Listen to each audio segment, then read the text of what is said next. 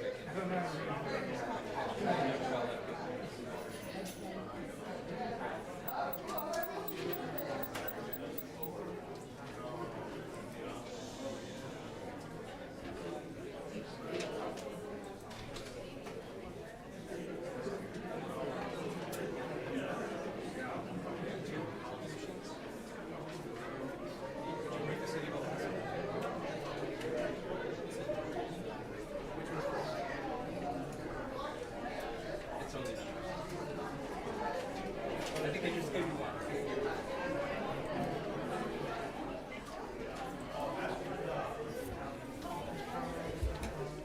Miss Prime, I'm here. I made it.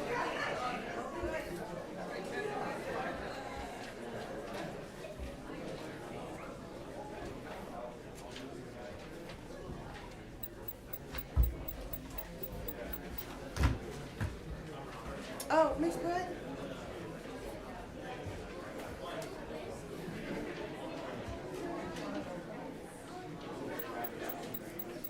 Morning, Mayor Pro Tem. Oh, it's perfectly right. do.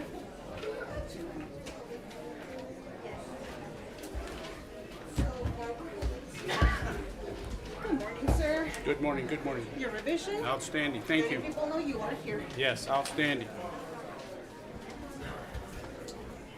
Best place to be. Oh,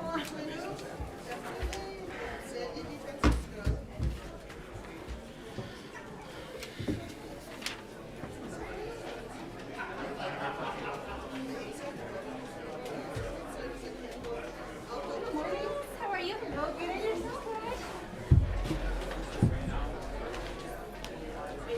Good morning. Good morning.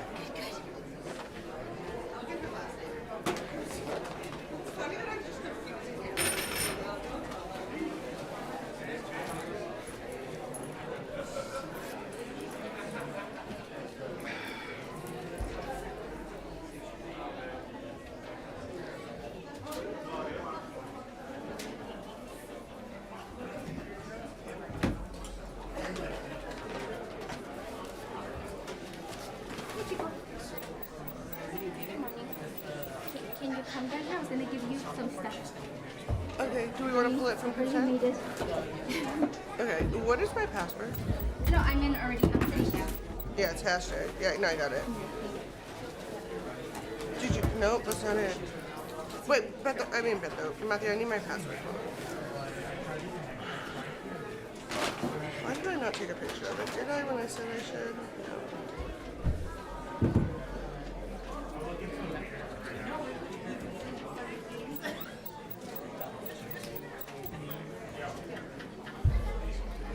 I'm like ready for today to be over already.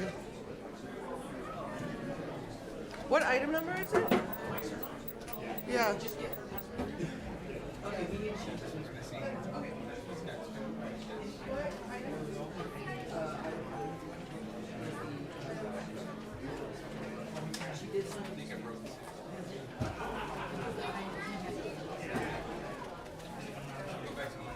Yeah, will you change it to this one?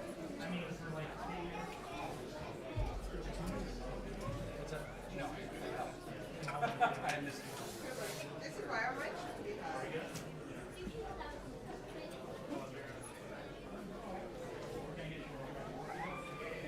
Good morning, thank you. How are you? Very well. Thank you. How are you today? No, I should have password over the microphone. Because why are these microphones?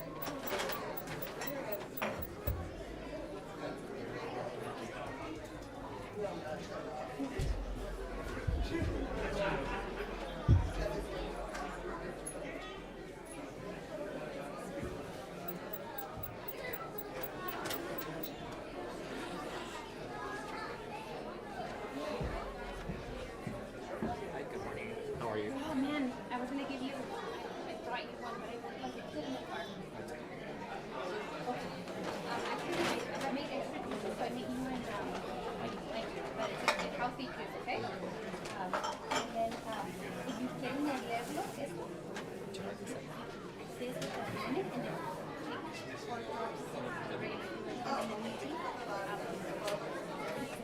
So yeah, but it's not a little. Okay, sounds good. But that one have a little bit under.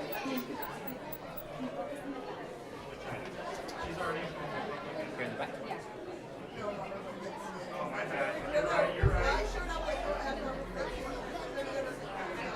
So I'll blend it after.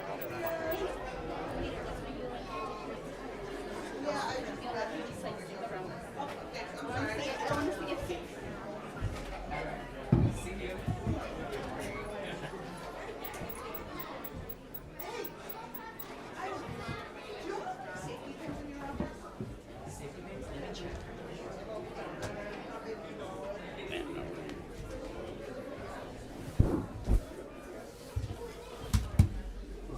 Pro tab.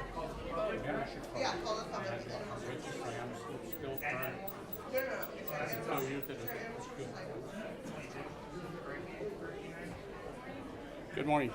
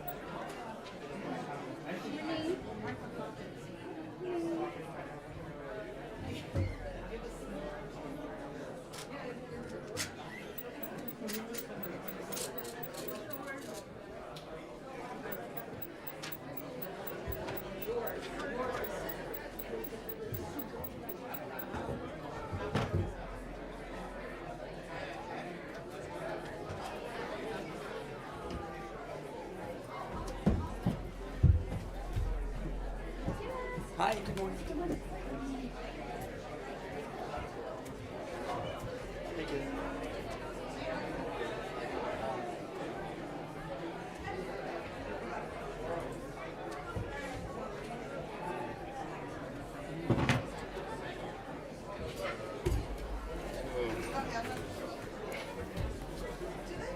Go here.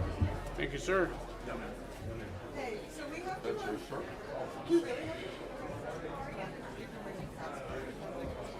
Take your product out. Okay. Are they the ones for the? Yes, sir.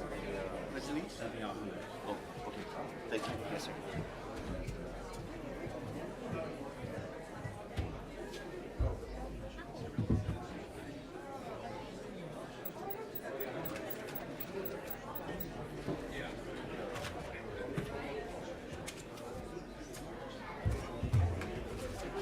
I'll call you back.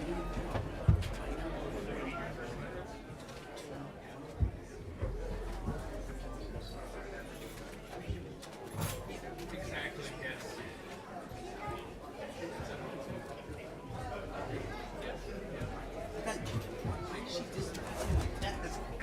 What did I do? How nice. I know. Sheesh. So kind. I know. Can you do what you do? Are you getting yourself? What are you doing? Not again before. Before we get No, going. I was just kidding. Hey, how you doing, sir? Very well. Good, good. Today's that deal. Who brought that? Oh, go ahead.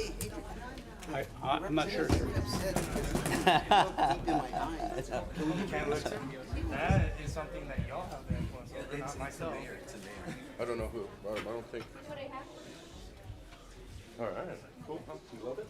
I'm not leaving it here because I think. Oh, you know what? You get Steal it. you get free coffee at Starbucks at that. Hey, Yeah. Which one? but you been in my office? You saw the machine?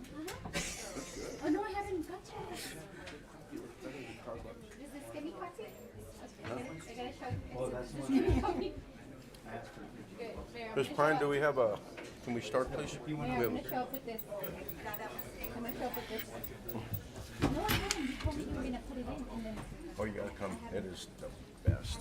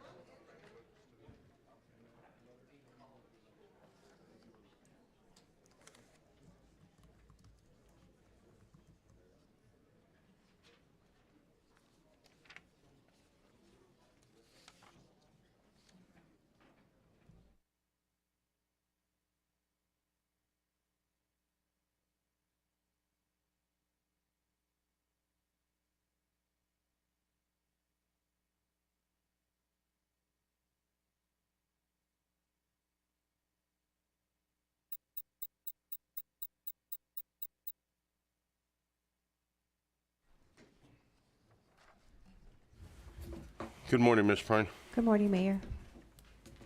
Good morning. This is a meeting of the El Paso City Council for Tuesday, May 9th, 2023.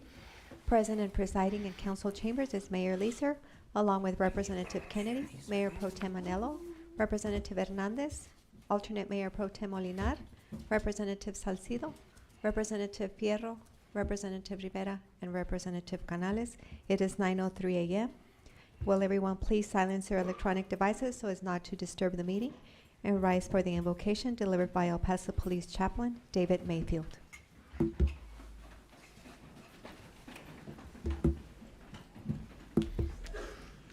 Morning again, sir. Mayor Leeser, members of the council, good morning, and thank you for having me. I invite all those who would to join me in prayer. Creator God, we gather here today to make decisions for the betterment of our city and its inhabitants.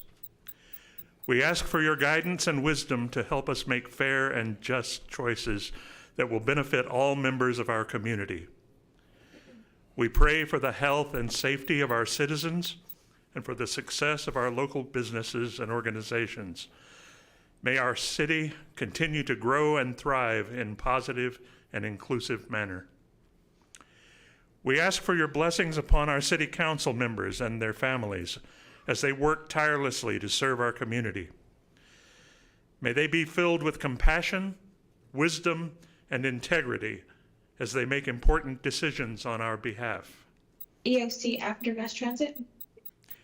In this time of unrest and confusion, we pray that we might respond with compassion and humanity to the needs of all in our city, regardless of their origins or circumstances.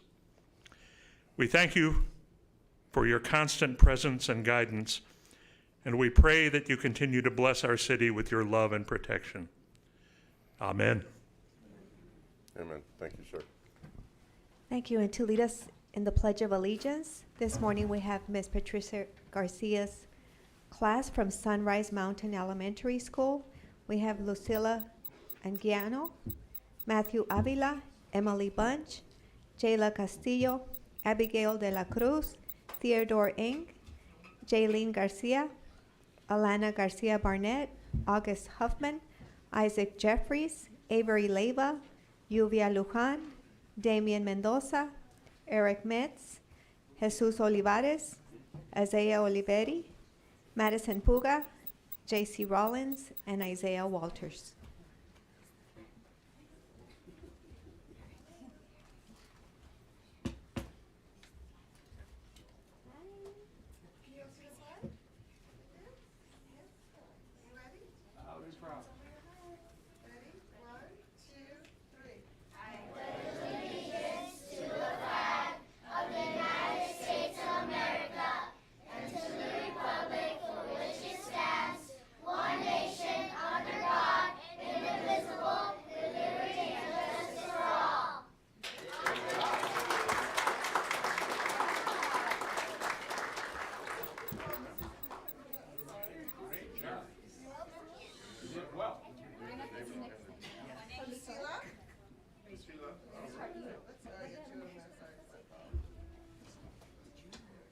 Thank you very much.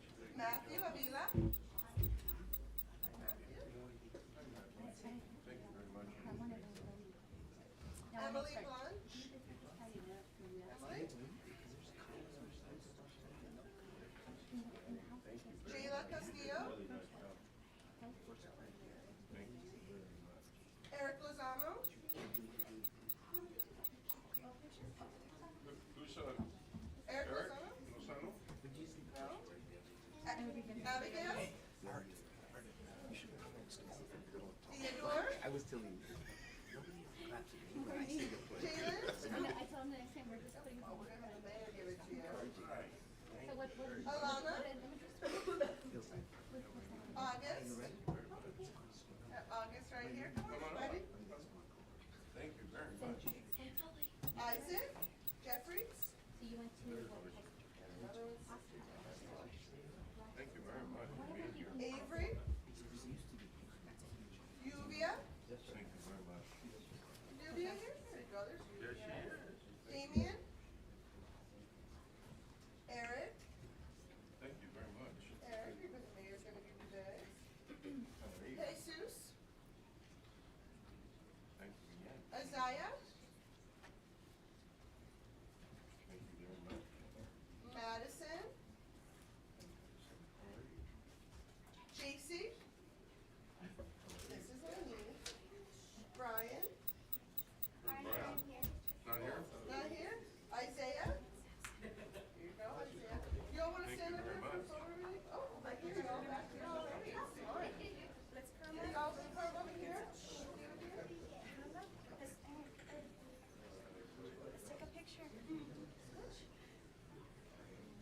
You want to come up a little bit and so we can get a little bit closer? You're still using the Polaroid with us.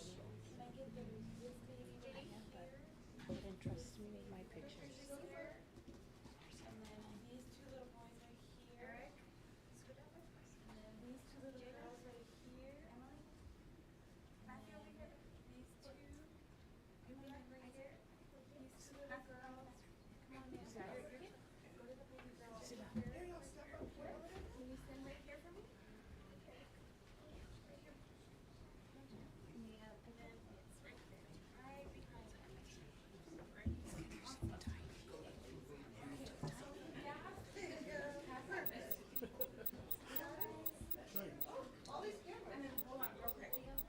I'm like, I would just do it, just look straight.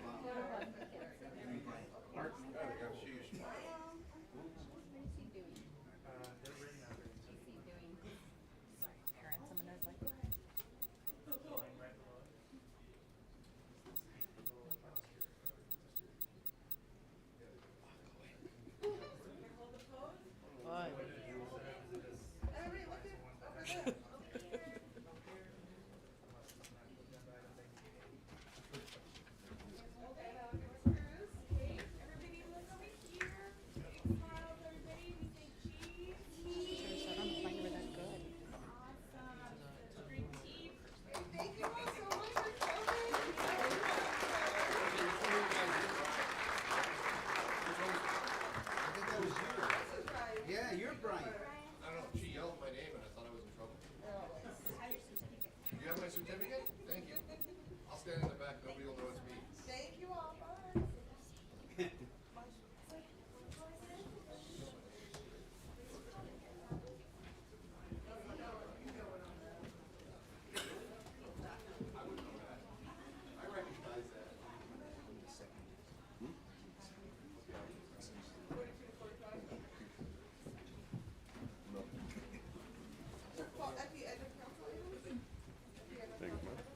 Hey, I'm glad I was gonna sit there.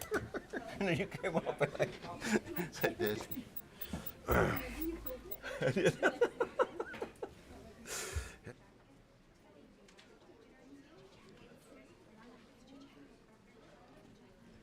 That brings us to the mayor's proclamations. Before we get started, Ms. Pine, I do welcome everybody to City Hall. And I do want to have a moment of silence and kind of people think about come at midnight, May 11th, Proposition 42 will be lifted, and there's already and will be a lot of people in our community. And I think it's important that we pray for safety, and not only for the asylum seekers, but also the community of El Paso, Texas, and that everybody continues to open up their hearts and continue to make sure that, again, that everyone is safe, and that we will do this in a very humane process, and make sure, like I said, that not only our asylum seekers, but also the citizens of El Paso continue to be safe, and we'll continue to pray for everyone's safety and continue to make sure that we will work hard and continue to represent everyone.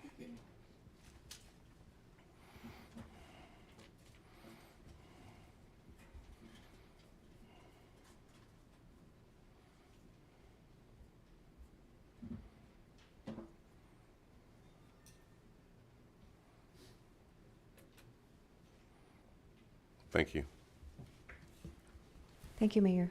The first proclamation is National Police Week, El Paso Police Officers Memorial Day. Thank you.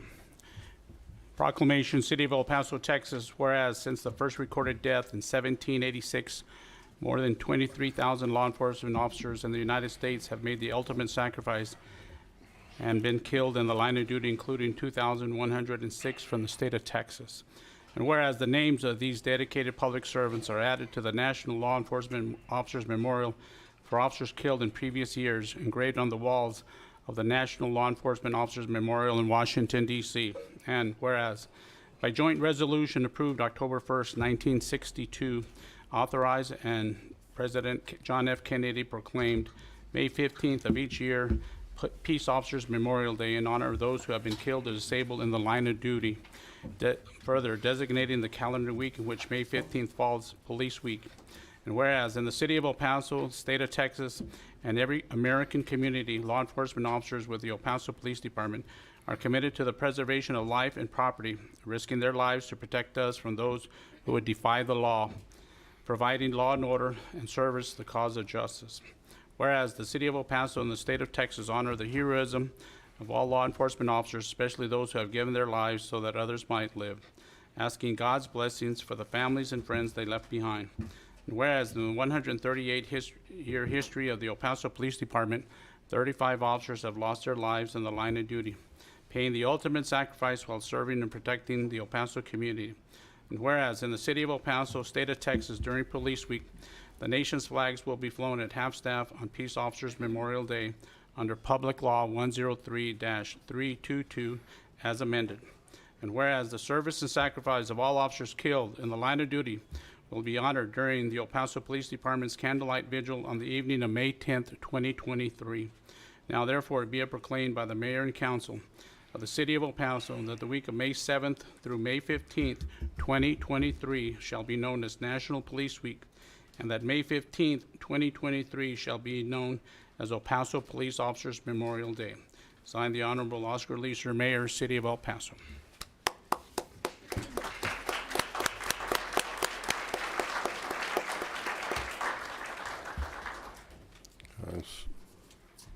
Thank you very much, Representative Molinar. Someone from the police department? And, you know, I want to thank every police officer that serves our country and also serves the City of El Paso. You all leave your home not knowing what you will encounter and what will happen, but you do that day in and day out. And I thank you for your bravery, but also thank you for your commitment and your dedication to our community to make sure we continue to be safe. Thank you all. Thank you, Mayor and City Council. It certainly is an honor to have this, and thank you to our President Kennedy for recognizing, and now because of that also, we're able to carry on this memorial to validate and let the officers' families, friends, co-workers, and the community know that it wasn't in vain. And for that reason, it's very important and always an honor that we can have this every year, just so that we can pray for them as well and make sure that, like I said, that they don't get forgotten and that we recognize that they did not die in vain. They did what they loved doing and ultimately paid their lives with it. So thank you so much for the proclamation, sir. Thank you. We'll never forget. Thank you. Thank you.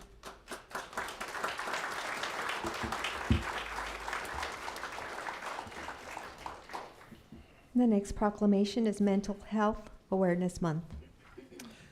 Whereas the City of El Paso recognizes the National Mental Health Act passed on July 3rd of 1946 to improve and foster mental health among the populace and become a federal priority. And whereas mental health encompasses emotional, psychological, and social well-being, mental health conditions involve significant changes in thinking, emotional regulation, and behavior. And whereas depression is the most common mental health condition in Texas, and 50% of mental health issues begin by the age of 14, and 35% of adults with major depression receive no treatment. And as of 2022, El Paso had a higher rate of depression compared to Texas, making the need for community collaboration vital for mental health improvement.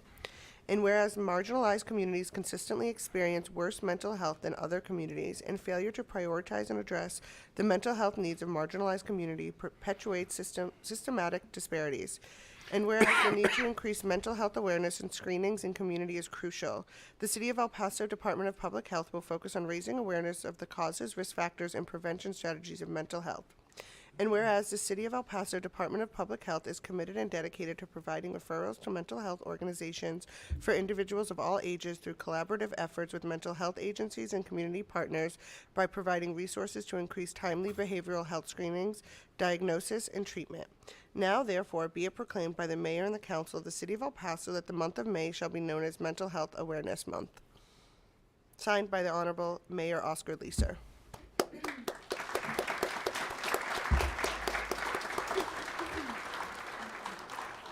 Come on up, please. Thank you. Good morning, everyone. Good morning.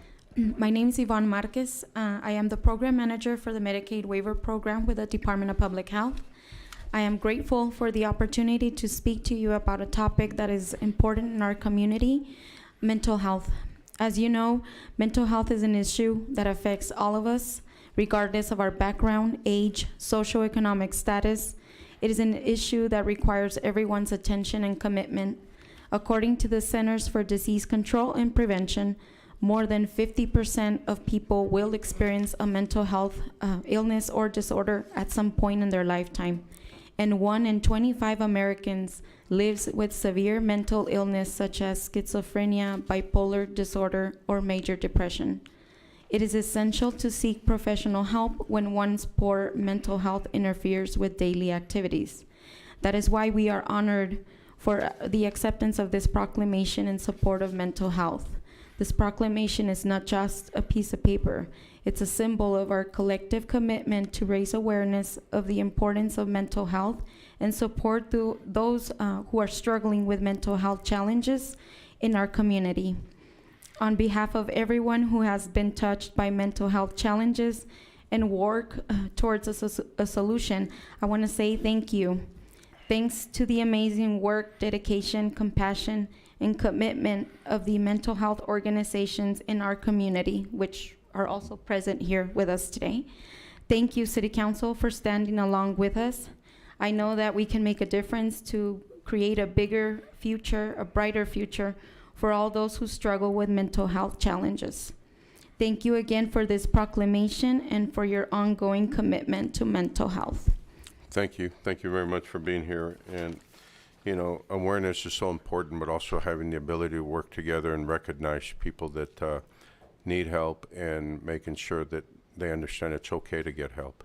And I think that's one of the most important things, that people sometimes don't think that it's okay, that it's embarrassing, and it's not. So to recognize and be out there and work together and reach out to people is so important. So I thank you for this.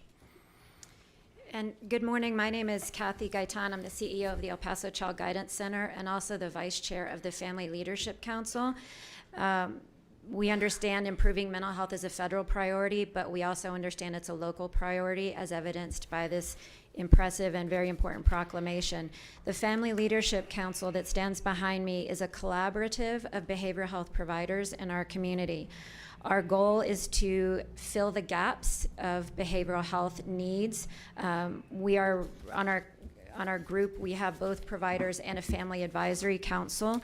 We work together to build a stronger behavioral health system. We are all dramatically in support of the Mental Health Awareness Month. It's a critical time to acknowledge a topic that, as you said, Mayor, has historically been shrouded in stigma. Today, a light shines on the emotional wellness and resiliency due to this proclamation and all our efforts and the sea of green ribbons that you see before you. So thank you so much. Thank you.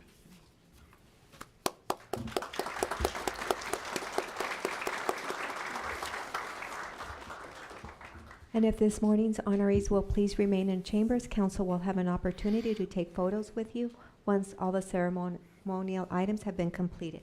The next proclamation is Stamp Out Hunger Day. Yes, sir. Representative Rivera. Thank you, Mayor. Proclamation for the City of El Paso, Texas. Whereas for 28 years, the National Association of Letter Carriers, combined with the United States Postal Service, have used the Saturday before Mother's Day for the largest one-day food drive to eliminate hunger in our community. And whereas the generosity of the community made it possible for letter carriers to collect over 100,000 pounds of non-perishable food per year while delivering mail, which supplements food to thousands of families in need.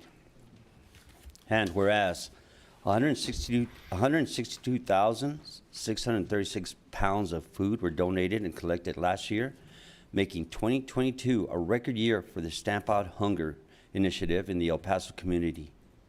And whereas El Pasoans Fighting Hunger, the AFL-CIO, and Teamsters have joined the National Association of Letter Carriers in this great effort.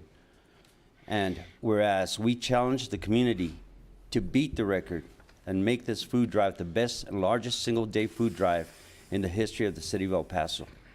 Now, therefore, it be proclaimed by the Mayor and City Council of the City of El Paso that Saturday, May 13th, 2023 shall be known as Stamp Out Hunger Day, signed by the Honorable Oscar Leeser.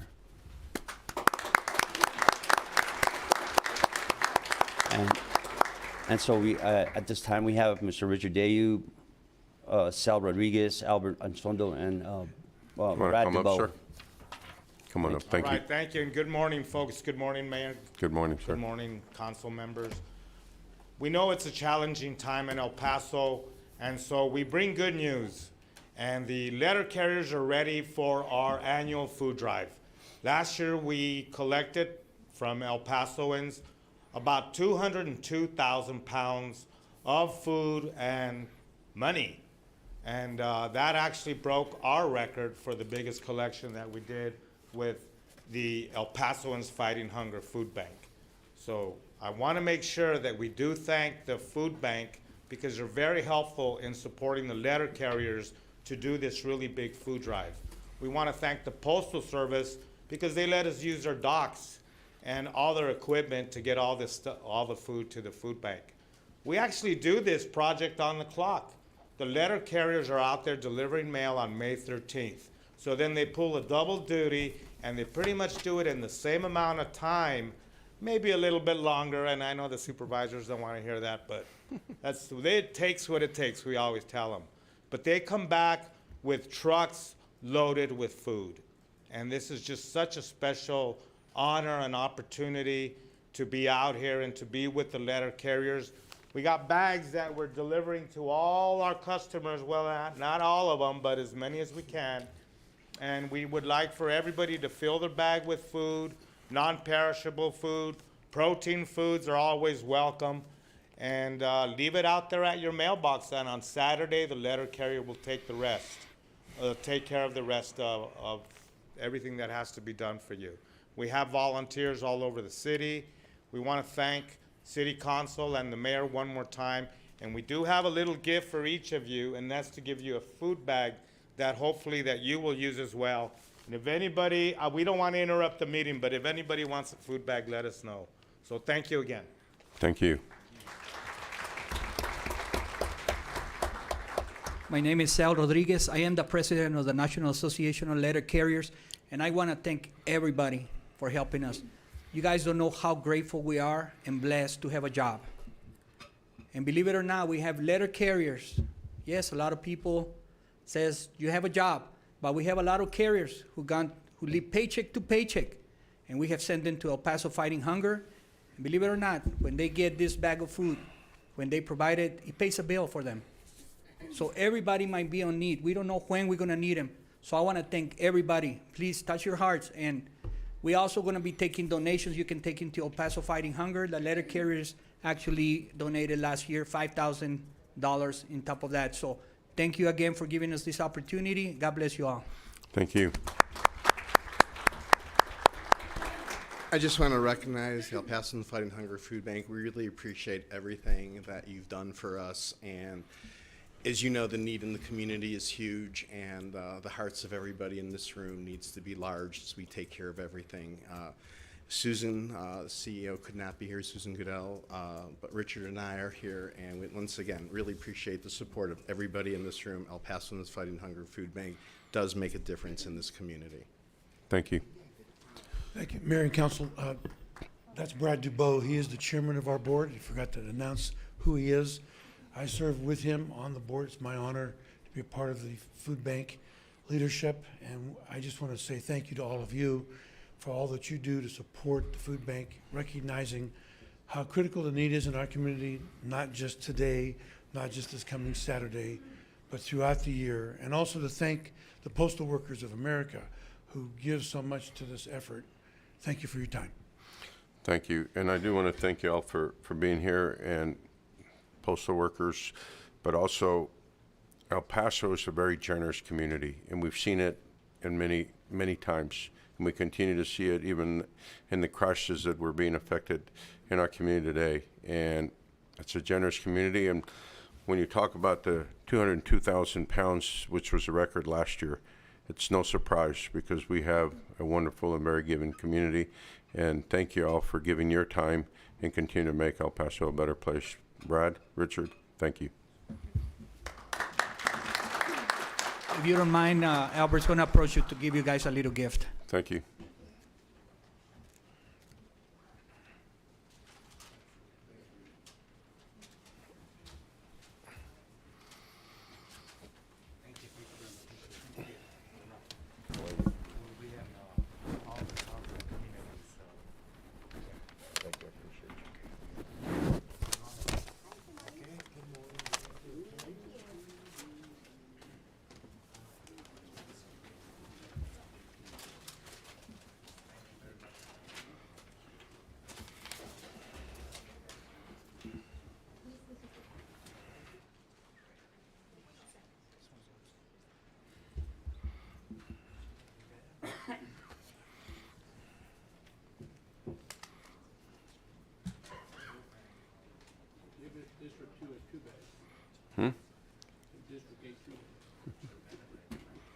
Thank you, Albert.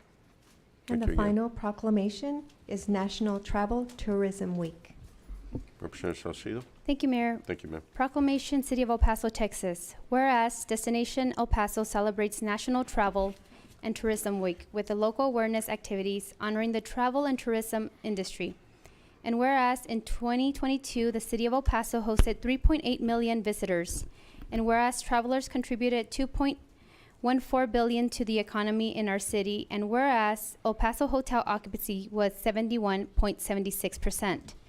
And whereas the hospitality industry employs 13,910 El Pasoans, and whereas given the notable contribution to the economic, social, and cultural well-being of the citizens of El Paso, it is fitting that we recognize the importance of travel and tourism and encourage the citizens of El Paso to observe this week by participating with appropriate ceremonies and activities. Now therefore be proclaimed by the Mayor and City Council of El Paso that the week, May 7th throughout May 13th, shall be known as National Travel and Tourism Week, signed by the Honorable Oscar Mayer Leeser.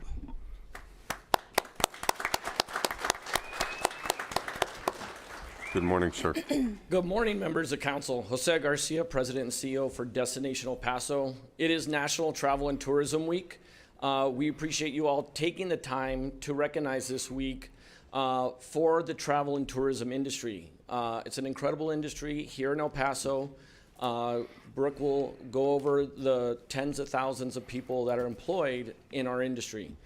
2023 is our Ruby anniversary. It's the 40th year that we recognize Travel and Tourism Week.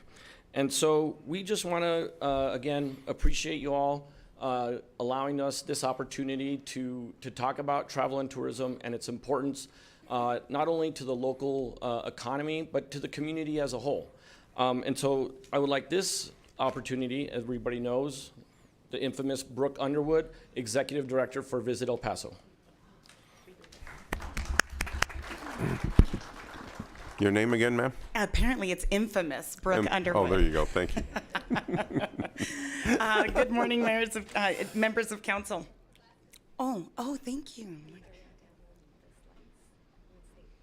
I appreciate it. If you'd bring up that PowerPoint presentation. We have a brief presentation. I will do my best to enunciate very clearly, but be respectful of your time. Again, my name is Brooke Underwood. I'm the Executive Director of Visit El Paso, and it's been my pleasure to approach you for the last 15 years with my tenure at DEP, but also introduce my colleague, Veronica Castro, Director of Tourism and Strategic Alliances, many of whom you already know. El Paso received more than 3.8 million visitors, resulting in a travel expenditure over $2 billion. The impact of this tourism is significant as it has sustained over 13,000 jobs and many cultural exchange experiences. That translates to a healthy hotel occupancy. In calendar year 2022, El Paso led state and national averages, but has also consistently led major Texas metros in occupancy. What's also important to note is that local hotels have also experienced a 9% increase year over year in the average daily rate they're able to collect on those hotel rooms. In 2022, Visit El Paso's tourism department placed an emphasis on building El Paso's publicity on a local, national, and international level. Travel writers from across the U.S. and international borders were welcome to visit El Paso and document their experiences and the city's attractions, and to share with their audiences around the world. Similarly, the team worked to introduce more tour operators to El Paso and promote the city as a prime destination for travel and leisure. The Eco and Cultural Heritage Division focused on developing and promoting El Paso's unique identity. Monthly tours were held to engage community to learn more about El Paso's diversity and culture. Mission trail tours, streetcar tours, and mural tours were held year-long to encourage the public to learn more about El Paso's rich history and educational experiences. The tourism department also attended dozens of community gatherings at local organizations, sporting events, and schools. You'll recall that Destination El Paso has a dedicated team member, Nora Ochoa, who is strictly focused on this segment, as it is both a priority of the council and our organization. The convention development team also maintained a consistent presence on a state, regional, and national level to secure convention and meeting activity. The team doubled down on building and maintaining those key relationships that that resulted in securing notable state and national activity. Neighborhoods USA, which will take place later this month with an attendance of over 800. Texas State Teachers Association took place last month with attendance of about 600. Texas State Firefighters Association will take place in June and have over 300 attendees. And then, of course, I'd be remiss if I didn't mention the Texas Democratic Party. One of my honors to work with you all on helping secure, which is now estimated to bring over 8,000 individuals to our community. And then conveniently, we just saw Issy from Emergence Health Network, and our team worked very closely with him to bring NAMI Texas, which will take place in November of 2024, and that could draw over 300 attendees. The Sports and Tourism Development Department is equally as important and contributes to hotel room nights and economic impact when convention activity is relatively soft over those weekends. In fact, Ross Mota, our sports sales manager, is actually in Kansas City attending Sports ETA, formerly known as the National Association of Sports Commissions. It's their annual symposium where he'll have over 20 one-on-one meetings with events rights holders and different executive directors in effort to secure more sporting activity for our community. The film and creative industries, another division of Visit El Paso, saw an uptick in production driven by the film and production industry, returning to location shoots and coming out of the pandemic. The Film and Creative Industries Commission reported for room nights and shoot days that exceeded their annual goals, primarily due to a television reality show called Tex-Mex Muscle. Additionally, commercial production in El Paso has remained consistent throughout the year, as did documentary production, with several New York-based docuseries shooting throughout the spring and summer. Green Ghost had a feature film, Tex-Mex Muscle, of course, Mars Volta had a music video. Between Borders is a television series that shot here, and then, of course, Khalid shot 2 different videos. And at this time, I'd like to bring back Jose Garcia. Thank you, ma'am. Thank you, Brooke. Do I have to push the button? Okay, well, we'd be remiss if we didn't share the contributions to travel and tourism from our El Paso Live division.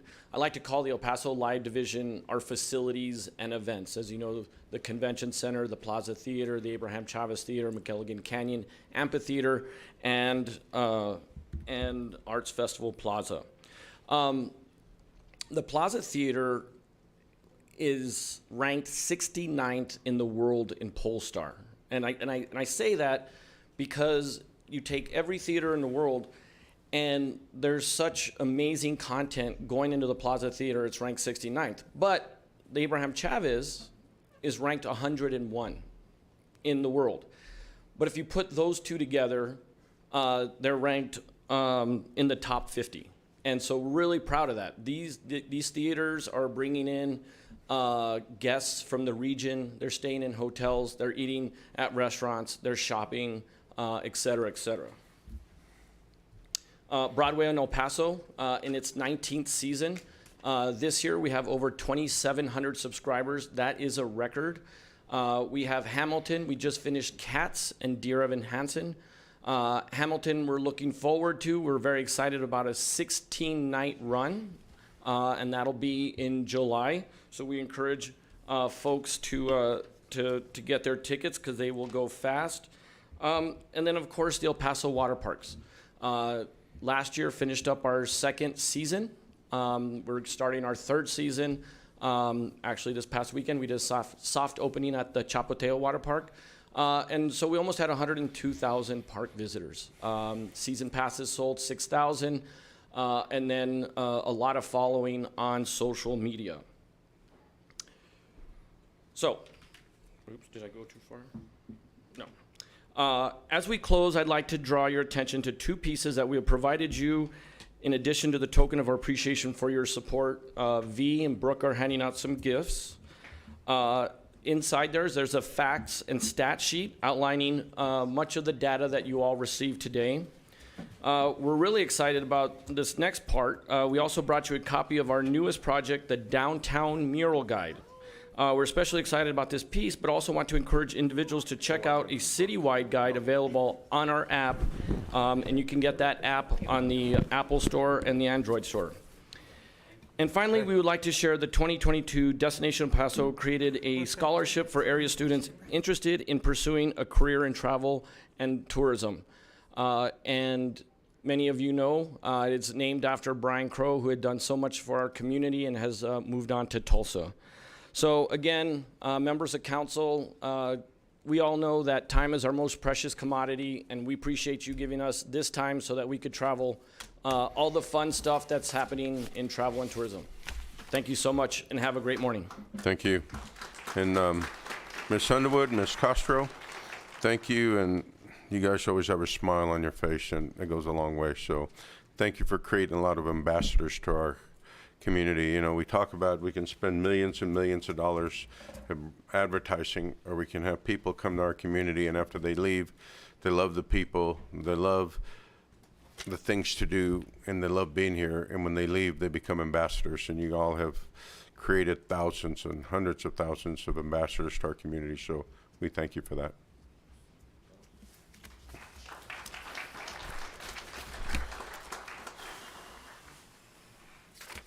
Mayor, would you like to recess now or continue with the consent agenda? Let's do the consent agenda. We have any proclamations? Any resolutions, I'm sorry? No? No. So we'll go ahead and recess now, Ms. Pine. Thank you. May we have a motion to recess? Second. There's a motion and a second to recess the council meeting. All in favor? Anyone opposed? And the city council meeting is in recess at 9:42 a.m. Council members, if I can get you all, we're going to go ahead and take photographs in the lobby. And if I'm going to start with, first of all, the National Police Week, followed by Mental Health Awareness Month. Then we're going to do Stamp Out Hunger Day. And lastly, the National Travel Tourism and the infamous Brook.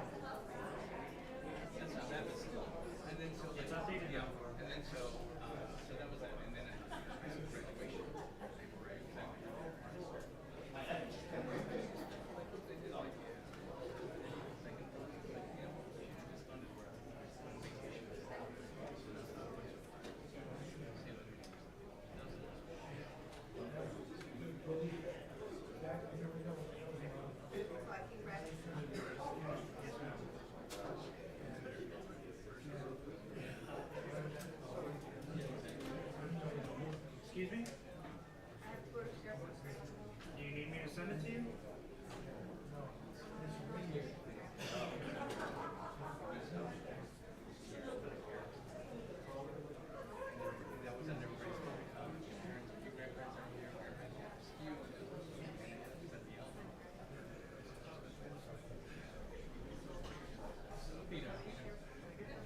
Exactly.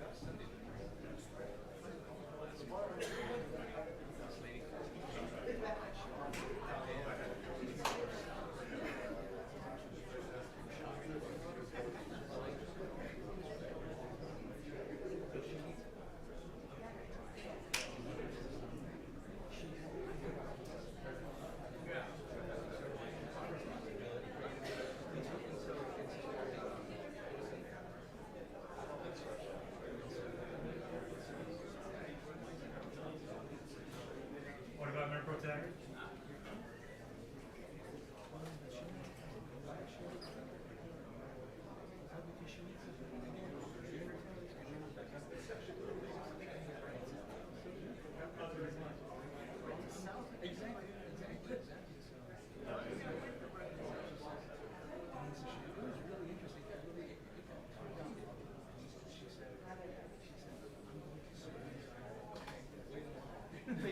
Everybody's singing, exactly.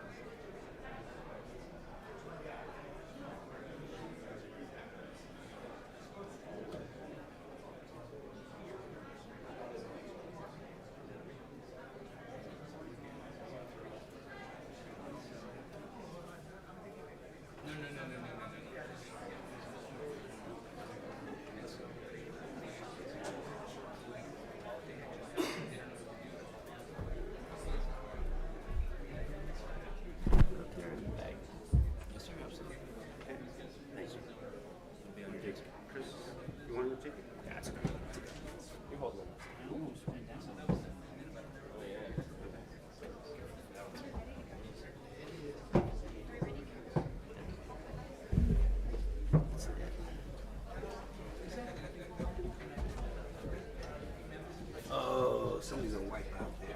Yeah, well, right here, look, there's like a lip right there. Oh, you're good.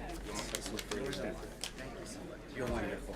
I do not care what Giovanni's here, but you know Mary's working remotely. Over here, see that? Exactly. Israel. Oh, you got it. You got the bag. That's right. Man, my spot looks messy. Yes, sir. No, sir. Come again, sir.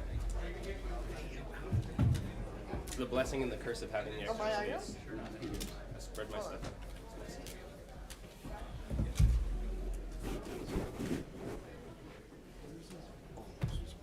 Oh, no. I've never supported it. I don't ever support it, I'm sorry. Hey, you see TikTok where the kids are doing all that stuff? Where they trip over? Just to do it? Where they trip over?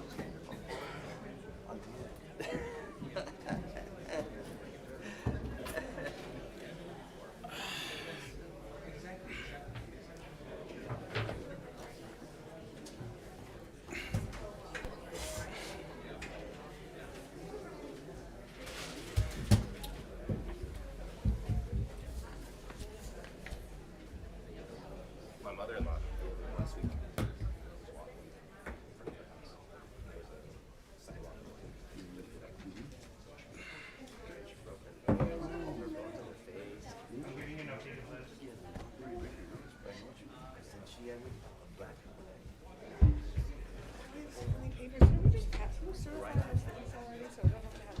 Right eye came in the left. It was just not too long.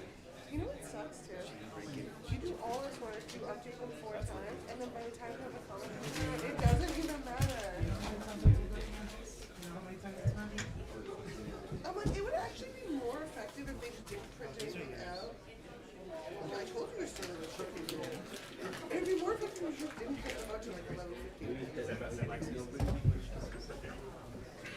I mean, I like to check them all off, but It is what it is.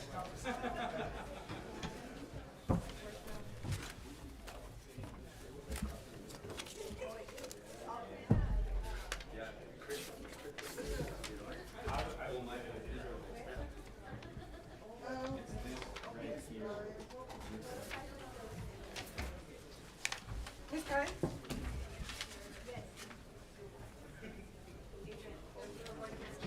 Okay. So I see that we got Barbara on there, but we didn't get Sandy on there. DeFrancisco. But please don't print out another one. Yeah, just, you don't have to print out another one. I'm just kidding. Is it for food? No, I'm joking. Am I supposed It's to for send food whatever in the you mail? want it for. Am I supposed to send food in the mail? They can't expect you to do it right now. Okay.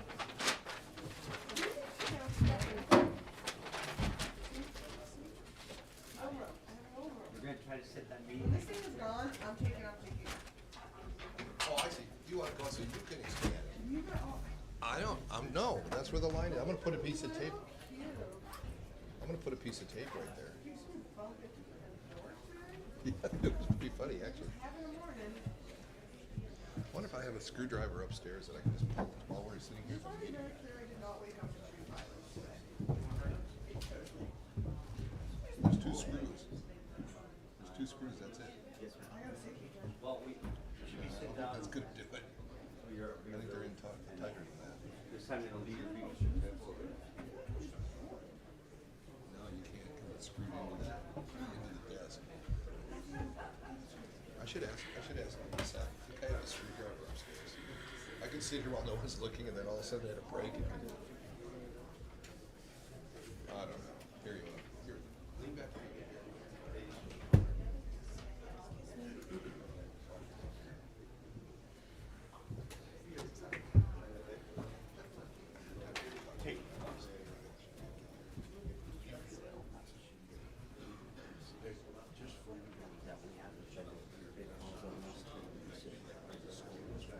Oh, I know.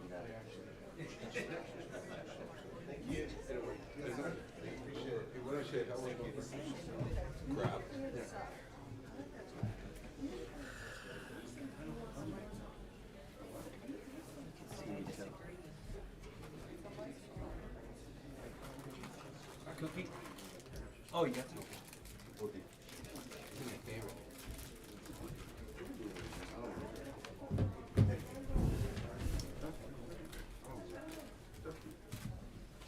I'm all right either way.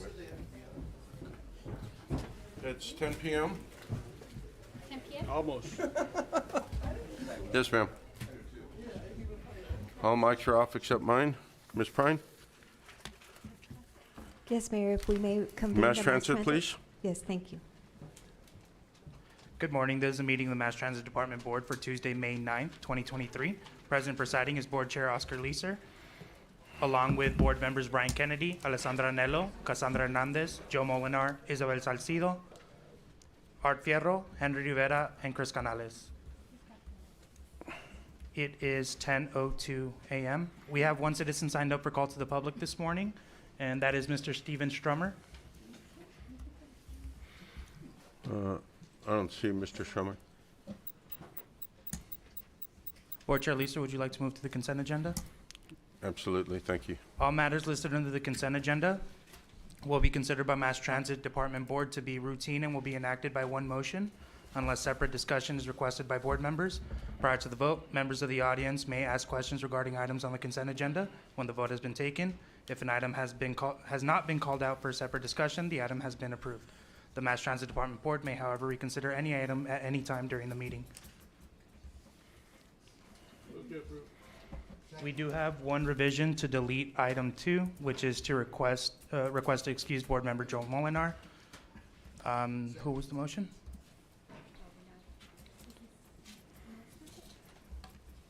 I have a motion by board member Joe Molinar, seconded by board member Art Fierro, to approve the consent agenda as revised.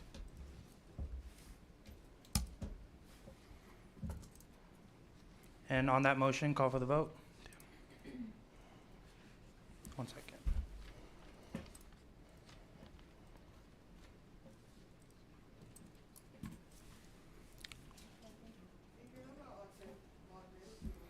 There it goes. It's on. There it is.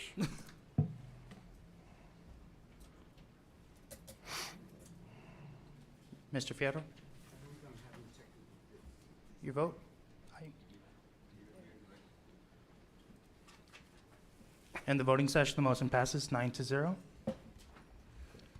That brings us to the regular agenda. Item 7, discussion and action to authorize the city manager or his or her designee to amend fiscal year 2023 Mass Transit budget to allow the transfer of $2.5 million from the Sun Metro Operating Fund to the Sun Metro Capital Fund to complete the purchase of buses and equipment as approved by City Council in Schedule A of FY 2023 Mass Transit Board Budget Resolution. Is there a motion? Motion to approve. Representative Nello? Thank you, Mayor. I just wanted to check if the list of projects in the capital fund has changed at all. The what? I'm sorry? The capital fund, the list of projects, the list of purchases, I apologize. No, yeah, has this is changed the at all. same list of purchases that were approved in the fall with our budget. Okay, just wanted to ask. Thank you very much. Do we have a motion? Move to approve. Second.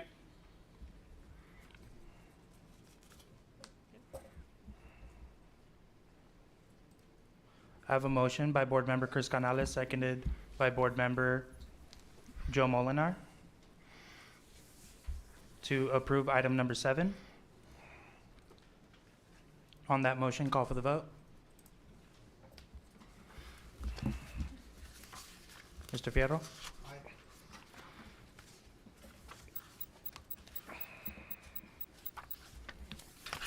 And the voting, 1 second.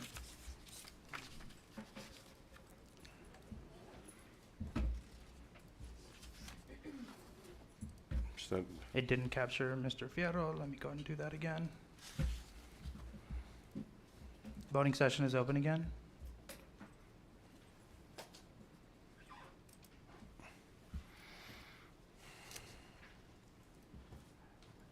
And item 7 passes unanimously, 9-0. That brings us to the conclusion of the agenda. Do I have a motion to adjourn? Second. I have a motion and a second to adjourn the Mass Transit Department Board meeting. All in favor? And the meeting for the Mass Transit Department Board has adjourned at 10:05 a.m. Thank you.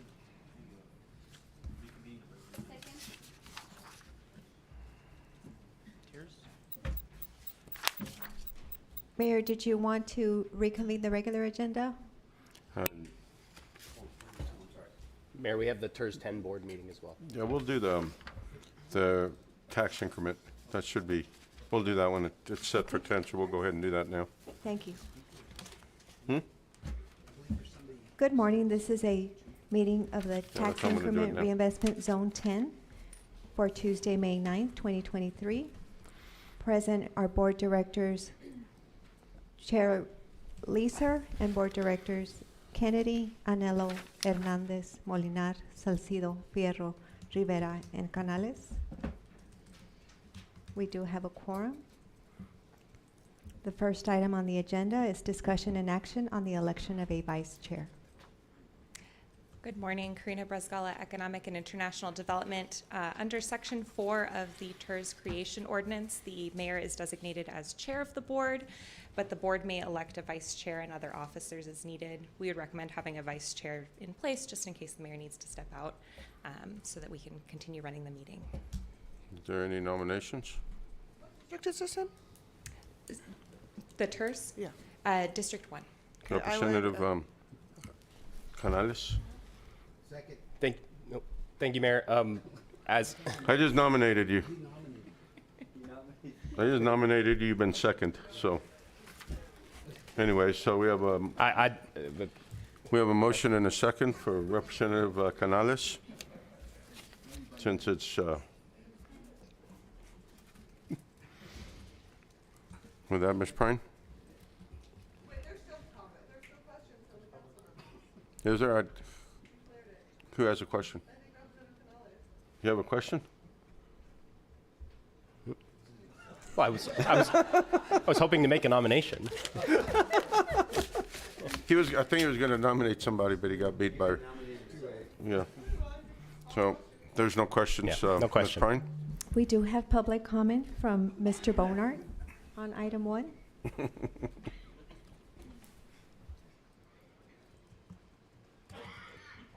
Good morning. You have 3 minutes. Good morning. I actually have some questions to ask. Is TERS 10 still in effect, or is it TERS 10A which dominates? Which one is it? Does anyone know? Spoilers for you, Dr. Bonart. I'm going to go over to my presentation. So 10 and 10A are both under the Tax Increment Reinvestment Zone number 10 Creation Ordinance. 10A was a zone expansion in 2018. So I have a map showing. And that'll be item number 2. President, you're actually vice president of both? Vice Chair, it's a single board. Okay. Yeah. All right, so that kind of answers my question. Thank you. Good morning, sir. Good morning. How are you? Dr. Bonard, how are you, ma'am? And with that, we have a motion and a second. Yes, sir. There was a motion made by Board Chair Leeser, seconded by Board Director Fierro to nominate Board Director Canales as the vice chair. On that motion, call for the vote.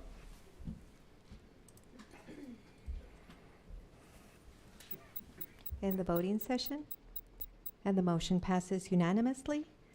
That brings us to item number 2. This is discussion and action on a resolution approving the allocation of $600,000 to the Paseo del Norte Traffic Signal Project from the Tax Increment Reinvestment Zone number 10 Tax Increment Financing Fund. Karina Bresgala, again for the record. So this item is, as stated, it's a request for funding from the tax increment revenue from TERS 10 to Paseo del Norte intersection improvements. I'll start with a little bit of background, since this is the first TERS 10 board meeting we've had. So the zone was initially created on December 19th, 2017, and then expanded in 2018. That is 10A. This is really a funding distinction. The board, it is one creation ordinance. TERS 10, and I have a map on the next slide that shows the respective boundaries. TERS 10 has a 100% participation rate from the city. 10A is at 33%, and that is of the real property tax revenue. On June 12th, 2018, the board adopted the project financing, the board and city council adopted the project and financing plan that governs the allowable expenditures for the TERS fund and for that tax increment revenue. Part of that project and financing plan was an allocation of 10% of the revenues towards traffic and signal improvements. One of the projects specifically identified was this intersection. So here's the TERS 10 boundary. So 10A, you can see, is the larger portion. 10 is a city-owned property south of Paseo del Norte and North Desert. And then this is the proposed project. So it's just off of that Desert and Paseo del Norte. It's at Westtown. If you've driven through there, you understand the need for it. When Westtown was developed, their traffic impact analysis did not indicate a specific need for a signalized intersection here. As the city has looked at developing the property to the south that we own for commercial purposes, if it was developed for commercial, that would increase the traffic count significantly to the point where a signalized intersection is necessary. So we've got design there, and then this has already been designed. It is on the shelf. It is waiting for funding so that it can go out for bid. So the full scope of work would be the installation of the signals, the signal interconnect system, all relevant signage, pavement markings, turns, your crosswalks, that sort of thing. Your ADA compliant sidewalks and ramps, and then curb and gutters, and then rolled curbs, depending on the specific location. The estimated project cost is $600,000. And then this is an overview of the fund balance. This is combined. So again, 10 and 10A have different funding strings, and I have a breakdown of that in the backup if anybody would like to look. But this is the combined revenues, $866,000 estimated to come in this year, or projected.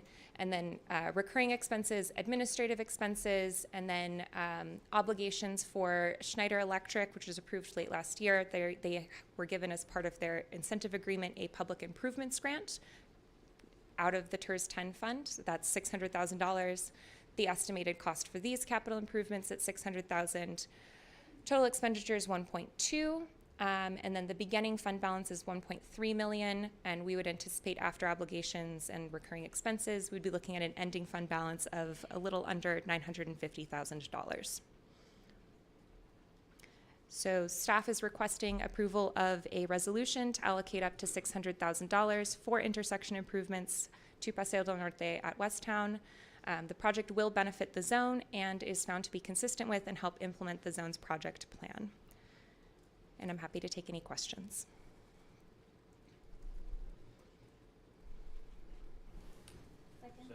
Motion and a second. Dr. Bonart, do you have were you signed up for it also? Come on up, sir.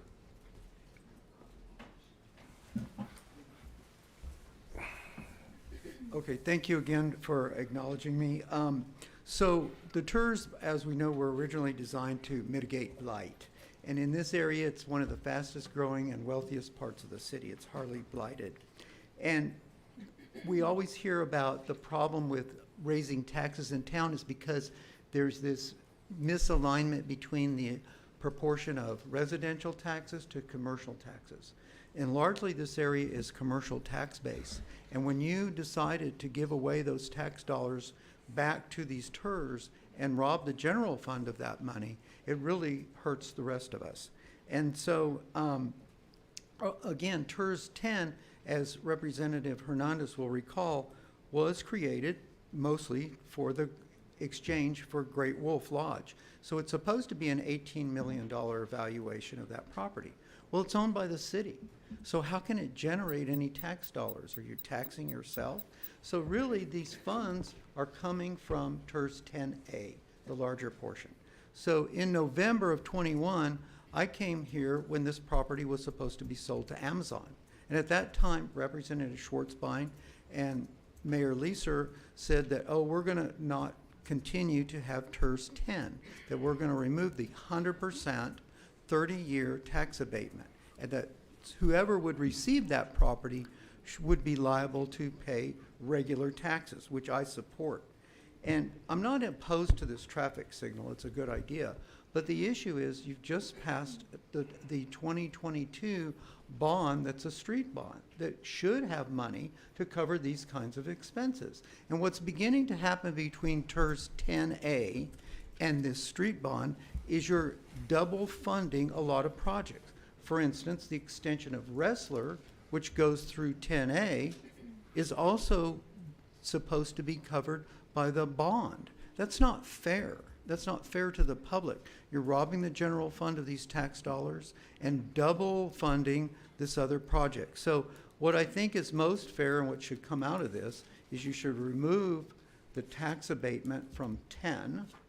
You can keep 10A, and we can talk about that at another time, but it's really double dipping. It's triple dipping, because then you're borrowing money to give to an entity that you said was going to supply their own funding for other things, such as these signals. Thank you. Thank you. And that item is not on the agenda to be able to move forward on what you're discussing, but Mr. Gonzalez? Mr. Mayor, what we're going to do is we're going to dissolve 10A, the TERS 10A, at the next council meeting, or at least recommend that to the council. And that's the larger TERS, so that it can contribute to the general fund for the exact reasons that Dr. Bonart was referring to. We see that as a strategy for the budget for next year. Right, so it will come on the item for next week. So, like I said, it wasn't on the item today, so we can't take action on it. But we'd already discussed moving forward on it. Mayor Pro Tem? Thank you, Mayor. I appreciate Mr. Bonat's comments. I had no intention of supporting this, especially, the traffic circle is interesting to me because there's not been any, I guess, hesitation with development in this area. If you look kind of to the shopping districts to the west of it, they've put up their own traffic circles, their own medians. There's been a lot of natural growth that has happened in this area without the need for TERS money. I think what Mr. Bonat had said in regards to the wrestler dollars and the kind of double dipping, I don't disagree. My bigger concern is, and I remember this from the former Representative Schwartzbein who represented this area, is there's a lot of traffic congestion already at I-10 in Artcraft, because a lot of times you see those wind the blades coming through, and so you're going to have that backup, which is not being addressed at all at I-10, but you're also going to have this roundabout. How many feet away is it? So 100? this isn't a roundabout. This is a traffic signal intersection. So it's fully lights, fully signalized. Okay. Further down. Just to My clarify. Yeah, but then misunderstanding. I mean, I don't agree with this TERS, and I'm not going to support the project, but I appreciate the presentation. Understood.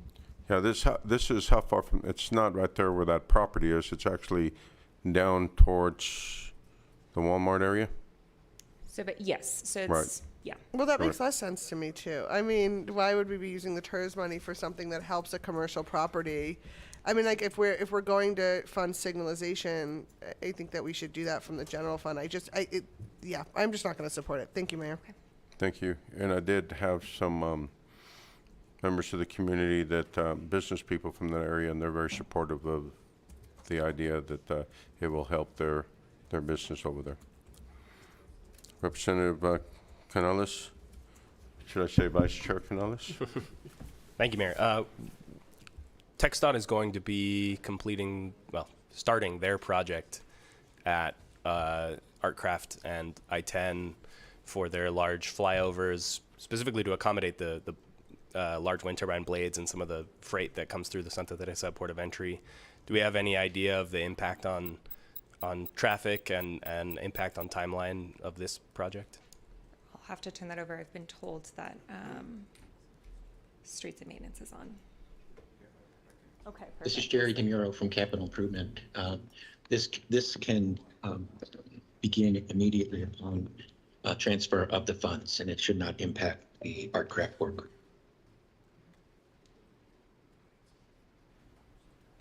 Was our traffic analysis or the analysis that was done in advance of the design of this project, did that take into account the potential change in traffic pattern due to the TxDOT project? Jerry, Jerry, let me answer that. Sam Rodriguez, Chief Operations Officer. So the study specifically for this intersection included the proposed development of the parcel that the city owns already. And so that in and of itself accounts for and warrants for the traffic signal at this particular intersection. It does take into account the model because working with the MPO, a lot of these traffic volumes and proposed in the future years are accounted for in terms of what's projected for the next 5 to 10 years. Okay, so whatever current version of the traffic demand modeling from the MPO did take into account the Artcraft project. Correct, because a lot of the demand is coming from uphill, not necessarily from down from Artcraft. Understood. Thank you. There a motion? Yes, there was a motion Okay. made by Board Director Fierro, seconded by Board Director Rivera to approve the resolution on item 2. On that motion, call for the vote.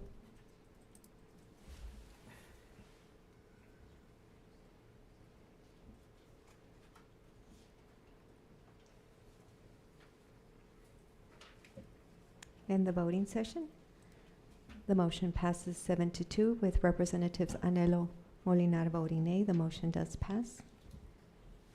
That brings us to the end of the agenda.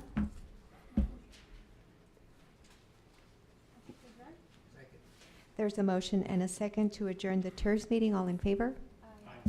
Anyone opposed?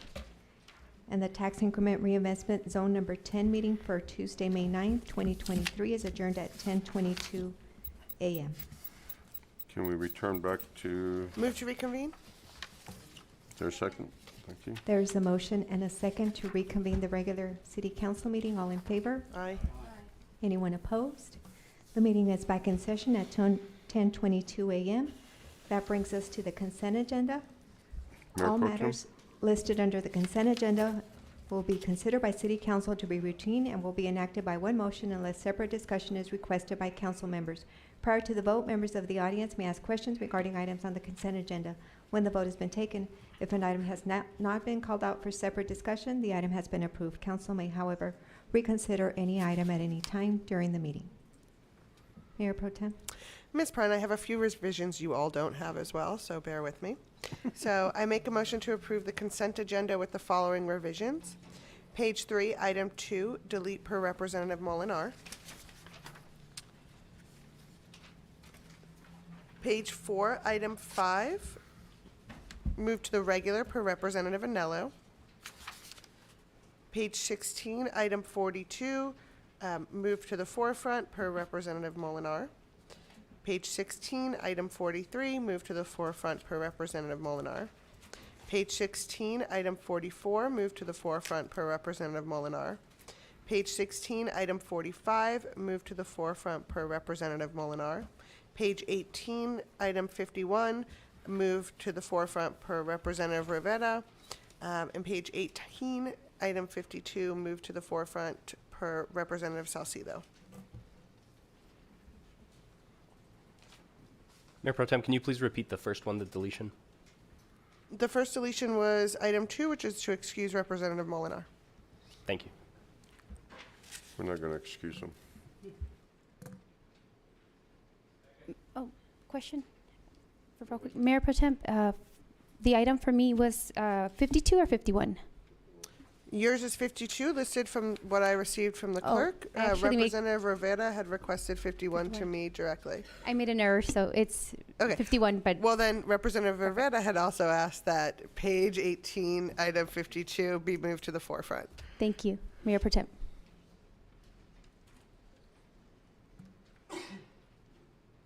There is a motion made by Mayor Pro Tem Anello, seconded by alternate Mayor Pro Tem Molinar, to approve the consent agenda as revised. On that motion, call for the vote. And if we could take those in order. Thank you. In the voting session, and the motion passes unanimously. That brings us to item 5 that was moved to the regular agenda. And this is discussion and action on a resolution that the City Council accepts the recommendation from the Parks and Recreation Advisory Board and hereby approves the renaming of the recently renovated softball field across from the El Paso Municipal Rose Garden at 3418 Aurora Avenue to Armando Sam Zambrano. Thank you, Mayor. Thank you, Ms. Prine. I'd love to invite the family up to speak. They have a really wonderful story. I was approached by family members in wanting to change the name of the park and was able to learn about their father, his story. I'm very happy to have someone who grew up in the area and really did what they, played softball, played baseball, refereed, did what they loved at that park, and happy to be able to memorialize them for that. But I do want to allow for the family to get up and tell their story. Good morning, and thank you for being here. Good morning. Thank you, Mayor Leeser and City Council members for having us here today to petition for naming the baseball park at Memorial Park after our father, Armando Sam Zambrano. Our mother was my father's favorite fan and collected an album full of articles dating back to when he was a young man of 21 of his greatness playing baseball. While researching information on my dad, I came to find that he was a legend in the baseball softball world.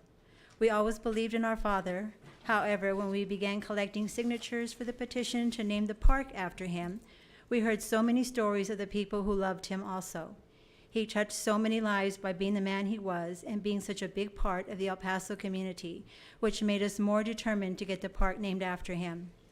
The greatest story is that he was a great father, husband, son, father-in-law, grandfather, man of God, and a greatest generation Big Red 1 infantry soldier.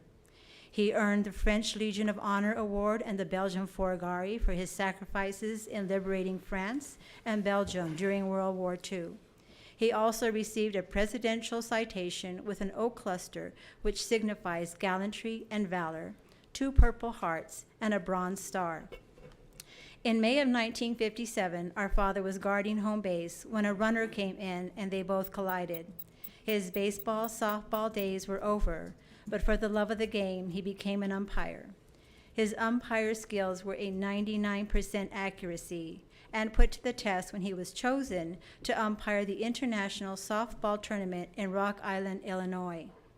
It was at the end of the tournament, the 15th inning, bases were loaded, and our father called a balk on the pitcher, and a runner came in, and the game was over. Tension was high, with fans calling my dad all kinds of names and throwing things onto the field. The losing coach came and yelled at our dad, but throughout the whole incident, my father kept his composure. The chief of police escorted our dad out. The final ruling from the ISC and Umpire Association that our dad was correct in the call, and he was asked to come back for the 6 more years. The following year, the losing coach and team came to apologize to my dad, and the chief of police and my dad became lifelong friends. Our dad has 5 daughters, but unfortunately none of us are athletically inclined. Sorry about that. We are kind. Okay. But we were his pride and joy, and he was there for us whenever we needed him. We would feel so honored to have this softball field for girls named after our wonderful father. Our dad was inducted into the International Softball Hall of Fame in 1991 in Vancouver, Canada, only the second umpire to be inducted, where his picture is hanging in the ISC Museum in Kimberly, Wisconsin. He was inducted into the El Paso Softball Hall of Fame in 1974 and the El Paso Athletic Hall of Fame in 2002. This park is his heaven and field of dreams. It's where it all started for him as a baseball player, and ended as an umpire. We are happy to share our angel and hero because we want his legacy to keep going, and will be sponsoring a scholarship named Armando Sam Zambrano for a deserving baseball, softball player at Austin High School.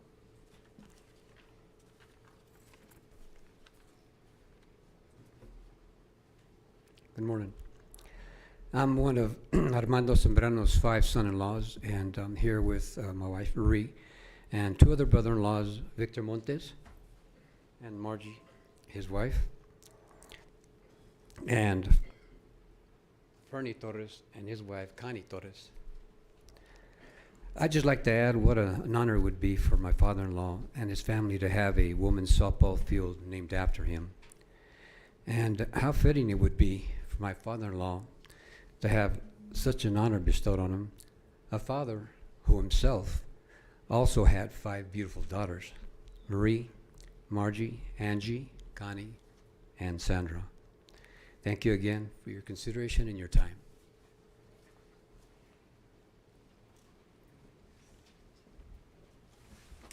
Thank you all so much for being here today, for bringing this forward, and for sharing your stories. And with that, I'll make a motion to approve. Second. When was the last time he umpired a softball game? What year? In 1974, he just couldn't. In fact, actually, he played still while I was in high school. So maybe in the late 70s. Late 70s? He just couldn't do it anymore. He would be out there. Yeah. I played forever, and I got a feeling he called a couple of my games. So. He did play? He did call? Yeah. Yeah, I played forever. It's amazing wherever I go and people they ask who what father is, and they say, oh my God, I knew him. He was a great person. Yeah. So, Thank you. yeah, thank you. With that, we have a motion and a second. Yes, Mayor, the motion was made by Mayor Pro Tem Manello, seconded by alternate Mayor Pro Tem Molinar to approve item 5. On that motion, call for the vote.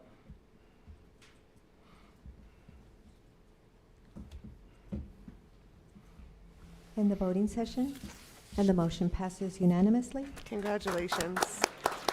Thank you very much.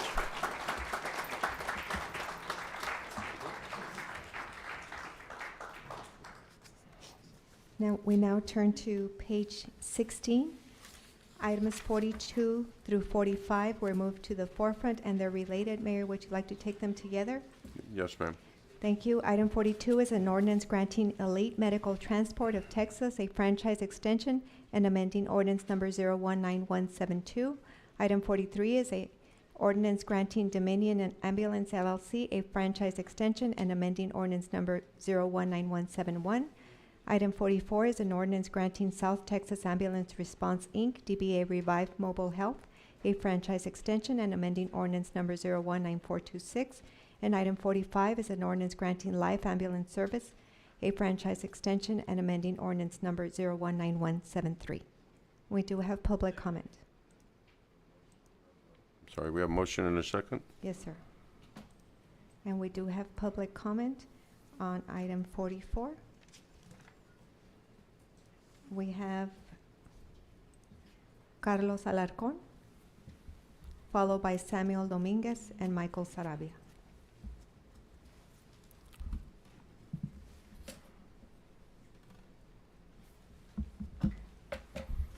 Good morning. You have 3 minutes. Good morning, Mayor. Good morning, Council. We appreciate the time that you have invested into looking into this, and we just wanted to provide you an update based on our approval for the city franchise. So just to give you some numbers, between July 2022 and December 2022, we were primarily serving El Paso County. And from there, we were able to complete 129 calls, with our ambulances.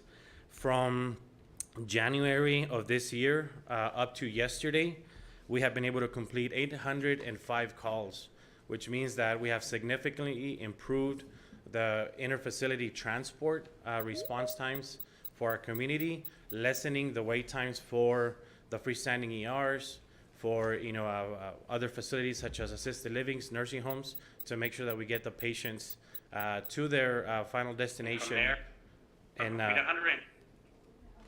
in a timely manner. So thank you very much for granting us the opportunity to serve our community, and we appreciate that, and we look forward to continuing to serve for indefinitely. Thank you very much for your time. Thank you. The next speaker is Samuel Dominguez, followed by Michael Sarabia.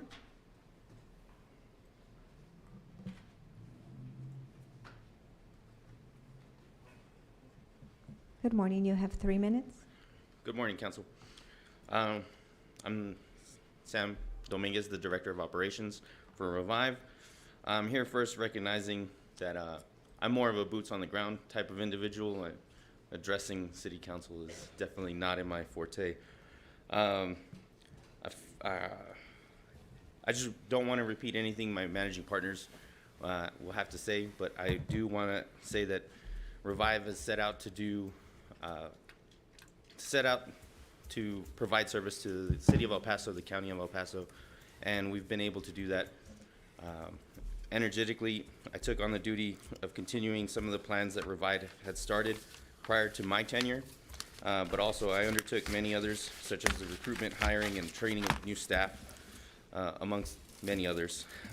Since being granted our franchise, we're able to build an ambulance workforce that is almost 3 times the workforce that we started with, and also we've doubled our fleet of ambulances that are available for the city.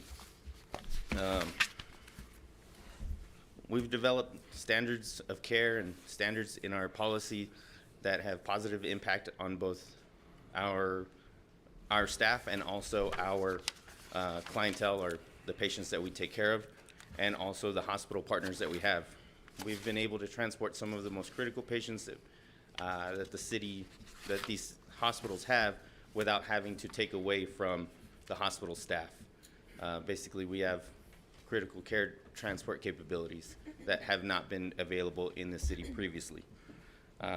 So Revive stays readily available to serve the city, to serve the community, to serve the population and our hospital partners. I also invite our council members and our mayor to visit our facilities so that way they can see that we make a big difference. Thank you. Thank you. The final speaker is Michael Sarabia.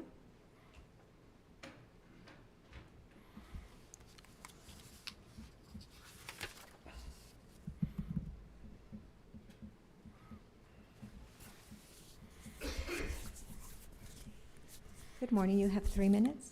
Good morning. Welcome back. So our city franchise has become a true beacon of hope for our community. The positive changes that have come with it have truly been a game changer for us. With shorter ambulance waits, an expanded fleet, and a team of skilled EMTs and paramedics, our city is now being better equipped than ever before to handle even the most challenging of transport calls. But the benefit of our franchise extended far beyond just logistical improvements. The increased contracts that have come with it are a testament to the trust and the confidence that our community has in our ability to provide exceptional care. We are proud to be able to say that our franchise has not only improved the quality of care that we have to offer, but has also served as a source of inspiration and motivation for our own team. We are now more committed than ever before to providing the highest standard of ambulance care possible. Every day we work tirelessly to ensure that our community remains safe, healthy, and well cared for. We believe that every person deserves access to the best possible care, and we are honored to be able to provide that care to our community. Our city franchise symbolizes the power of teamwork, dedication, and passion. We are grateful for the opportunity to serve our community and look forward to many more years of providing exceptional care to those who need us. Thank you, guys. Thank you. And again, we're going to take all 4 items together. So with that, we have a motion and a second. Yes, Mayor, the motion was made by alternate Mayor Pro Tem Molinar, seconded by Representative Rivera to approve items 42, 43, 44, and 45. On that motion, call for the vote.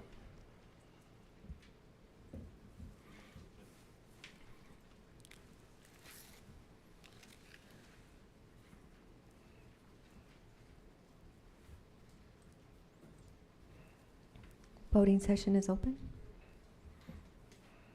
In the voting session, and the motion passes unanimously. Representative Salcido Fierro not present. We now turn to page 18. The next item that was moved to the forefront is item number 51. And thank you to all of y'all, and we do understand the importance of providing a service for our community. So, and that's why you saw a unanimous vote, because we believe that all of y'all bring value to what our community needs. So thanks to everyone. Are there still people, are we still waiting for people for 51? Item 51 is next. You okay with that? 51? Okay. Go ahead, sir. Item 51 is discussion and action on a request from Union Montwood LLC for City Council to grant an exception from the prohibition of sale of alcoholic beverages within 300 feet of public or private school for a restaurant bar at 9640 Montwood. Ms. Prime, we do have speakers and callers. Yes, we do, sir. Can we take those first, ma'am? Yes, sir. The first speaker is Eugene Sangre, followed by Rosas Lujan. Good morning. You have 3 minutes. Good morning. Good morning, Mr. sir, Mayor, again. City reps. A city ordinance is put in place for safety, is it not? My one question to you, if you pass this, the safety of our children, that is a high school directly across the street, less than 300 feet away. The bar establishment opens up at 11 a.m. The kids go to lunch at 11:15. They're going over there. Who's not to say somebody is drunk coming out of there, gonna hit one of them children during lunch or after school? Do you want that on your conscience? I know that I don't. My children, they go to that school. So, please, I'm asking you, don't let this happen. When the gentleman that purchased the land came around with the petition, he said there was not gonna be a bar there. It would be a beauty salon. Something that would help the community. And in my opinion, a bar is not helping the community at all. So, again, please vote no on this. Thank you, sir. The next speaker is Rosas Lujan, followed by Webster Powell, Guadalupe Giner. Good morning, you have 3 minutes. Good morning, ma'am. Good morning, Mayor. Good morning, Council. I am a resident of the Eastwood High School area, and I've been there for like 25, 26 years. It's very calm. You have a lot of football games, basketball games, a lot of activities, which is really nice. I believe, like the gentleman previously said, when we were approached, they were going to each house, wherever they saw out, to get signatures to purchase the land. I specifically asked, is there gonna be any alcohol stores, any alcohol being served? And they said, absolutely not. We want restaurants, we wanna promote the area. I feel that the residents were lied to, we were deceived, because there's already previous Union Draft House owned by the gentleman. Okay, so I really oppose to that. I am all for local business growth, promotion, what have you, for profit, employment, but at what cost? I ask that you keep that in mind, look at the bigger picture of the accidents. We don't want El Paso to be known as just to have another bar in town. We want to we're already in the national news for what's happening on the border, unfortunately. We want to bring more positive to the community. Why wasn't there something to bring and promote events for teenagers, for children? Instead, it has to be another bar. And I know that the property owner was appalled by the fact that we call it a bar. You know, it's bar, tavern, brewery, union, tap house, it's all the same. And I really believe that this is gonna bring more, more negative, fights, brawls, drunk driving. It's gonna increase the percentage of all that in our neighborhood. And I just ask that you look at the bigger picture and really take into consideration the safety, the peacefulness in our neighborhood that we have really enjoyed. And I thank you for your time. Thank you. The next speaker is Webster Powell, followed by Guadalupe Giner. Good morning, you have 3 minutes. Council Thanks. members, Good morning, El sir. Paso City staff, and fellow citizens, thank you for this opportunity to oppose the Union Montwood LLC request for an exception to the prohibition of the sale of alcoholic beverages within 300 feet of Eastwood High School. My opposition is based mainly on my concern that granting this exception will pose a unique and avoidable risk to the safety of Eastwood High School students, staff, parents, and the Eastwood High School community at large. Before I elaborate on this, I'd like to point out that the main entrance to the Eastwood High School campus is on McCray Boulevard, not Montwood, as depicted in the slide presentation that I believe Union Montwood LLC has provided you guys. I'd also like to cite that the McCray parking lot is always utilized for evening school events, even for athletic events occurring in the stadium or gymnasiums. I'll preface the remainder of my remarks by offering that Union Draft House is more of a sports bar than a grilling bar like Applebee's. One only has to look at the two businesses' web pages and social media pages to see this clear distinction, regardless of how the businesses are legally categorized or recognized. I've lived in Montclair, the neighborhood directly across McCray Boulevard from Eastwood High, since 2001. It's just south of Montwood and is adjacent to the site where Union Montwood LLC will operate. My sons graduated from Eastwood High School, and I taught there from 2007 to 2016. Therefore, I am intimately familiar with the student foot and vehicular traffic, as well as general vehicular traffic around the Eastwood campus.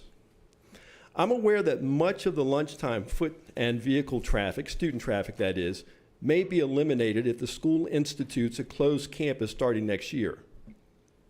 However, this will not lessen the intolerable danger to students and staff posed by the inevitable few irresponsible, alcohol-consuming Union Montwood LLC patients who will leave the business inebriated in the late afternoon and throughout the evening when students and staff are departing the campus at the end of the school day or later after team practices, club meetings, sporting events, and a plethora of extracurricular activities that contribute to Eastwood High's rating as one of El Paso's best high schools. Please note that to my knowledge and a recent map search, no other high school in El Paso is as close to alcohol-serving establishments as Eastwood will be if this exception is granted to Union Montwood LLC. Furthermore, Thank you, Mr. Powell. You've reached the 3 minutes, sir. I'm sorry, and thank you for, Thank you. again, for your Thank time. you for being here, sir. The next speaker is Guadalupe Giner, followed by Brian East, Ingrid Rojas King. Good morning. You have 3 minutes. Thank you. Good morning, Council. Mayor Leeser, thank you for allowing us to speak. My name is Guadalupe Giner, and I've lived in that neighborhood for 40 years plus. I'm not going to say exactly how long. Our representative is Henry Rivera, and I'm here to tell you that it's not just opposed by the people you see here. There's some here that aren't going to speak to support us, but Henry Rivera had a meeting at Eastwood High School, and it was very well attended. As you know, it's hard to get people out to come to these meetings, and there were close to 100 people there. And I would say 98 to 99% were against selling alcohol at that location. And we are, for me, I'm a big small business person. I want to promote people that own businesses from El Paso, but this is not a good location for that. So I wanted to tell you, number one, that there's strong opposure to this whole thing, not just the people that you're seeing here. So the scenario that one of the gentlemen posed, I want to reiterate that at 4 o'clock, if you're ever near a high school when it lets out, it's chaos. And now you have an establishment 300 feet away that opened at 11 a.m. that has been serving alcohol, and those people might come into contact at 4 p.m. with 16, 17, and 18-year-olds that really are still trying to get their feet wet with their license. Not a good recipe. So when they were zoning, they zoned obviously to not allow alcohol there, and there was a reason for that. As you heard, our residents were told that alcohol would not be sold from that location. And so now the gentleman that owns this business has to ask for a waiver, and we're here to ask you not to do that, because the whole premise of this was, yes, we do need, for me, nail salons and things like that in that area. We certainly don't need alcohol served so close to Eastwood High School. Well, I just want to thank you. You know, I just want to tell you, Eastwood area is very different. So you don't have a whole lot of families coming in at once. Normally what happens is we own our home and our kids want to stay in that neighborhood. And the reason they want to stay is because we have the Eastwood cluster schools. So from kindergarten all the way to high school, we have some of the best schools in the city and even better teachers. So people aren't going to leave. So these people are there. We're established. We don't want to have fun and entertainment. We want to have a quiet place to raise our families without having to worry about a drunk driver coming through, leaving an establishment that had to go through a waiver to be able to sell alcohol. So I ask you, City Council, to please not vote for this waiver. We cannot allow alcohol to be served there. We're very grateful to the owner of Union Draft House for what he's doing for our community. He's a good man, I don't doubt that, but this is not the right place for that establishment. Thank you for your time. Thank you, ma'am. The next speaker is Brian East, followed by Ingrid Rojas King, Rebecca Rojas, Carla Munoz. Good morning. Good morning, sir. Good morning. Thank you for listening to me today. My wife, and my daughter and I live in the Desert Hills area of the area, and I'd like to just point out a couple things. First of all, I love beer. We all do really, and most of us do anyway. And I'm not against a draft house or a bar, and that's just what I am classifying this as, a bar. I've been to many of them. I know what a bar is. This is a bar. I just want to differentiate between the two. A draft house is a beer bar normally. Typically, you sell beer and wine there, and that's it. You don't sell alcohol. At a bar, you sell alcohol. That is what a draft house does not have. Both of them can sell food. There's one hidden evil about a bar that I believe in anyway, and I've been accustomed to it. There are fights there, and fights escalate. Fights escalate horribly sometimes, and nowadays they escalate to weapons.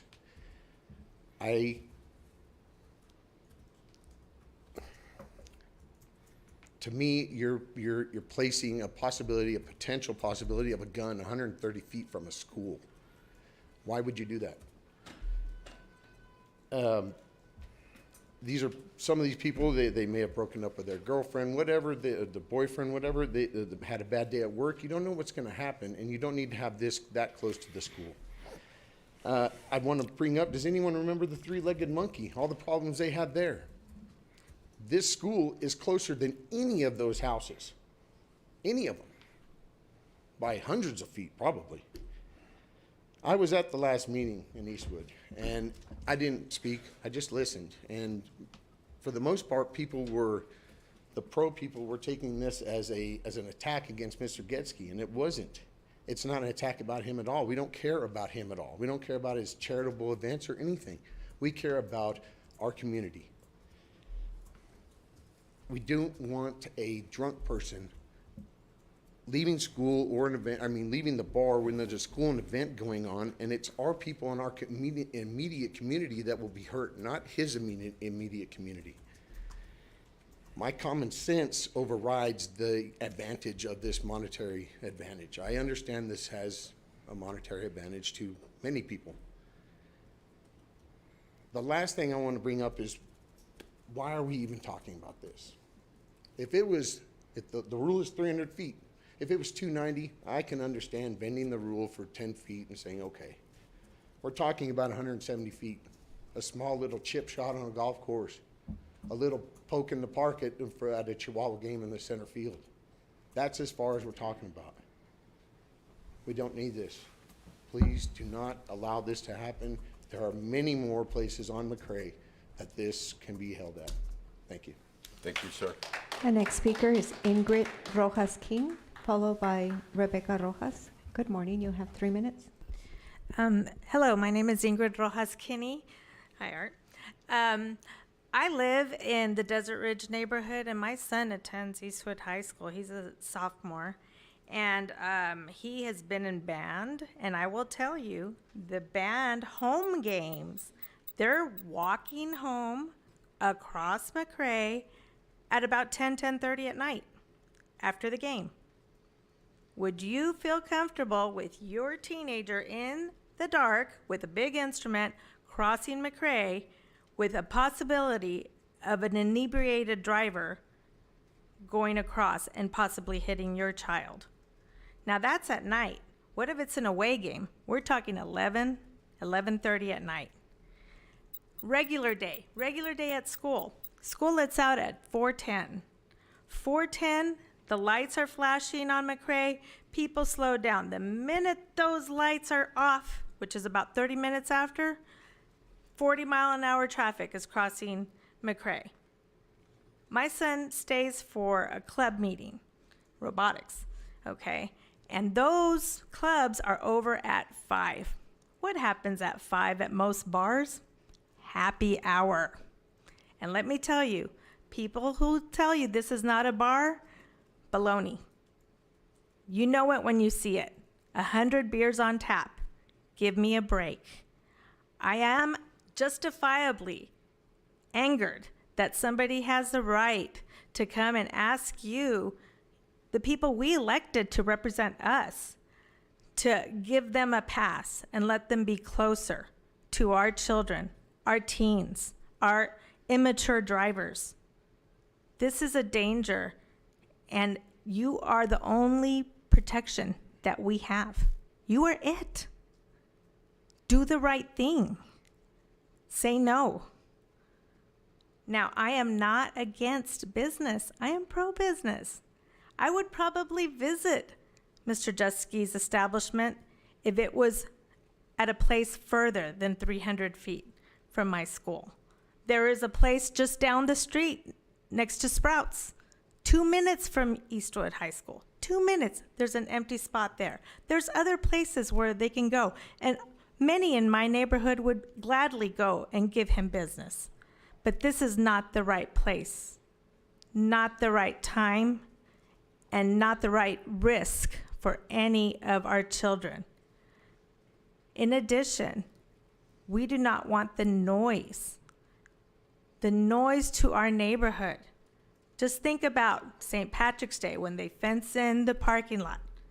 Would you want that in your backyard? Say no. Thank you. The next speaker is Rebecca Rojas. Thank you, ma'am. Good morning. You have 3 minutes. Good morning, ma'am. Good morning. Thank you for your time. My name is Rebecca Rojas, CBRE. I represent the property owner. We wanted to clarify, there was mention of a petition earlier today. That was not a petition for the business. This was a petition, we had a land use restriction. Prior to purchasing the property, we had to remove the land use restriction, and it was only for residents that lived in the Montclair Unit 3 area. That's what the signatures were for. After those were obtained, we purchased the property, and then the zoning process occurred. So there were 300 members in the Montclair Unit 3 that we went door to door. We visited. We had 5 community meetings. We met with the Cielo Vista Neighborhood Association. Cielo Vista Neighborhood Association supported us, asked that we bring restaurants and services to the area because there wasn't any services within that immediate area. Unfortunately, we're dealing with this issue of Union Draft House.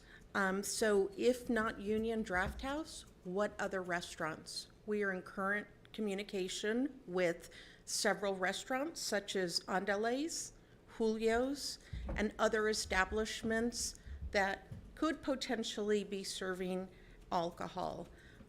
It is a permitted use in the C1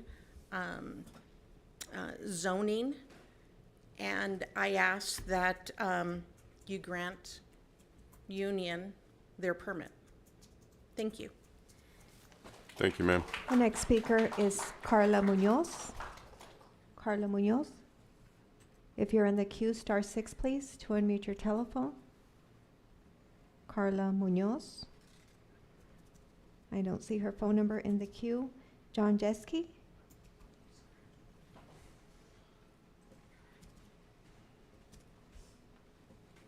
Good morning. You have 3 minutes. Good morning, Council. sir. Good morning, Mayor. My name's John Jeske. I'm born and raised in El Paso.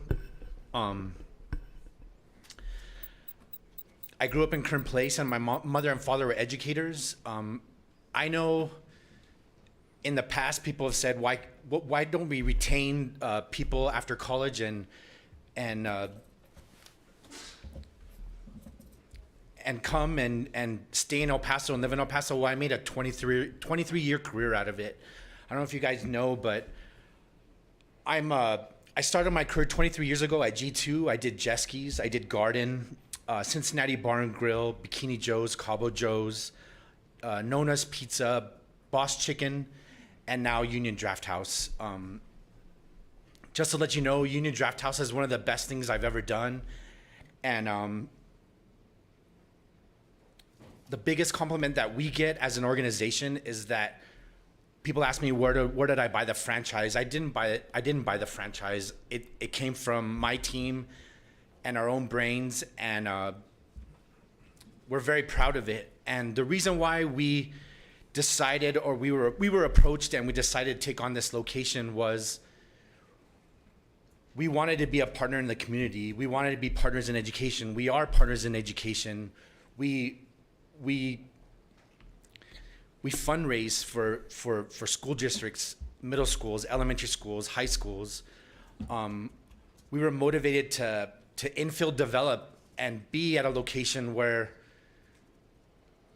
an outside restaurant or a big corporation wouldn't look at and be progressive and make El Paso a better place to live. And we envision our busiest nights being after a football game, after a basketball game, after a volleyball game, after a track meet, after a baseball game, and make that area better. And we are not a wolf in sheep's clothing. We are a full service restaurant that I know that we can't appeal to everybody, but we appeal to the majority. And we are good for date night. We're good for lunch. We are good for dinner. We're good for families. We're good for buddies getting together to watch a game. They say we're classified as a bar because we have 100 beers on tap. The only reason why we have 100 beers on tap is because we wanted to focus on local beers, Texas beers, have more variety for everybody in El Paso.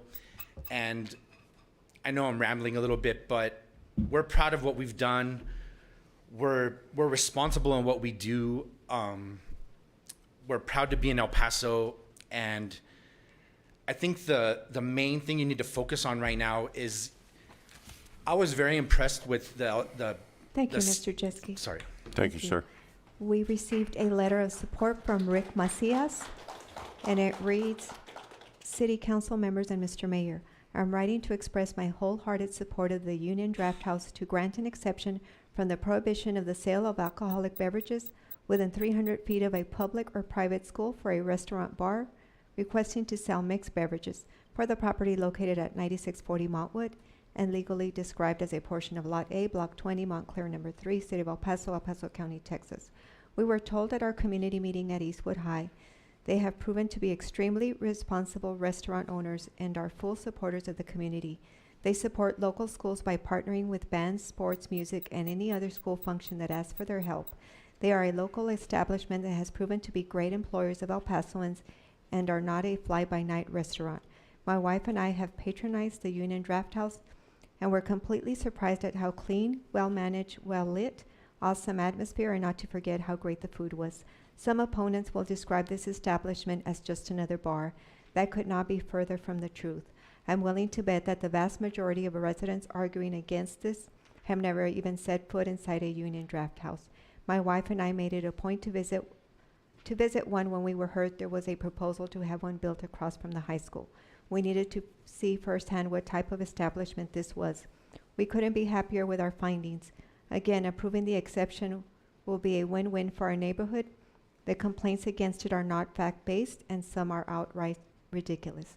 I hope that council members consider only facts and not what-ifs as a basis for your consideration for the vote you will eventually make regarding this. Rick Macias.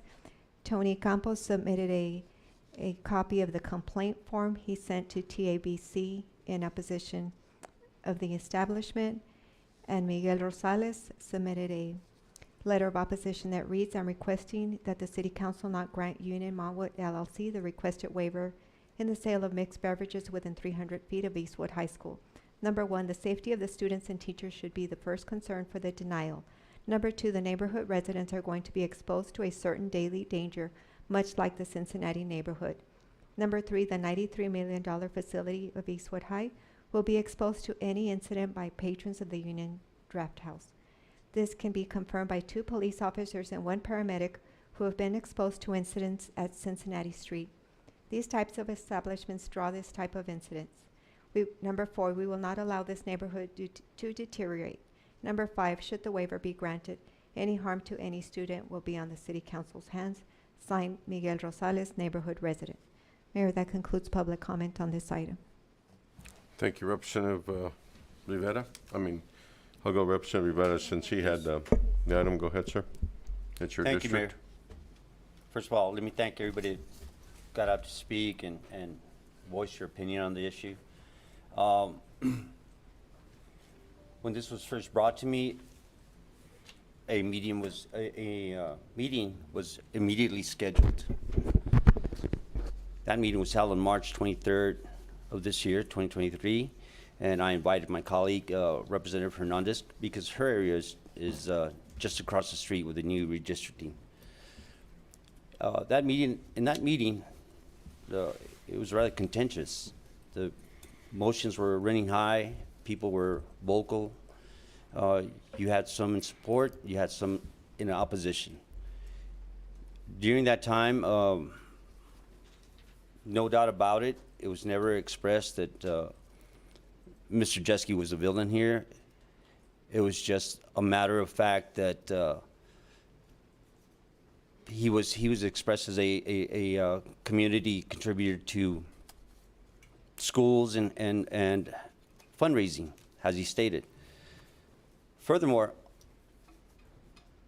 when we got to that point, and the real truth behind this is that Mr. Jeske was the victim of not the developer, but rather a separate entity who proposed a supportive letter.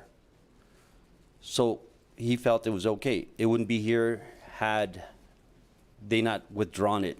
Short time after the letter was given, it was withdrawn, thus having to come to City Council.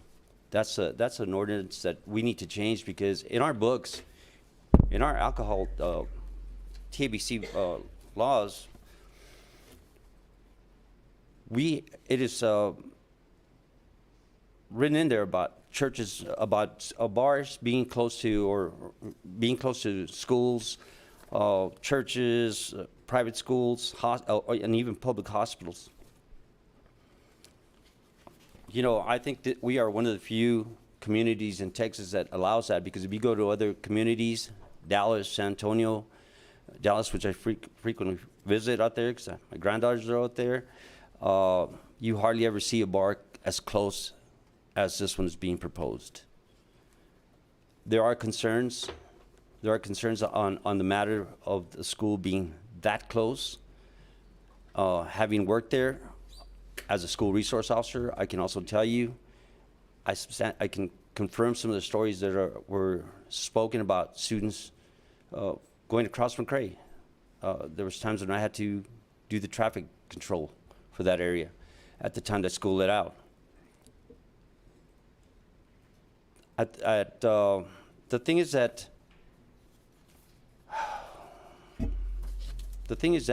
just like was said, we know I know I'm speaking for myself, and I'm pretty sure there's some others of my colleagues feel the same way, but I'm not speaking for them, I'm speaking for myself. Yes, I'm pro-business, especially when they're El Paso grown. But this presents a very big problem. And as a former representative of public safety, I find it hard to really support this issue. I will actually make a motion to deny it. Thank you, Representative Rivera. Representative Salcido. Thank Followed you. by Representative Hernandez. Thank you, Mayor. Yes, ma'am. Like you all know, I'm a big proponent to supporting local businesses, but TABC does have a rule. It's nothing to be within 300 feet of a school or a daycare. Today, I'm hearing from the neighbors. They came here and spoke loud and clear. I think it's a public safety issue. I was personally in the hospitality industry as well, but I always made sure my girls were within the guidelines of TABC. The goal of any business owner in any neighborhood is to figure ways that they're going to coexist with the neighborhood. And if you can't find that, it's going to make it very difficult. It's only going to cause problems. And so, I mean, I clearly see here this is a public safety issue. I hear about the kids, students from Eastwood that it will be affected. And, you know, that's something that I wanted to share with you all, but I will be abstaining from this vote. For full transparency, in 2015, I was a party to a real estate transaction with the Jeske, the leasee. So it's more appropriate if I abstain from this item. But you all hear the neighbors, they're speaking loud and clear, and I hear a no. Thank you. Thank you, Representative Salcido. Representative Hernandez. Hi, thank you, Mayor. I just wanted the opportunity to invite staff to present the proposal, any conditions, and then any concessions the parties have made, if any. And we'll do that as soon as, let's make sure anyone else have anything to say. Representative Nello, you had your light on. Yeah, I was just, going to say I fully supportive of small business. I've seen how the union draft houses have grown.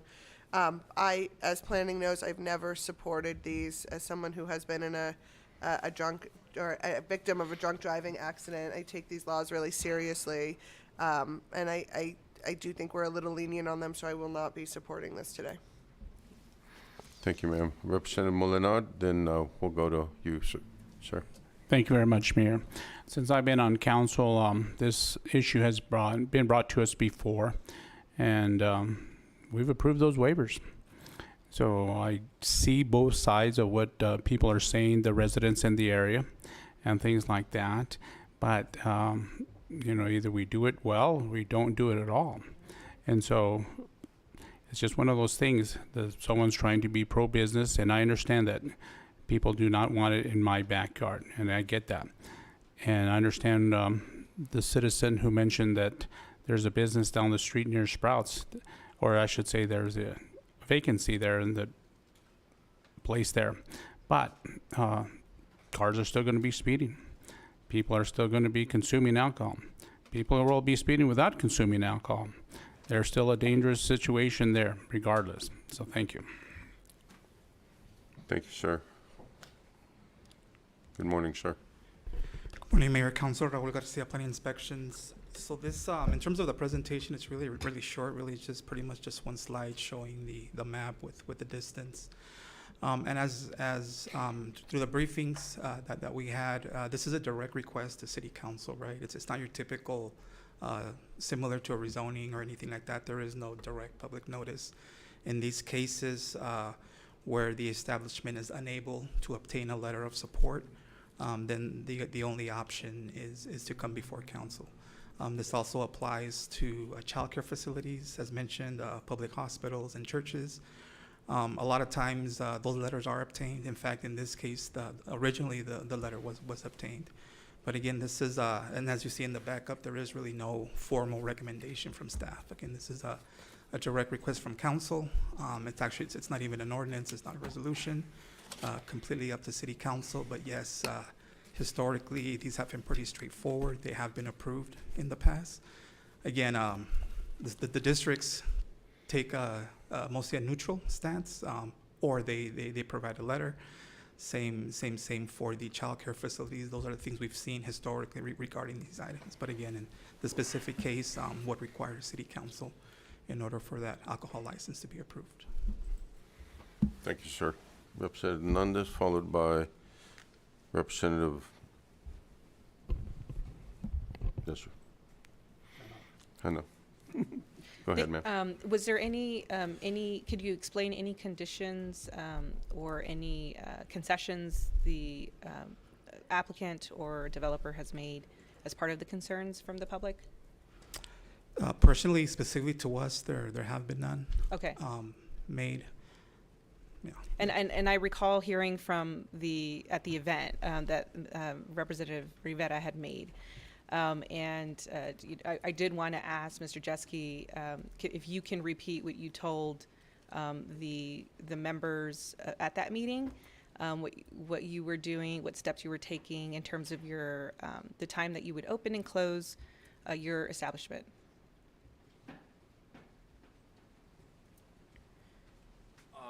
Yeah, at the meeting, I did say that I was going to make a concession and not stay until 2 in the morning. And what time would you close? Midnight. Midnight on, it was like Monday through Weekdays, Friday? 1 o'clock on the weekends. Okay, thank you. Excuse me. I just wanted to make sure we had the full scope of the information, Mr. Jeske. I have had the opportunity to speak to Mr. Jeske, Mr. Barreras, the property owner, as well as the developer, the representative from CBRE. We had real honest conversations about the concerns from the public. I was pleased to hear that Mr. Jeske would do that. I think that's really important for the public to be aware of. I would be remiss if I didn't reiterate that my district is the northern part of Montwood, and I have had multiple residents on the southern part of Montwood, which is not in my district, reach out to our office, or I've spoken to directly. But on the northern part of Montwood, I have had multiple residents reach out saying they are in support of this. And then also the Sela Vista Neighborhood Association, where they've submitted a letter in support.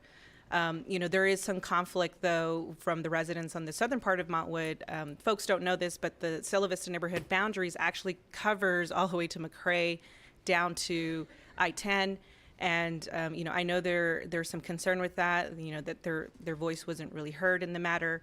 And so I hear you, and I understand what your concern is. Just the reality is that they do cover this entire boundary, and they have made a letter in support. After, my perception on this issue is that there's a lot of misinformation. I thought it was very unfortunate that the Ysleta School District had submitted a letter in no opposition. It's like a no opposition letter is what they received, correct? That was pulled. There's comment about why it was pulled, but the board trustee for the area made clear that, that he, on behalf of his constituency, didn't feel comfortable making that decision or supporting that, so they had that letter pulled, which is why we're here having to make those tough decisions on behalf of the neighborhood. I did feel there was a lot of missed opportunities, a lot of misinformation, and they really had an opportunity to share with the constituency that if there is a restaurant, then inevitably would require a waiver that would have to either be approved by a church or school district, or it would come to council. And I think those were critical facts that were not clearly demonstrated to the public. Those are the same statements I have shared with the developer.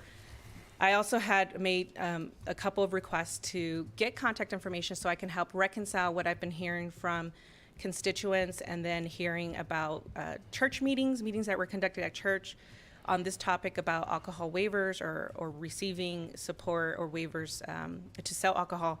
Unfortunately, I didn't get that contact information. I have not been able to do my due diligence. I have not been able to talk to the representatives at the church. They no longer are the property owners. But for me, it was really important that I reconciled what was said at the church, what I've heard from residents, and then my concern, that residents felt like they were misled. What I want to reiterate is that we welcome the development. We want to, the residents want to frequent that site, and they also want to provide business to the property owner and any leasees, any businesses that go there. And we welcome that, and I have historically supported any waivers that can clearly demonstrate a fair, honest approach and how they do this, but be clear with the expectations of what comes from these developments. And so I do want to be supportive of Representative Rivera. I do want to support the residents, although it's not in my district, but I do have to say that my constituency are in support of this. But on this matter, I want to lean heavy and support the representative for this area because I know there's a lot of nuances and there's a lot of things we can't, really explain in detail. But I feel comfortable supporting the representative at this time. It is with much regret that this is going to be, at the potential risk of the business. And so, for that, I do want to send, that regret to the property owner and to the business. But I hope that that we can grow from this and learn and how to be clear with our expectations. How do we clearly define what an alcohol establishment is? And then how we clearly support the residents and their concerns, because it is tough, and so I'm appreciative that Representative Rivera, did his due diligence to bring and convene a meeting, but again, so many missed opportunities, so much misinformation, but my heart is heavy on this decision, and I want to support Representative Rivera. Thank you. Thank you, ma'am. Representative Canales.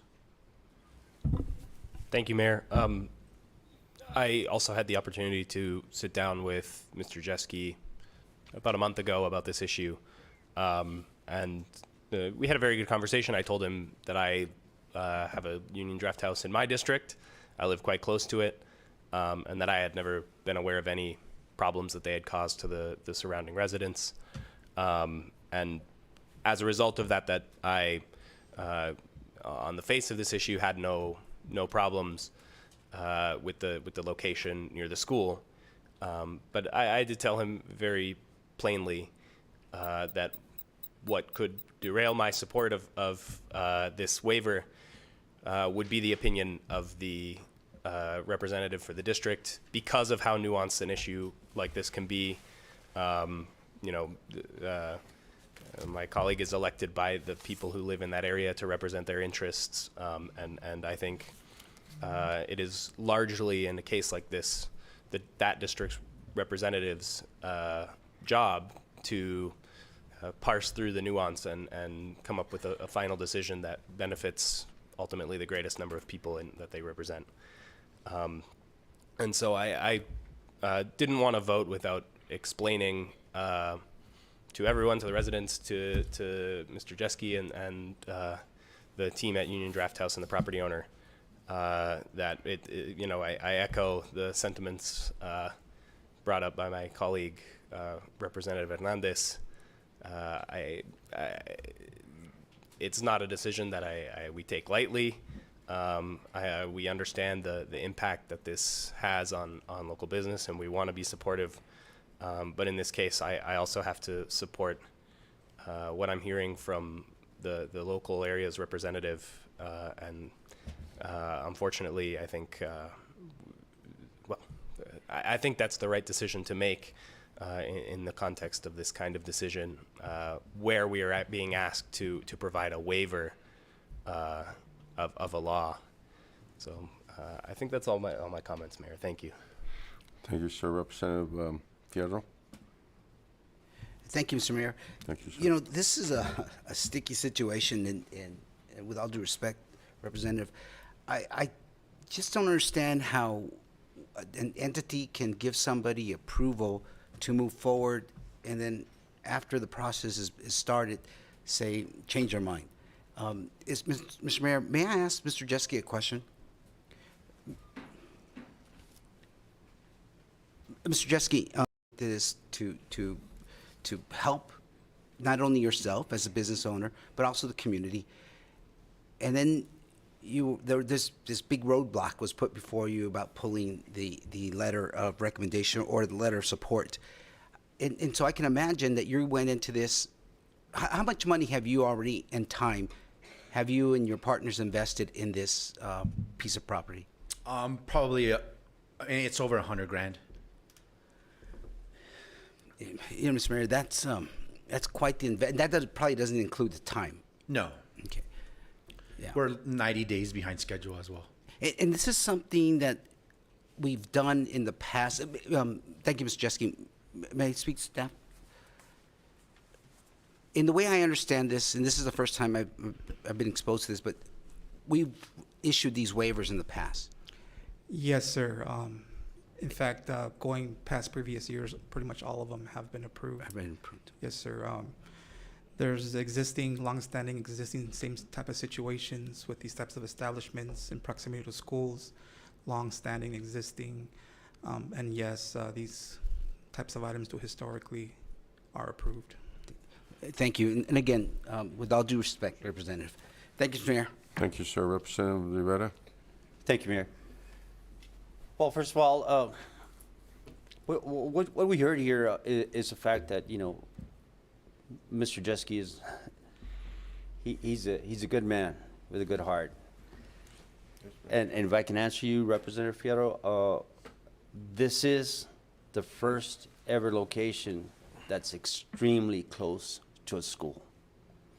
School where students, freshmen through seniors, are very impressionable and can sometimes be lured by some of these seniors up there in that area, or people that are working in that area, in that establishment rather, so that they can, you know, just go in. My anger here is, and Representative Molina brought this up. Yeah, they've been approved in the past, but we've got to change what's in El Paso first, because the fact that they're giving school districts the authority to give a letter of support and then yank it out when it gets controversial and come to council, that's got to change. That's got to change, and the fact is that hopefully we can get to it. Whether we need to, is there an existing ordinance, Ms. Neiman? No. Carla Neiman for the record. Yes, sir. The 300-foot exception exists in the zoning ordinance. There is a outright prohibition against this types of use within 300 feet of a school, a church, or a daycare. Several years ago, prior council asked to create the exception to the rule. So this is all within the authority of the council to do away with if it chooses to do that. Okay, and that district, before giving the letter of support, did not notify the residents from the area, nor did they, notify those, the city representatives. And it's all of them, because collectively we make the decision, so they should have notified everybody. And the fact is now, Mr. Jeske falls victim to that letter. And so I'll be looking at that in the future, and hopefully we can have the support on that. Thank you, Mayor. Thank you, Thank sir. you again, staff, for all your due diligence. Thank you so much. Thank you, sir. Representative Mayor Pro Tem. Thank you. Thank you, Mayor. Yeah, I mean, I wanted to address a few things that are happening here. There was a rezoning of this property, correct, Raul? And there were some conversations with the neighbors that this would not be, there would be no liquor license, it wouldn't be restaurants. What was the rezoning? What did the property owner tell you? The previous property, well, or I guess the new property owner. Right, so just a little bit of history. This property was rezoned to C1 commercial about a year ago, March of 2022. In terms of those discussions, whether alcohol was going to be there, we were really not part of that process. That was a separate process regarding some private covenants tied to the property. There's a couple of conditions that were part of that rezoning last year, the site plan, and then the landscape buffer to mitigate the impact on the residential. Yeah, because I remember this rezoning because I thought, wow, there's not even a lot of commercial in this area to begin with. And I remember that a lot of the constituents saying that they were told that they wouldn't be a bar and restaurant. I'm going to go back to the fact that these have been approved. I've never approved them. I think if there is a rule, there should be a rule. I do apologize that some of the school board members in that area made this political and gave a letter and then took it away. I wish that was not something that they could do, because I see Mr. Jeske has put a lot of money into it because of having that support. But just because something is done over and over doesn't mean you shouldn't change it or stop if it is not serving the community. So really the argument that, oh, council has approved this so many times doesn't mean that it was the right thing to do. I don't think it was the right thing to do. I don't think that there should have ever been an exception, though I do think that sometimes there needs to be exceptions for things. I think that there was actually one incident I did support because it was a bar previously, and it was a new license or a renewal. But for me, again, this area is very residential. Individuals have chosen to live in an area like this. You know, you could move to like my neighborhood, which is a little bit more commercial if that's what you wanted, but to put that onto a neighborhood after asking, after the property owner asked for their support under certain guidelines and then came back and changed that after they had that rezoning, I think is unfair. And I think that the council members should consider, what the position the property owners have been in. But I do really want to emphasize that just because something has done before doesn't make it correct and doesn't mean it shouldn't change. Thank you, Raul. You're welcome. You certainly have been consistent with your votes. Representative Molinaro. Thank you. I go back to the time that I've been on city council, and every one of them has been across the street. So whether it was a daycare, a church, or a residential area, they've all been approved. And Mr. Garcia, you've seconded it that to a point, right? Your memory does not recall that we have not voted in favor or against that waiver, correct?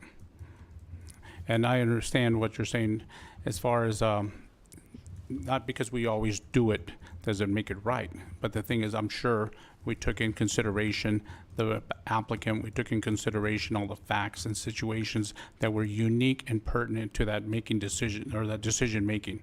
So thank you. Thank you. And with that, we'll take the question, Ms. Prine. Yes, Mayor. The motion was made by Representative Rivera, seconded by Mayor Pro Tem Anello, to deny the request on item 51.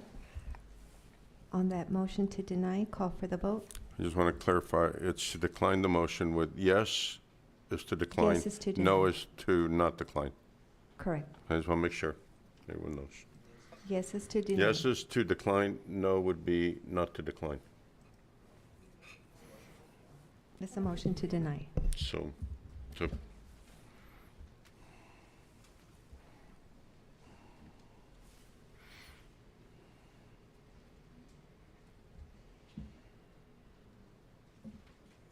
In the voting session, the motion passes 4-3. Representatives Kennedy, Molinar, Fierro voting nay. Representative Salcido abstaining, and Representatives Anelo Hernandez, Rivera Canales voting aye. The motion does pass. That brings us to item 52 that was also moved to the forefront. And this is presentation, discussion, and action of the second quarter financial report, adoption of the revised City of El Paso budget policy, which allows for the establishment of a Pay for Futures fund to solely support police, fire, and civilian compensation increases.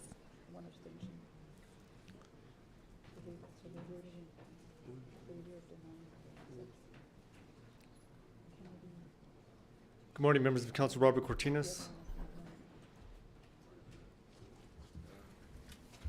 So as Ms. Prine read into the record, this is going to be a presentation to provide an update through the second quarter on our revenues and expenses. There's also an action item attached to this item, and this is to amend the budget policies, as you all have all been briefed, to amend the budget policies to add section 13 related to the creation of the Pay for Futures Fund, and then also with the allocation of additional surplus revenues to the second quarter.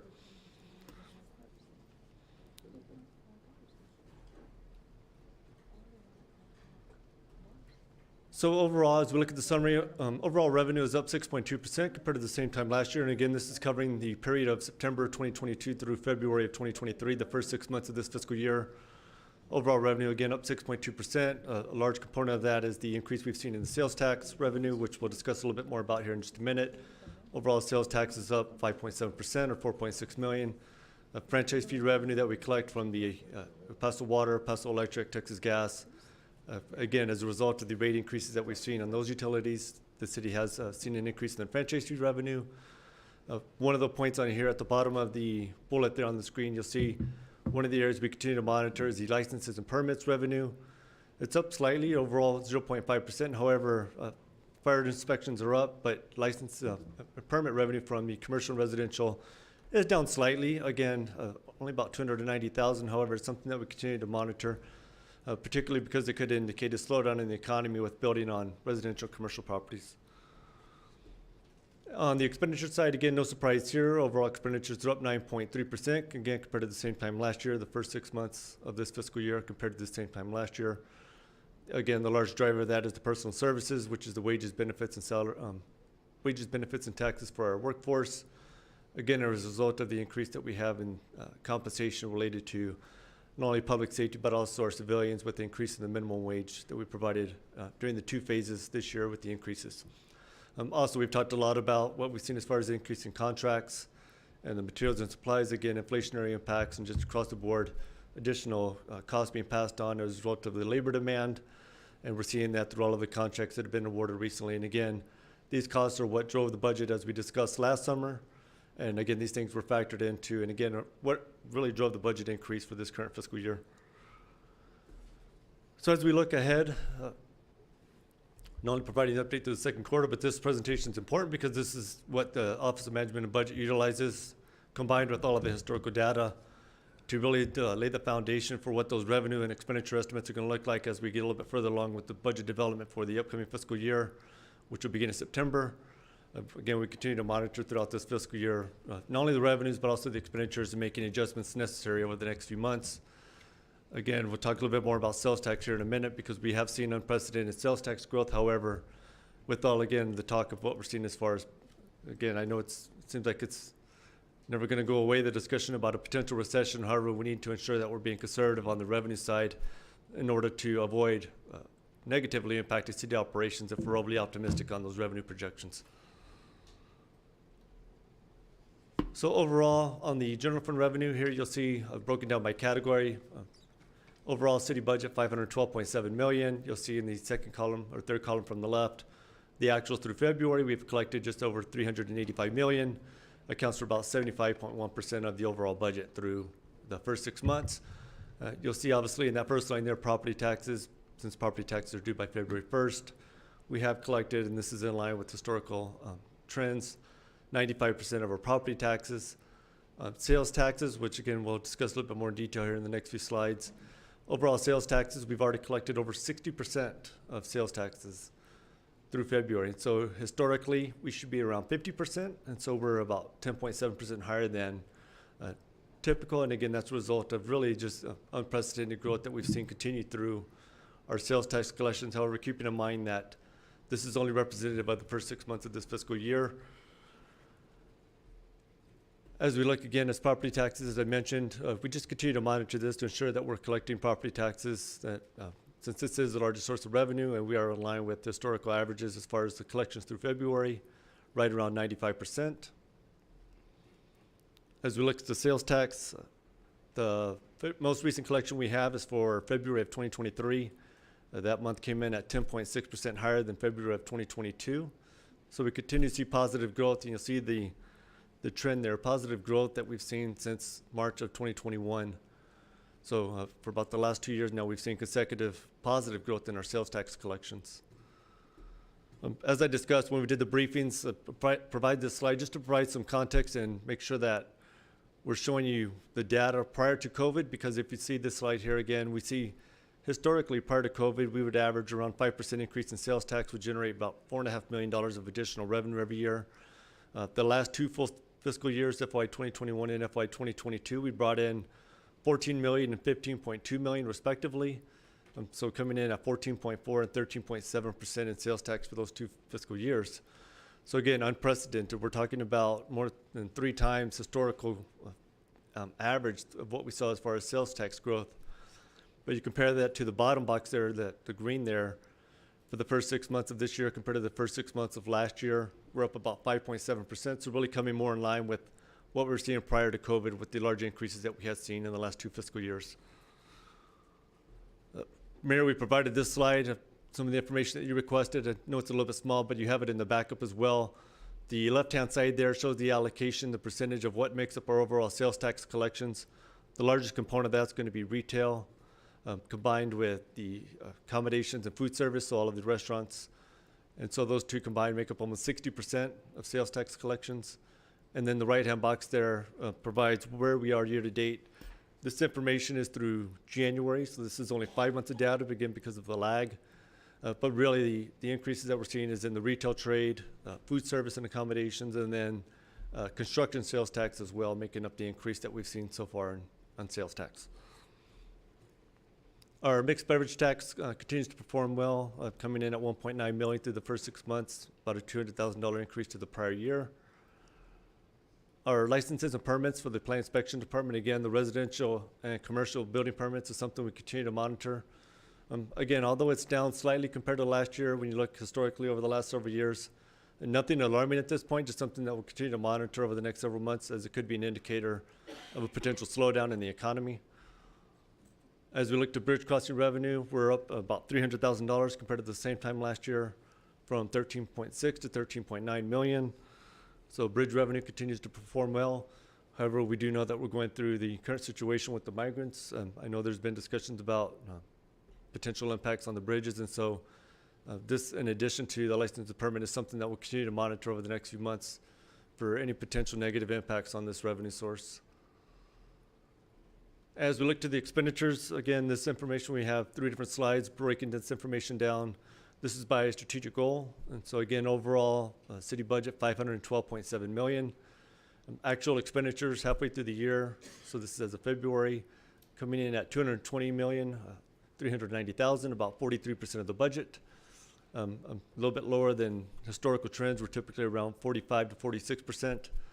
And so slightly down, but overall expenditures coming in right now pretty much on target with the overall budget. This slide breaks down the same expenditures, but this is broken down by category. So again, you have your personal services, which is the wages, benefits, and taxes. Again, makes up about 73% of the overall general fund budget. And you'll see there about 45.2% of expenditures through February. And again, making up the overall $220.39 million through February. The next slide just provides a little bit more detail broken down by the subcategory level, so you can see all of the different expenditure categories here. Again, accounting for the $220.39 million, again, 43% of the expenditures. Again, everything pretty much on target.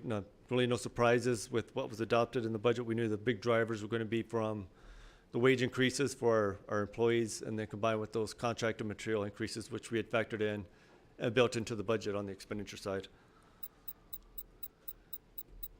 Just a couple of slides here on electricity. We've seen electricity pretty much flatten off. It's coming in at 4.4 million compared to 4.5 at the same time last year. We provide this because you'll see the 3 years prior, we were about $1 million less. So we have seen an increase, obviously, with the increases in rates for electricity.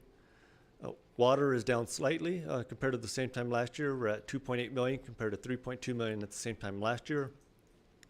One of the things the council approved a couple of years ago was the funding to be able to go out and do the automated irrigation. We started as a pilot project, the automated irrigation projects, and so that's proven to be successful. We continue to do those and be able to save on the water side, particularly as we have a large number of parks that require obviously a lot of water to maintain those facilities. On the fuel side, fuel costs are up about $400,000 compared to the same time last year as we continue to see fuel prices stay at a high level, something we continue to monitor as well. And we'll make any necessary budget adjustments as we develop the budget for this next fiscal year. And then finally moving into the recommendation, as we've discussed, the city manager's talked about this for a while now, and we've actually something we've been planning to bring forth for the council over the last few months, obviously with the passage of the fire collective bargaining last year, the recent approval of the police collective bargaining agreement just recently. We know the financial impacts of that of being competitive, of being able to retain and recruit not only firefighters but our police force as well, as we continue to grow both of those departments with the new facilities that we do have coming online with our new fire stations, our new police stations that are currently under construction. And again, keeping up with that Net 30 plan in order to increase the size of our police force. And then that combined with the recently approved council item to increase wages for our civilian employees with that target goal of getting to the $15 an hour by 2026.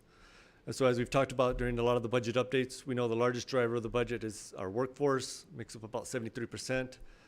And so with the understanding that we know we're going to continue to see impacts from these increases over the next several years, really being proactive. And so this recommendation that we have to create this fund will allow us to do just that. It'll allow us to continue to be competitive, to be able to increase those wages for those groups. But at the same time, it'll provide us savings to be able to set aside now so that we'll be able to minimize the impact on the property tax rate in the coming years.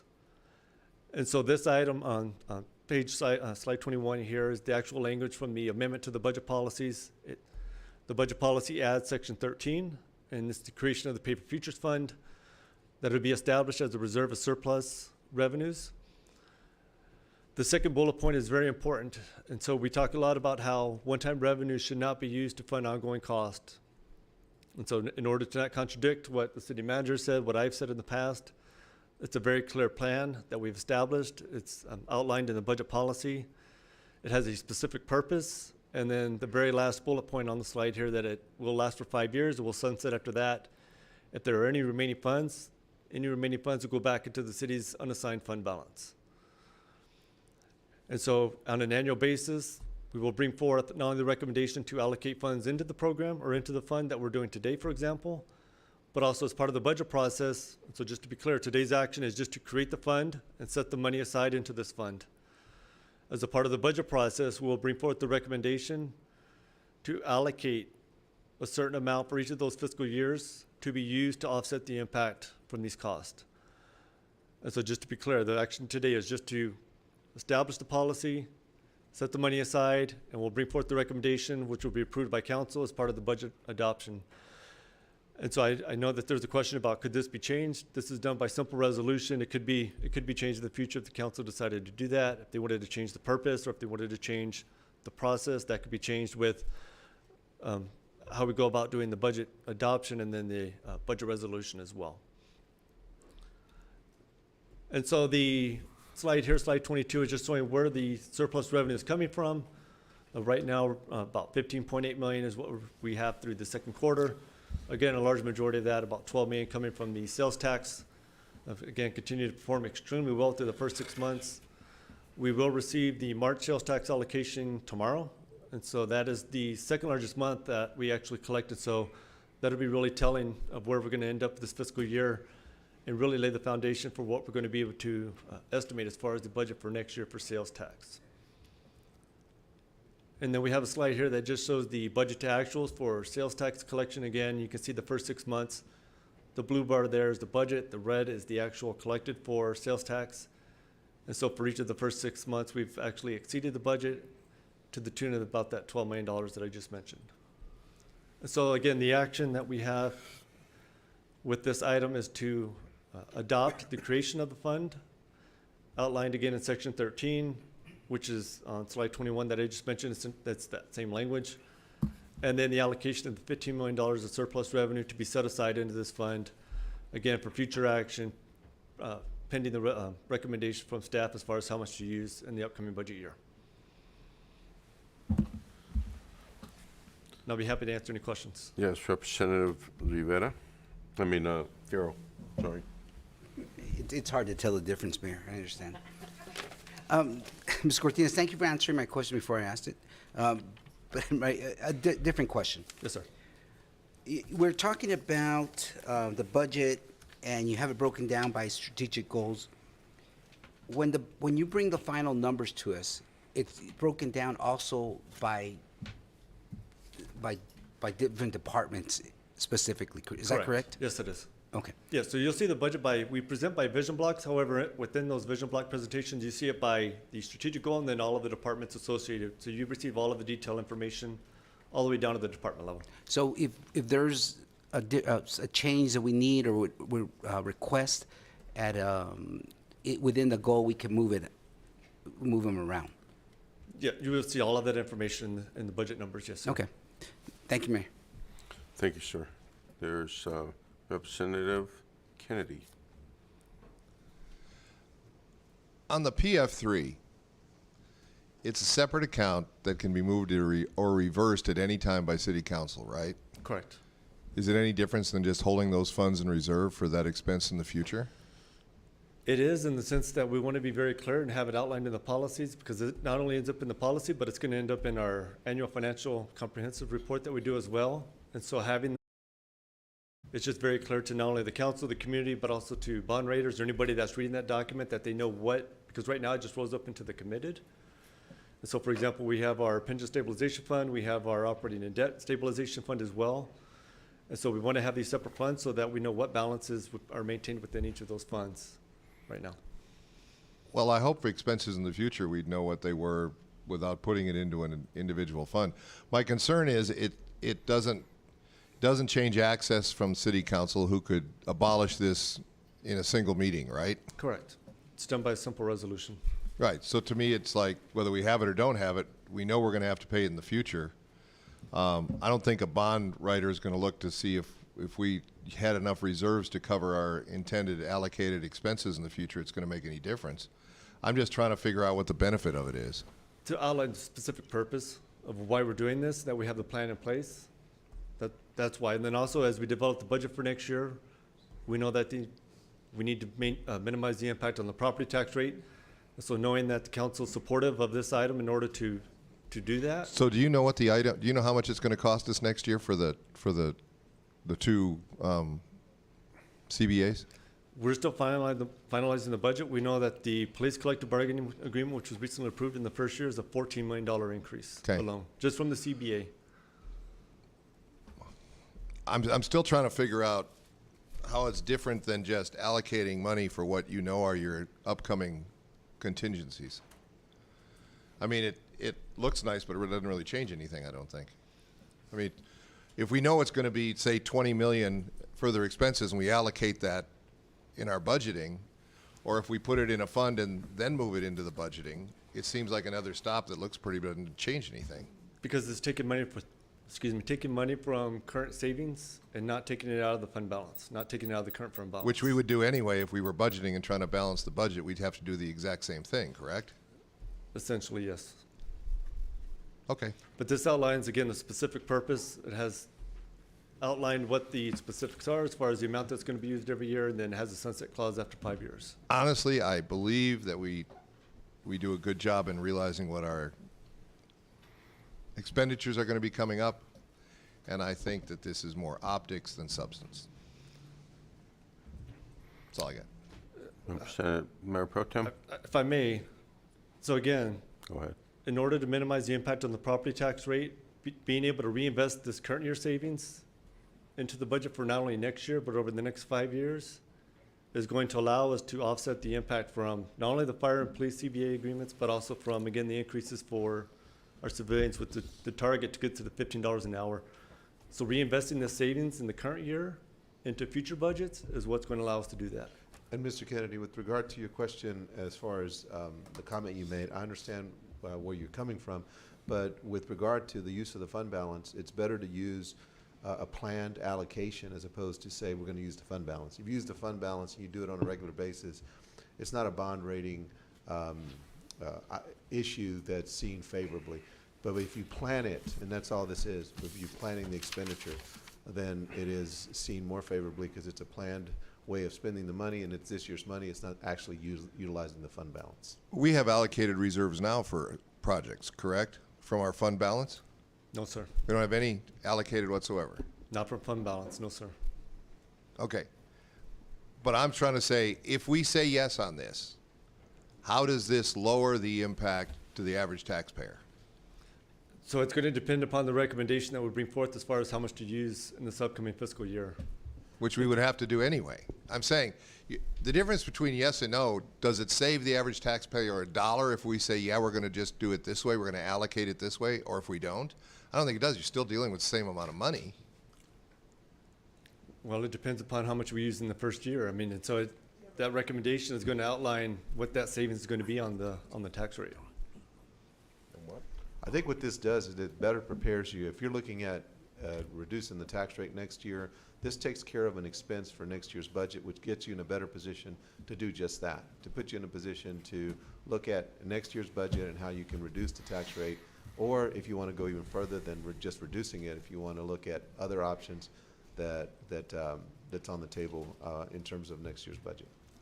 But I think that $1 is still $1. Whether you allocate it here or say this is, we're holding it in reserve for, we're putting it in the PF3, $1 is still $1. You still got the same amount of expenditures. It is until you don't have the dollar. I mean, you're looking at allocating X amount of dollars towards the expense that you know you're going to have with planned expenditures. That's all this is.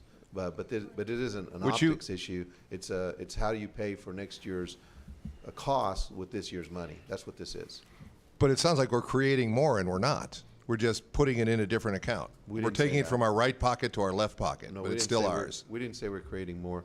We're simply attempting to pay for an expense in next year's budget with this year's money. That's what this is. Thank you, Representative Kennedy.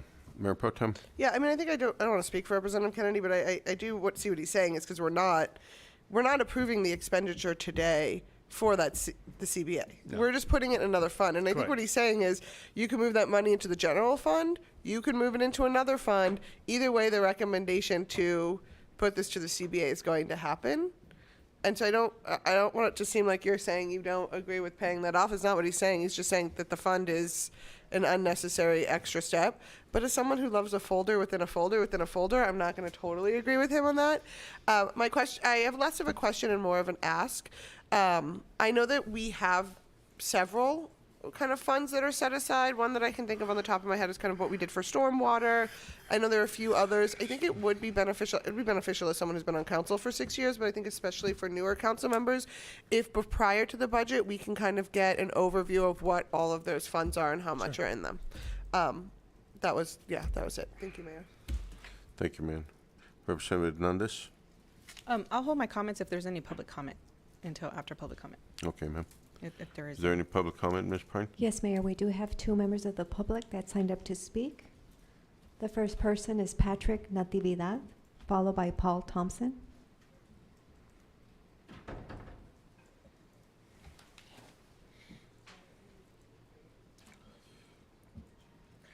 Good morning, Mayor and City Council. My name is Patrick Natividad. I'm the current president of the El Paso Municipal Police Officers Association. I just want to take a few minutes of your time regarding this issue here. We ask our city leaders to be innovative and responsible made a commitment to be aggressive and innovative in structuring our most current CBA, to attract and retain numerous applicants and keep the people that we have here, because we're having trouble having people come through the door. We depend on all of these men and women. Every single one of us in this room depends on all of the first responders that are coming through the door and staying for 20, 25, 30 years.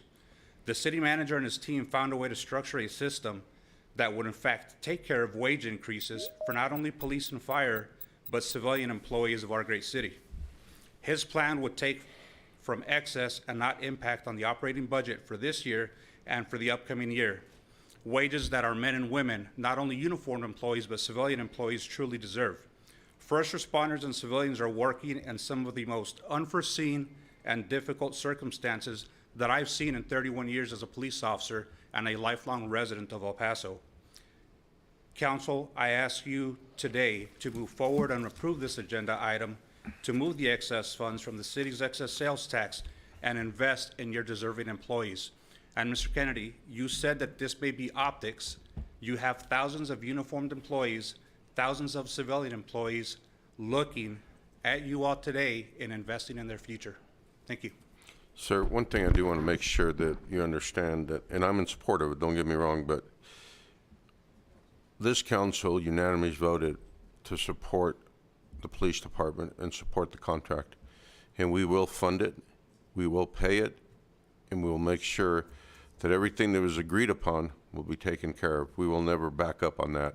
So I don't want you to think because this wouldn't pass or may pass because it's here, it's just a different way of paying, as you were saying. But sir, I want you to make sure you know that we will not back up, and we'll always respect the men and women of blue, and we will always respect the contract that we agreed upon. I appreciate that, sir. Thank you. Thank you, sir. The next speaker is Paul Thompson. Good morning or afternoon, Mayor and Council. Morning again, sir. Ooh, 2 minutes. My colleague from the PD Association, I'm here to speak for this item. I do not have bodyguards with me. These are my colleagues from the fire department, Kyle Phillips and Tim Fennell. I think this is prudent planning, and I'm here to speak on agenda item 52. I must say I was a little surprised when at the last meeting this item was tabled. However, I do understand that some on City Council wanted the presentation. I want to thank City Management, especially the Office of OMB, for their time and work on this item. I want to thank especially Representative Canales for bringing forth the item in March to raise the minimum wage of city workers to $15 an hour by fiscal year 2026, and for City Council supporting him. This agenda item accomplishes that goal. While I'm the president of Local 51 representing El Paso firefighters, I have the honor of also being the president of the El Paso Central Labor Union representing 20,000 union workers in this region, including AFSCME, the association representing city employees. And we fully support increasing pay for all city workers, which are the backbone of this city. I have been at City Council meetings over this past year, and this is not the first time establishing a Pay for Futures Fund has been mentioned. Establishing this fund will ensure city employees are taken care of and also ensure the recently approved fire and police collective bargaining agreements are funded properly in the future. I may not look that young, but I've served this city for over 25 years with the fire department, and I remember the times when the previous city administration would come to us in 2006 and 2007 and ask for concessions because these contractual obligations were not properly funded, and there was a shortfall in the budget. And she came to us and asked us for concessions because proper planning did not take place. Today's agenda item makes sense not only from a business standpoint, prudent planning, but it's also the right thing to do, and I encourage City Council to support this item and support your city employees. Thank you. Thank you, sir. And I do want to comment that you don't need bodyguards when you come see us, sir. We respect everything you do and the work you all do. And one thing that I can tell you is that you'll always have our word that we have your back. Thank you, sir. And with that, it will be Representative Hernandez, followed by Representative Fierro. Thank you, Mayor. Yes, ma'am. Robert, I'm sorry I had to step away, and so I wanted to ask, what was the current quarter savings that we have? 15.8 million. So that's the total amount that through you're- the second quarter. So the recommendation is to take 15 million of that and put it into this fund. Okay. So I've had an opportunity to review our bond raters' criticism over the years since I've been in office since 2017. And I do pay attention to how much we put aside to our reserves, and I know there were some questions about it, but I only have August of 2022, right before we approved our fiscal year budget last August. So then we had an unassigned 51.5 million, budget stabilization 50.1 million, pension stabilization 22.1 million, and then the restricted fund, which is 22.8 million. And then it's about 150 million, give or take, and this was August of 2022.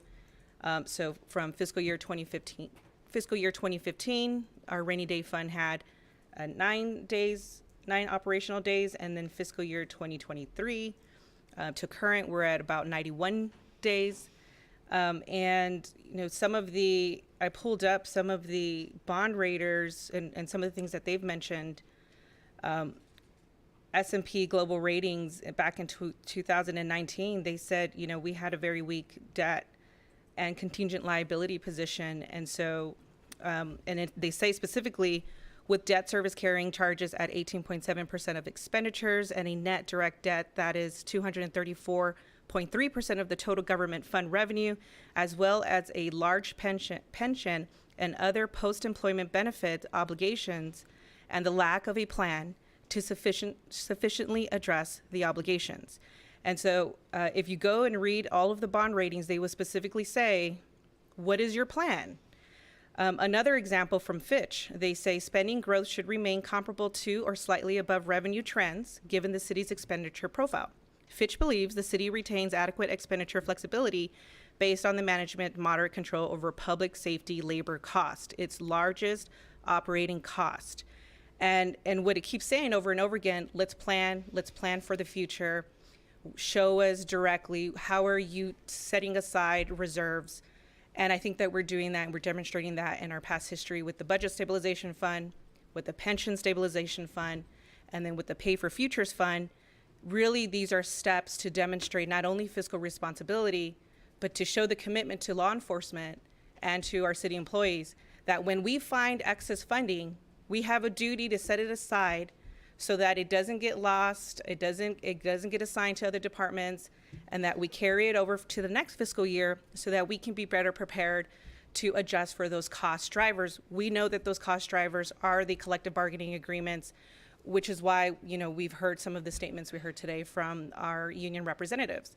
Now, I know that, it could be perceived as, optics or what have you. I really do believe that this is good practices with budgeting, setting aside dollars to demonstrate to the taxpayer that not only are we committed to public safety, but that when we do find savings, we are going to restrict those savings so that they are not, looked at for any pet projects in districts or to any non-critical things like our wages for our public safety officers as well as our employees.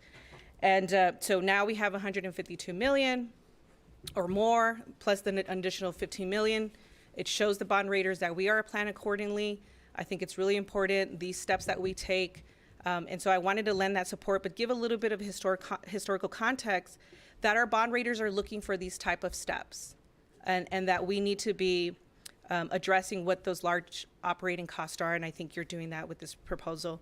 And I just wanted to share additional information so that as we go in with the new council, we're going into the budget year, that these steps are critical and how we can achieve not only increasing our bond ratings, but demonstrating specifically steps that we are taking to address the concerns from our bond raters. So I just wanted to share those additional additional facts, and I hope that you can bring more current facts after this action. Where our budget stabilization pension fund, unassigned, a rainy day fund, where we're at, what is the total dollar set aside, and then how many days of operation we have based on these steps we've taken. Thanks. All of that information's in our annual comprehensive financial report that Margarita and the external auditor just brought forth, but I'll provide that to the city council. Thank you, sir. Representative Bureau. Thank you, Mayor. Now he's confusing me with Chris. Mr. Cortines, thank you. Well, my comments are really for Mr. Thompson. You know, Mr. Thompson, I fully plan on supporting this issue today, but a couple things that you said that I had to address. Number one, I voted against moving forward with this item last time because I had not been briefed. You probably were briefed because you mentioned that you had heard about it before. I had not been briefed. Ms. Cortines and Ms. Cody came to our office and briefed us, and I am in support of it. But just so you know, when it sounded like you were a little disappointed that it was not followed through last time. I said I was a little surprised, and I fully understand that we have new members of council since January. And so my comment was not directed at you. It was you've only been here since January, and I didn't say I was disappointed. I said I was surprised. Okay. All right, Mr. Thompson. Just so you know, I fully support you, the police officers, but I will not vote on anything unless I'm briefed by staff. Thank you. Thank you, Mr. Mayor. I fully understand.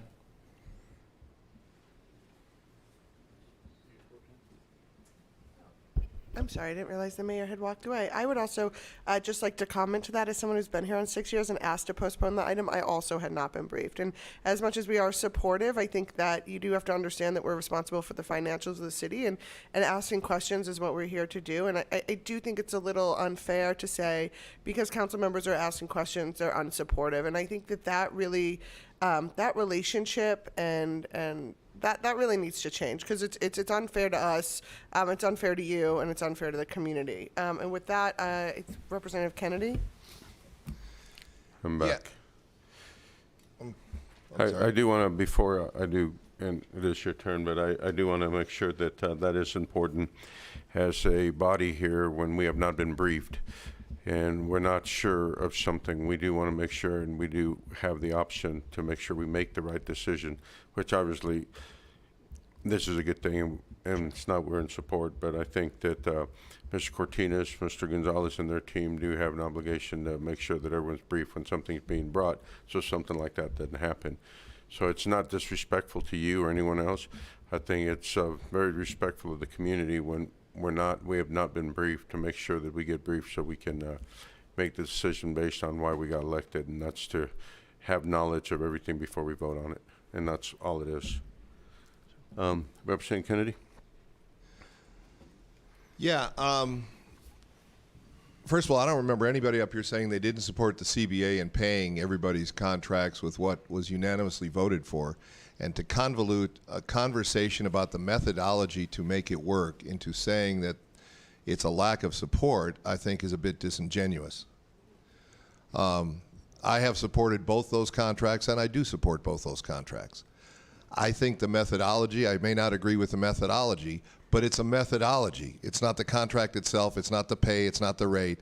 And to attempt to squash honest conversation about the methodology for fear that you will be accused of not supporting a CBA, I think is problematic.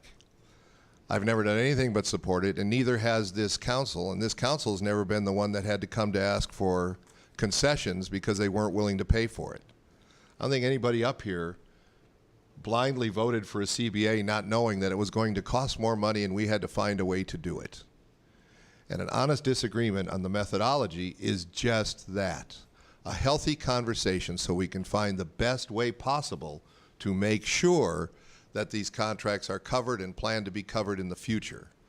The nice part is we may disagree on methodology. We don't disagree on making it happen. We don't disagree on following through to make sure that the city takes care of it for every year of the contract and to go forward, or I would suspect we're going to continue the progress and rates and pay rates are going to go up so people can continue to fill spots that are empty, and has a progression inside the organization so we don't lose people to other organizations. As a matter of fact, we become a magnet for other organizations. We spoke with that, the city manager and I did. We want to become a magnet for people outside. So don't misunderstand that a healthy and vibrant conversation on the methodology is not a lack of support, but is actually because everybody wants to get to the same spot. And we're just looking for different roads to do it. And I feel comfortable that Mr. Cortines can handle all the financial questions as Mr. Gonzalez can and come back with answers, and we can disagree, but it doesn't mean at the end of the day, if it's not the best path forward, we're going to take it. But do not, please, try to conflate that with a lack of support for either of the contracts, either of the individuals, or anybody involved. It's simply a nice, healthy conversation. Thank you. I believe we have public comment on this. Ms. Turner? Can I respond real quickly? I never once mentioned that you guys didn't support police and fire. Your votes for the collective bargaining agreements speak loudly to your support. And I think, like I said, I was surprised that this was tabled last time. I thought it should have been approved then. That being said, it wasn't. And now after today's presentation, I think it's only reinforced that it should be approved. Okay. That's Thank it. you, So, Mr. thank you. Thompson. But I it shouldn't be appreciate- approved till we've all been briefed, and I wasn't briefed either, and now I have been. They came in and gave me a full briefing with everything. But Okay. we have at least 3 members that were not briefed, and so I think it would have been inappropriate to vote for something of this size without being briefed. Okay, thank you very much. Ms. Turner? We'll go to you, Representative Salcido, sorry.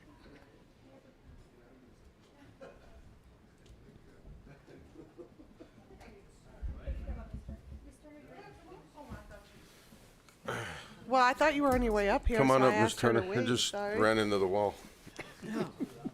I do that too. Just in case these gentlemen have forgotten, I sat in the budget sessions with Mayor Caballero because we were dealing with this very issue. We train our people, and 6 months later, they go to work with the federal government.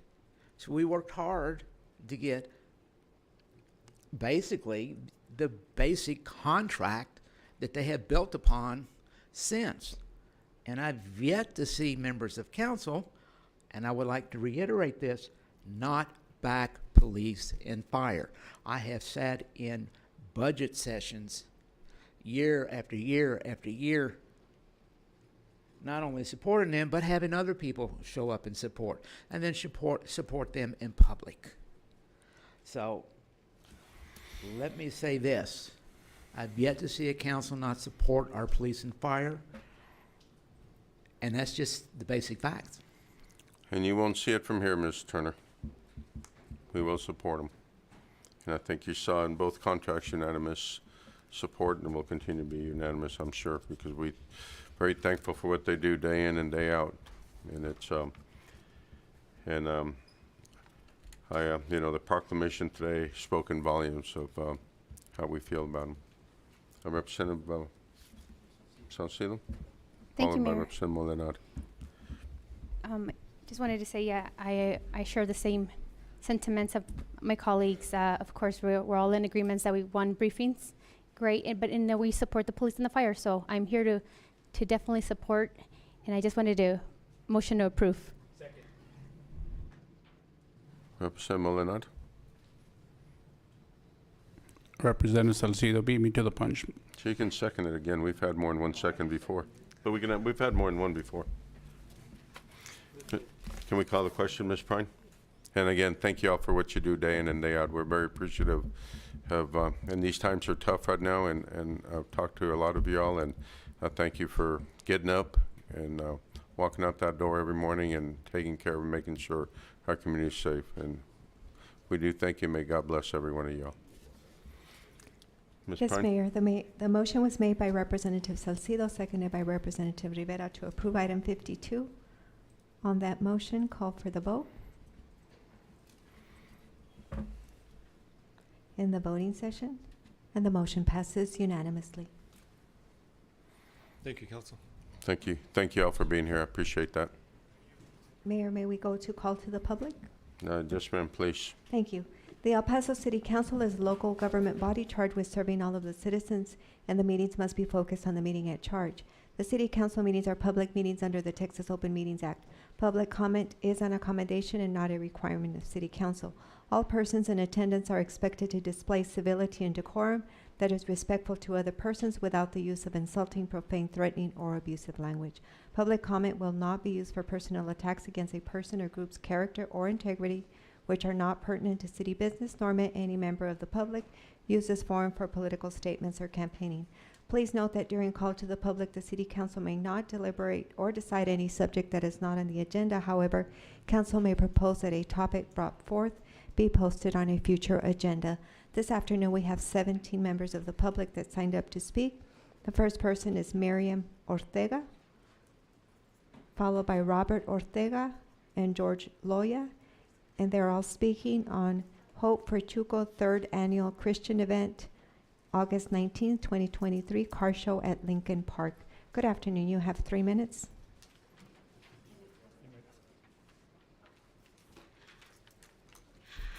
Hi, good afternoon, council members. My name is Miriam Ortega, and then right now we're passing out, that would be a little flyer, you know, with the some pictures of the Lincoln Park that we're trying to use for August 19th. This event is a Christian event.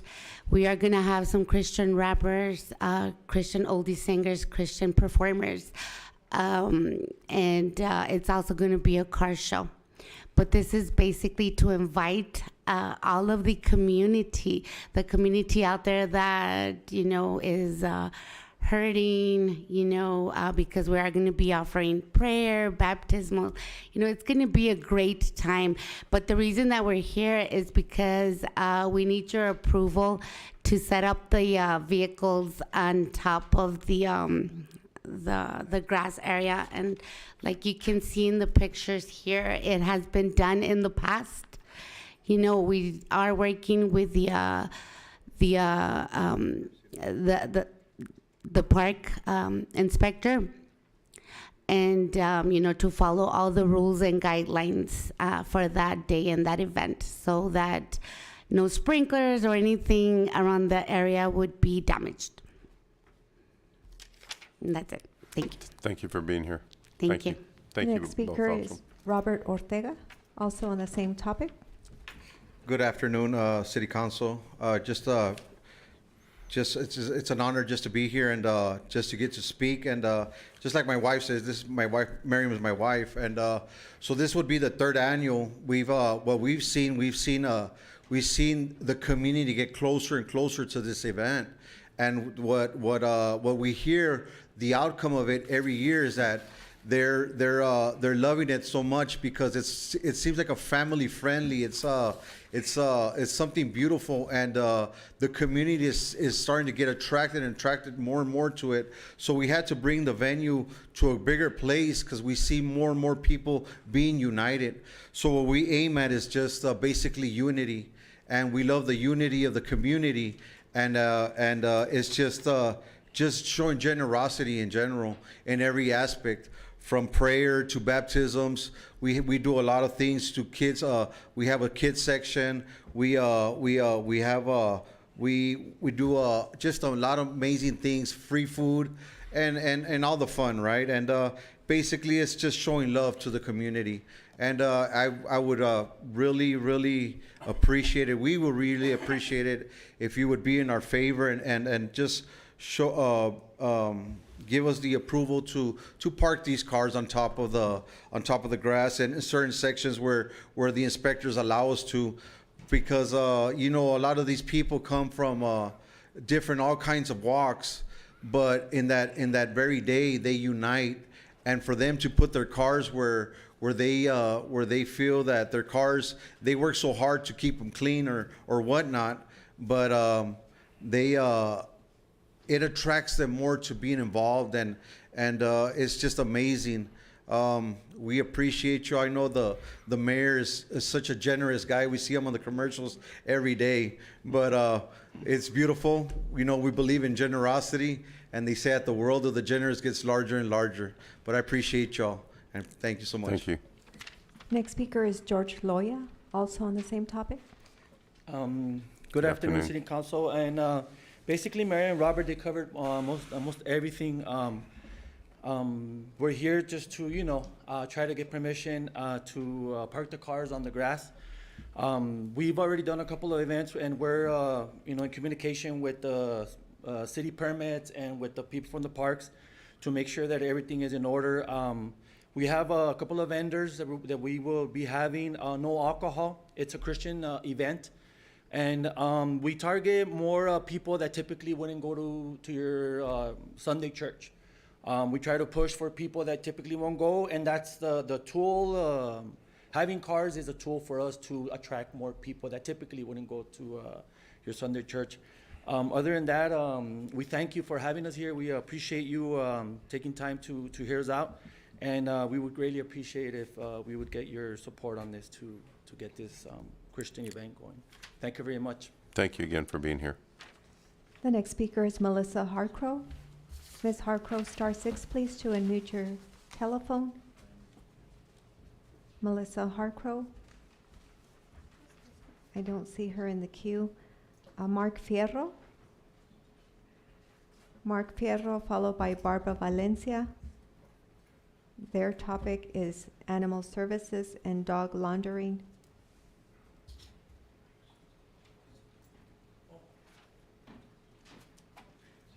IT will need the Elmo for Mr. Fierro, please.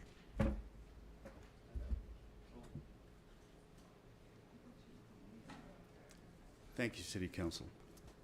What is dog laundering? Adopted dogs are returned to the shelter due to aggressive behavior and bites or attacks, where the dogs are put up for adoption again and again. The dogs end up going out of the shelter and from family to family. Every time the dogs are readopted, the shelter counts that as a save, increasing the shelter's save rate. This is called dog laundering. As part of Best Friends Shelter program, for a shelter to reach the 90% save rate, the shelter will adopt out dogs they know are dangerous and with a bite history to unsuspecting members of the public without disclosing the dangerous history of the dogs.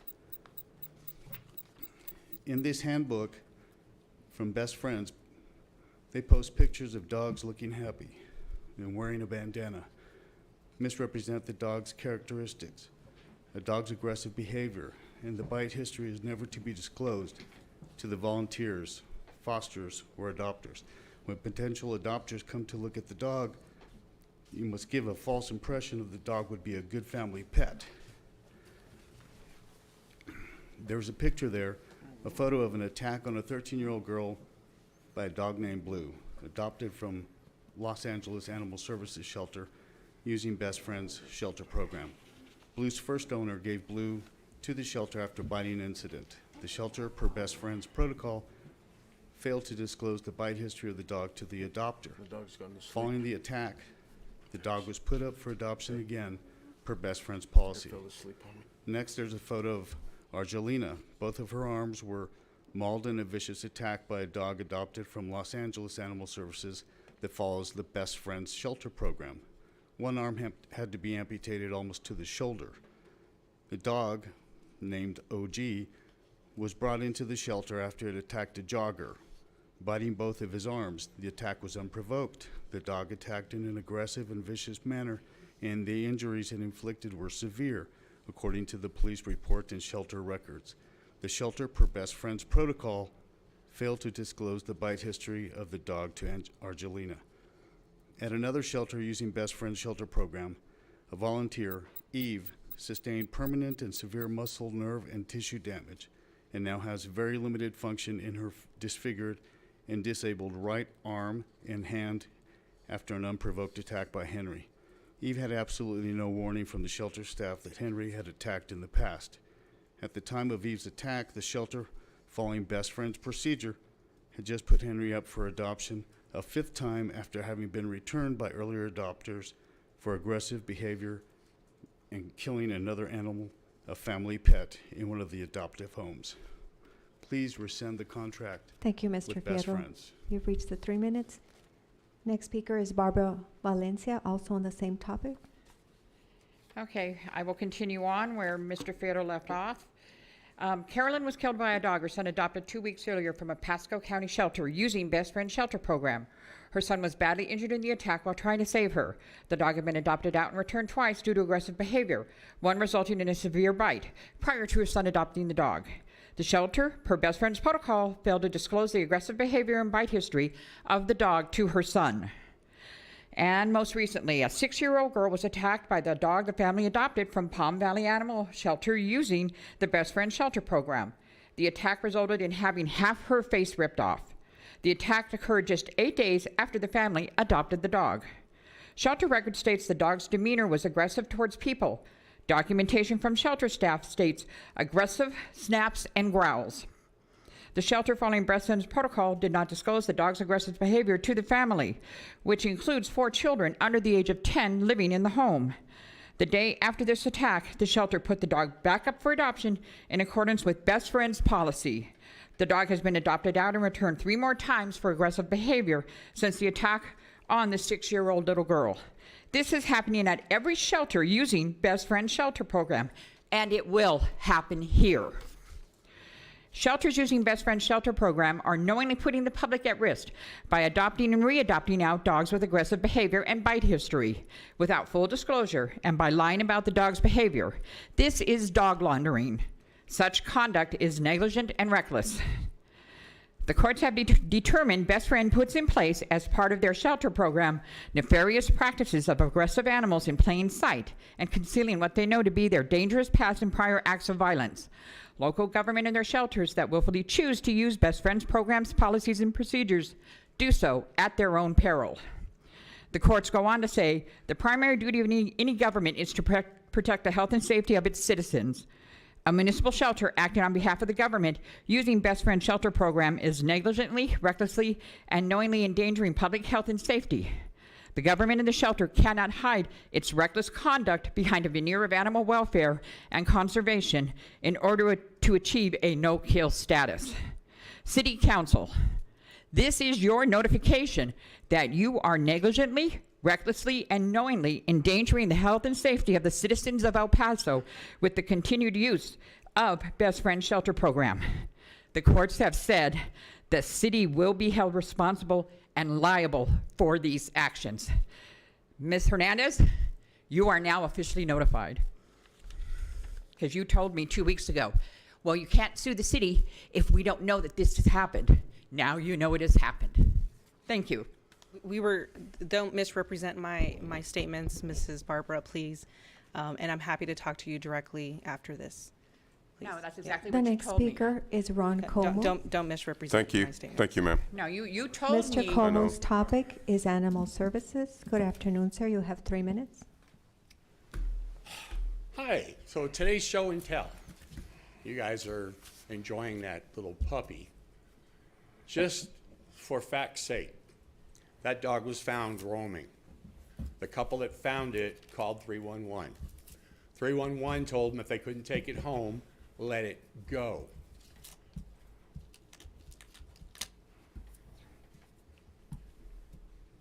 They did not want to leave a 5-week-old puppy roaming the streets of El Paso because El Paso Animal Services and Best Friends don't want to do the job they get paid for. They took the dog home. Comes the second part of this problem. The community member cared enough to take the dog home. The dog got attacked by their dog. Why? Because they are making people take strays home and have no clue what's going to happen to them and don't care. One of the things you need to understand, I've been heard that the county is part of the problem for the El Paso's problem.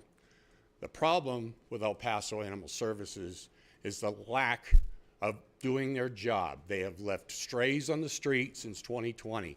The HOS program has been in effect since 2020. It was put in effect by a heartless director. And just so we understand each other, Maricopa County's animal service director has now been moved to Best Friends after doing the exact same thing to Maricopa County. She was moved out of Maricopa County because she was getting the same results that our ex-director was getting. It's time. I say this every 2 weeks, and every 2 weeks you guys blow us off, and every 2 weeks you create more strays, more disease, more attacks on people in the city of El Paso. Google it. Look at the dates, 22, 23. The Google's full of it. You know, we have a unqualified director. We have people making decisions for our shelter that have less animal welfare experience than my grandsons. I'm done. I'm tired. You guys have left so many dogs to die in the street. That dog would be dead today. The dog that you all think is so cute and adorable. When you go to bed tonight and you've got your pet next to you, remember what they did. What they did to that dog. They abandoned that dog on the streets of El Paso. Is that fair? Is that what you all want? Can you sleep at night knowing you're abandoning strays on the street? I can't. Thank you, Mr. Como. The next speaker is Denise Chidas. Denise Chidas, if you're in the queue, *6 please to unmute your telephone. Denise Chidas, *6 please. I don't see her phone number in the queue. Next speaker is Paula Powell, followed by Marcia Margario, Barbara Candelaria, Sandy DeFrancisco. Also speaking on Best Friends Animal Society work. Good morning, Mayor and City Council. It's nice to see you guys Good morning, again. ma'am. Just a quick reminder, I'm Paula Powell. I'm a senior strategist with Best Friends Animal Society for the South Central region. But I'm also a longtime El Paso resident, a retired city employee, a veteran, a grandmother, a mother of 3, and a mother of 3 dogs, Jelly Bean, Scrappy, and Taco. What being a senior strategist means is that I work to establish relationships, look for opportunities, and find common ground for life-saving with agencies throughout our region, to include my hometown, El Paso. Our primary goal is to create pathways, reduce obstacles, and to introduce, implement, and support life-saving ideas and strategies to help organizations save more dogs and cats. I wish I would have known all of the resources that Best Friends had to offer when I was the director here in El Paso. And once I started working for Best Friends 2.5 years ago, I realized there was so much more information, so many resources, so many opportunities that we could tap into, a vast menu of support that a national organization can provide to local shelters. And I vowed to make sure that every shelter knew, they didn't have to do them all, but at least knew of that menu of opportunities available for support. And we are here to help with many programs to direct support your work. Shelter engagement and program support, which includes the Embed program that you have going on right now, and you're in I think, month 4. But we also have training and continued education. We work with universities. Southern Utah University puts out our executive leadership program, which your director is in right now. We have a network of over 4,000 communities and shelters that we connect with. We have grant making and fundraising opportunities available, and El Paso's taken that opportunity many times throughout the last 2.5 years. And we have leading industry experts. You want that experience, you want the people that have the 20 years experience, which is not me. I'm the first to say that. That's why these leading industry experts at Best Friends, who do the research and do the studying and understand this industry inside and out and know the ups and downs, they're here for you. I am. Thank you, Ms. Powell. Okay. The next speaker is Marcia Margario. Topic is animal services, no room at the intake. Good afternoon. You have 3 minutes. Good afternoon, Mayor Leeser, council Afternoon. members. I am Marcia Margario. Given El Paso's geography and the fact that tens of thousands of stray animals roam the streets each and every day, a strategic approach predicated on facts and data, not emotions, is warranted. Right now, the best and brightest directors in the animal shelter industry are basically rendered helpless. They lack the power, resources, and the capacity to manage this overrun of community animals. Even as intakes are below pre-COVID numbers, the disproportion of daily intakes to daily live outcomes is extremely problematic. For no-kill to be successful today, shelters appeal to their community to help slow down the pace of intakes. Taking healthy, friendly dogs out of their neighborhood and into the shelter conceivably results in those dogs lingering in cages and not returning home. In March of this year, San Antonio began a stray dog pilot program. A 10-person team canvassing 2 districts to capture and reunite loose dogs with owners or classify them as stray unowned. 94% of found animals had owners. Over 6 weeks, the team reunited 699 pets without them entering the shelter, and 619 pets were microchipped. Preventing animals from entering the shelter saves taxpayer dollars and saves animals' lives. It would be ideal to be able to control the loose stray population while also decreasing the suffering, disease, and euthanasia of shelter pets. I believe the majority of the community values life-saving and, if asked, will become part of the solution. A solution that doesn't involve taking the lives of shelter animals. Thank you. Thank you, ma'am. The next speaker is Barbara Candelaria. Barbara Candelaria. Sandy DeFrancisco. Sandy DeFrancisco.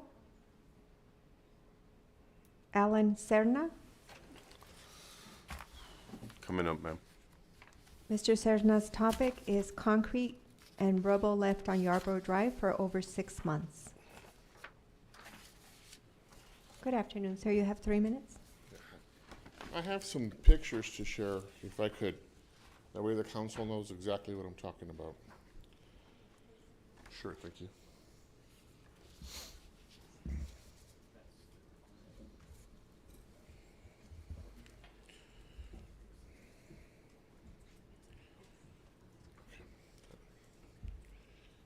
Can you show the other one first?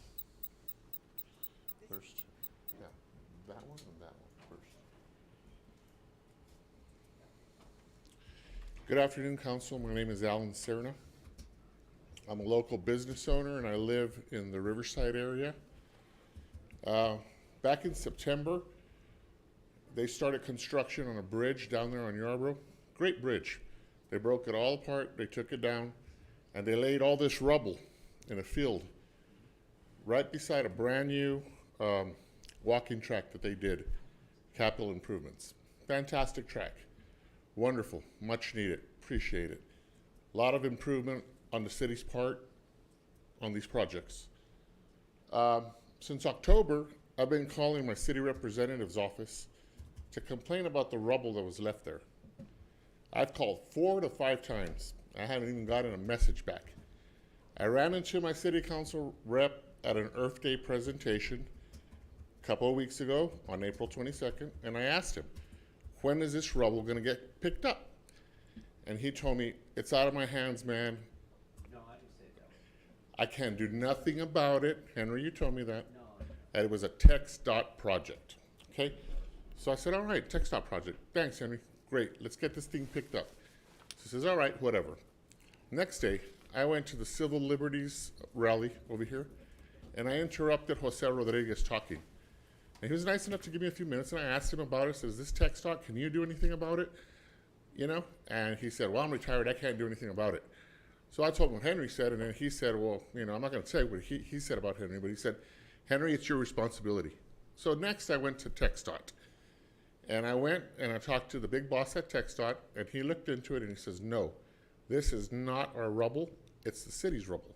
So I'm just here to say, hey, you know what? When are we going to pick this rubble up? Because if you look at these pictures, it's about 100 tons of rubble. And guess what's happening now? Contractors or whoever's doing it at night are coming in there, they're throwing cinder blocks in there, they're throwing trash up in there. And if this was Dallas, if this was Austin, if this was San Antonio or Houston, you wouldn't have this rubble here for 6 to 7 months. And basically, the other issue that I have, and I'll put the picture. I've been growing trees for over 29 years in El Paso, and I've donated hundreds of trees to the city, to the zoo, to all kinds of other deals. And I'm a contractor. And if I leave messes like this, I'm not going to get paid. So basically, can you see this? Let me turn this around. This is the project that was done, okay, by Capital Improvements. Great project, but let me tell you something. You see those trees right there? You got 2 big giant trees right next to each other, 6, 7 feet apart. Guess what's going to happen? It doesn't take a rocket scientist to figure this one out. Thank you, Mr. Serna. The Thank next you, sir. speaker. And we'll check into it and we will get back to you. Thank you. Mayor, we have put The in next a speaker. request. We have put in. We'll have an answer for Yeah, you, sir. I'll have an answer. The next speaker is Albert Rivera. Mr. Rivera's topic is noise nuisances and lack of noise meters for EPPD officers. Good afternoon, sir. You have 3 minutes. How y'all doing again today?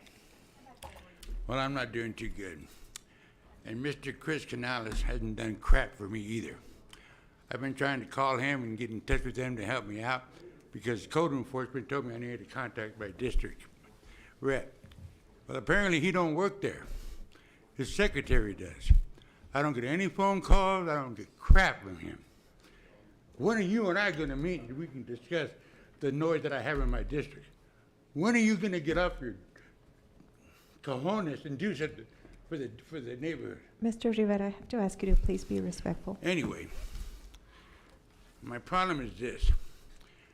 The police department is coming to my house at 12:30, 1 o'clock in the morning, whenever I call them, without the equipment to do their job, Mr. Canales. They don't have enough meters, sound meters, to do the decimal on these bars that are getting away with it. Sometimes they don't even show up when I call at 12:30. The cops don't come up. When they do come, they come without meters. Mr. Gonzalez, how about getting funding for the police department with meters to come do their job so I don't have to go crazy every damn weekend to listen to this noise over and over? And if this bar doesn't become neighborhood friendly, we need to do consideration and propose rezoning. Okay? They made enough money and put it in that investment in that bar. And this new bar, Hush Hush, took over the Blackbird Cantina Deluxe, which I sued and won, and they knew the problem before they even took it.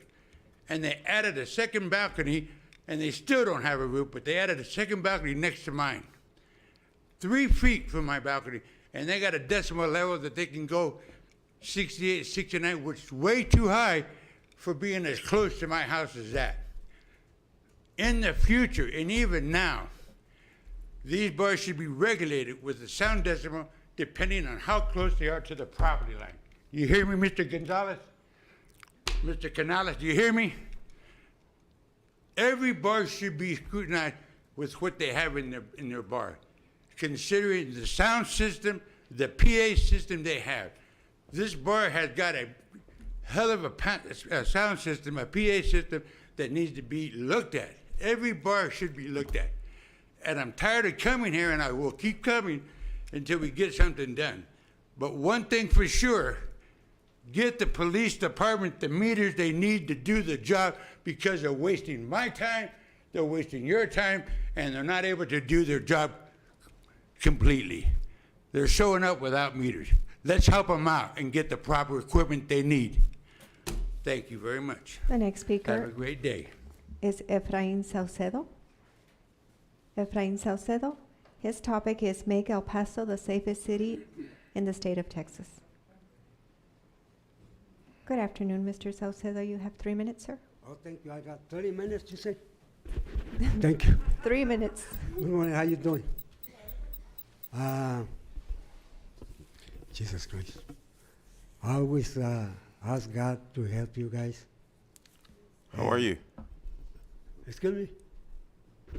You want to know my name? I know your name. I don't even know it right now. I'm real tired. I just came from the VA to give him a seminar. My name is Efrain Saucedo. And I always, like I was saying, ask God, my God and you God, to help you. Because you have a lot of stress, and the stress is killing a lot of people. Now, I want to congratulate right now my city rep, Isabel Salcido, because she's doing a well done job. I thank you very much. Thank you. And I want to congratulate all of you guys. You have a lot of stress. I mean, to make a good city, like I've been doing all my life, we have to start with us, helping you, because we have to help. We have to help each other. Not because I live in the east side, I don't help the northeast. I do. As a matter of fact, I'm gonna get with my city rep, and she agreed with me that we can help the other parts of the city. I have a lot of friends of mine that are willing to go with me. I made and create a lot of projects, like I opened the express lane by myself. Corrupt Reyes helped me to do it because I helped him. That's the only way we open the express lane. Now, please, I ask you if, like when Ray, I forgot his last name, he was a mayor, I was a volunteer, and I raised more than $1.5 million for the city. So I wait when these guys from the shelters or the dogs or whatever, they ask you for money, you have the resources. You give me the badge or whatever to become a volunteer for you guys. I will promise you that I will raise at least $1 million. So that way, when they come and ask you, you have the money. And I already called the guys from the dogs. Thank you, They never Mr. call me back. Salcedo. I thank you very much. God bless you. And keep on doing the well done job. Thank you, sir. Thank you, Mr. Saucedo. The next speaker is Stephen Stromer. I him. don't believe he's here. Ms. Turner, Lisa Turner, followed by Melissa Hartgrove. Ms. Turner's topic is transgender and First Veterans of America. Good afternoon, Ms. Turner. Good afternoon, Good Mayor. afternoon, Ms. Turner. Good afternoon, Mayor Council. I'm in my speaking as the National Vice Chair for Advocacy for the Transgender and Diverse Veterans of America. On May 2nd, 2023, the Transgender and Diverse Veterans of America, TDVA, is excited to announce the launch of its organization and election of its officers. TDVA is a 501c3 and a 501c4 organization founded by veterans for veterans. TDVA's mission is to support all our veterans. TDVA will work to foster support, education, and peer support for those veterans throughout the nation and those who live overseas.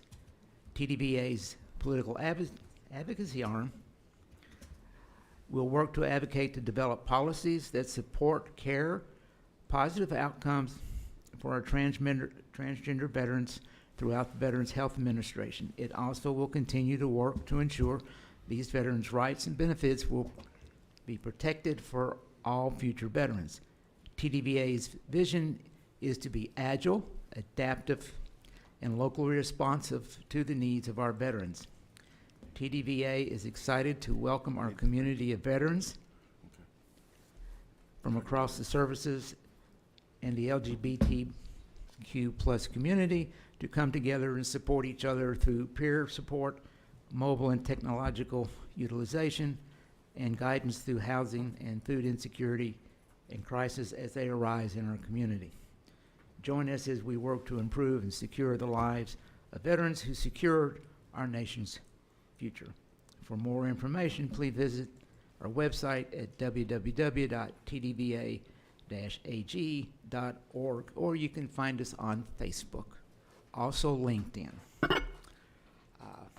Like I said, I am their vice chair for national advocacy.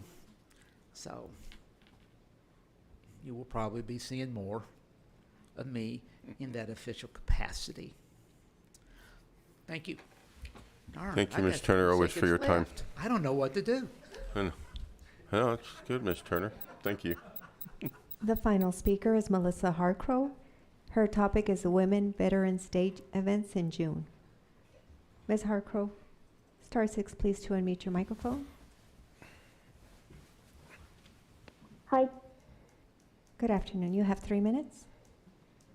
Hi, good afternoon, everyone. My name is Melissa Harcrow. I'm calling you as a member of the El Paso, Texas Women Veterans Group. And I just wanted to inform the public and invite everyone out to a few of the Women Veterans Day events we have coming up in June. First, we have on June 9th from 9 a.m. to 1 p.m. We have a Women Veterans Day conference, and that's going to be at the VFW Post 812. There's going to be free lunch. It's a free event. There will be a silent auction and the free business clothing giveaway. We have a couple of speakers lined up. And we do ask that just women veterans sign up for this event. And the next event is Sunday, June 11th at Economy Wholesale Grocers at 411 North Zaragoza. That's also free. We'll also have some speakers and recognition ceremony and some networking. And that is from 10 a.m. to 1 p.m. And we also ask just women veterans at this event. But we also invite the public to join us at our first ever Take a Walk in Her Boots Fun Run Walk. There will be a 5K and a 1 mile. You can choose to run or walk either one. And that's going to be at the Old Glory Memorial at 7 a.m. We'll have T-shirts for participants, $35 registration, and the T-shirts have been designed exclusively for us by Viva La Moca, and we're very excited about that. And if anybody is interested, you can contact the point of contact, which is Alexis McCrae at 915-383-5180, or you can contact me at 915-867-6979, and I'll also be sending an email out to Mayor and Council as we've had to make some updates with these events. But thank you all so much. I really appreciate everything you've done for the veteran community, and we want everyone to come out and help celebrate with women veterans. And we hope in the future to keep doing these events annually and get to a point where we can donate funds to veteran organizations and military organizations and their families. Thank you all. Thank you. Mayor, that concludes call to the public. Thank you. We're going to take item 17, then we're going to take a 30-minute break for lunch. Yes, sir. Item 17 is discussion and action to direct the city manager to develop a programming plan for the use of the Open Space Acquisition 2012 Quality of Life Funds and Dual Purpose Open Space Stormwater Funds. This item was submitted by Representatives Anelo and Molinar. Thank you. Mayor, can we do public comment? Yes, ma'am. Do we have do public have comment? 3 people, yes, sir. 3 people that signed up to speak. The first person is Richard Bonard, followed by Sharon Bonard and Melissa Kirkin. Good afternoon, Dr. Bonard. You have 3 minutes, sir. Good afternoon, Mayor and Council. So to me, this feels a little bit like paralysis by analysis. And I don't understand. There seems to be still some confusion and further need to study how to prioritize the 2012 Quality of Life and 10% Stormwater Fund. BOAC was charged with reviewing the 2012 Quality of Life projects and to provide oversight and feedback on project expenditures and implementation, including the $5 million for open space acquisitions that's in the 2012 Quality of Life bonds. On several occasions, BOAC and OSAB have made motions and recommendations to City Council, including this resolution on July of 2021. Motion made, seconded, and unanimously carried. Recommend the Mountain to River Trail follow and focus on a natural surface route aligned through the open space acquired by the PSB and coordinate with various entities to create a multi-purpose pedestrian crossing and mountain bike trails. This obviously would include necessarily acquiring land. In every meeting and vetting by the city since 2008, the Mountain to River Trail has been a priority number 1, with all the stakeholders. The original plan was a route through Arroyo 41. Unfortunately, that plan was not followed, and development wiped out the natural open space. Now before us, if the IT will need the Elmo, please. bring it up, is this proposal. And as you can see, this is a perfect opportunity for the Mountain to River Trail. Unless the necessary parcels are purchased this time, and we will actually run out of options. As you can see, there's already development starting to the north, and there's a lot of development to the south. This is a second chance. This is the last chance. So the route was originally proposed to OSAB by the PSB. This is not my idea, but I saw it as a golden opportunity. And as you see, what's kind of covered up by the black, years ago, my wife, Sherry, negotiated for that section that's in a conservation easement to be set aside. So it would be really nice to follow the recommendations of your boards and do this first. As you understand, there are limited amounts of funds available. We need to use them wisely. If you want to spend time prioritizing things, of what the remainder is after we do this, that's a good idea. But this should be a priority and opportunity before it's gone. Thank you. And Mr. Bona, as we discussed, that is what the item is to move forward and do. There is not a plan. It is to move forward on how we would spend down the rest of those funds in the next year. Understood, but this is paramount that this get done now. I know, I And it's appreciate been that recommended context. several times over the years. This is not something new. Right, but council needs to take action to move forward with expending those funds. So let's do this now, first. Yes, ma'am. The We next have to speaker do is this part Sharon first. Bonard. My turn. Okay, and I'm going to follow up and kind of be the same thing that he said, only different. Okay, good afternoon, Mayor and Council. I'm a member of OSA, Open Space Advisory Board. I've been such for 7 years, and I don't speak for the board, but I am reporting that OSAB has repeatedly presented recommendations to City Council for the use of funds of the 2012 Quality of Life funds and the dual purpose open space stormwater program, specifically looking at Mountain to River Trail. The #1 priority for open space projects since even before 2012 Quality of Life bond has been the Mountain to River Trail. Although the properties on the open space priority list cannot be discussed in general session, it should be noted that staff has admitted that the original acquisition list has been lost.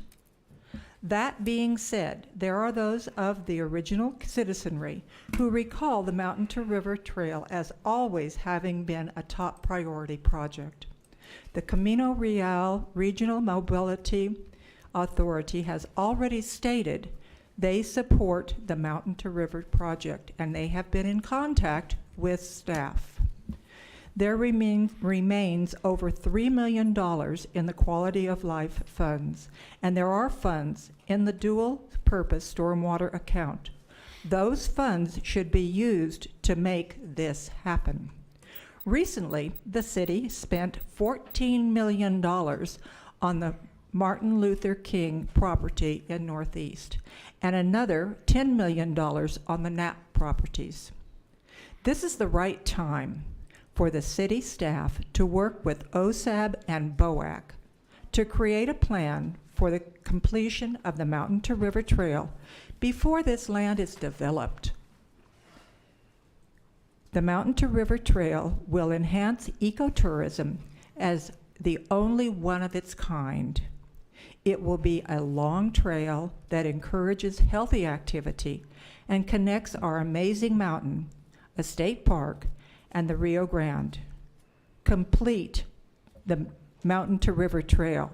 This should be the focus of any planning on using those monies. Thank you. Thank you, Dr. Bonart. The next speaker is Melissa Kirkham. Melissa Kirkham, star 6, please. Good afternoon. You have 3 minutes. Good morning, city representatives, Mayor Leeser, and city staff. My name is Melissa Kirkham. I am a resident of El Paso. Thank you for allowing me to speak today. I am here to talk about open space. Open space is very important for our El Paso community. We all benefit from open space. Open space helps decrease flooding, and it helps our air and water quality. It is also important for native plants and wildlife. I am asking you to direct the city manager to develop a programming plan for the use of open space acquisition 2012 quality of life funds and the dual purpose open space stormwater funds. Thank you very much. Mayor, that concludes public comment on this item. Thank you. Mayor Pro Tem? Thanks, Mayor. I mean, yeah, I think that it's pretty straightforward, is that we have recommendations, the council has priorities, but we've been sitting on this money. The bond was in 2012. We're up on 11 years now, and it's to have the city manager work on a plan, work with the water utilities on some of the stormwater funds, and come up with a plan to spend down those dollars. So I'll make a motion to approve. Second.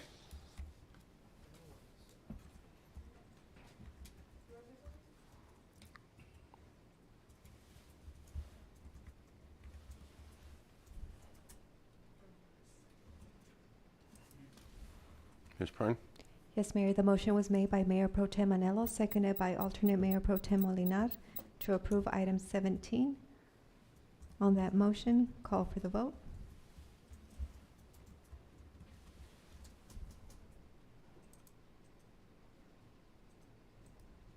In the voting session, the motion passes unanimously. Representative Hernandez not present. Is there a motion to recess? Second. There's a motion and a second to recess the regular city council meeting. All in favor? Anyone opposed? And the meeting is in recess at 1:04 p.m. for 30 minutes.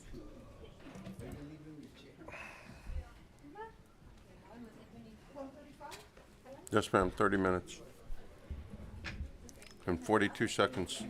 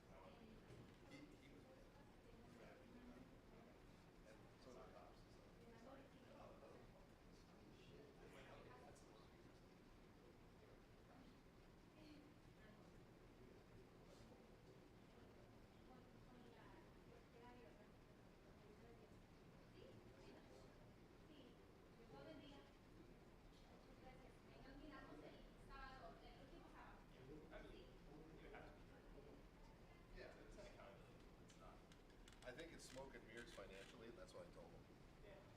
Then I told them they could take their endorsement and stuff it up their ass.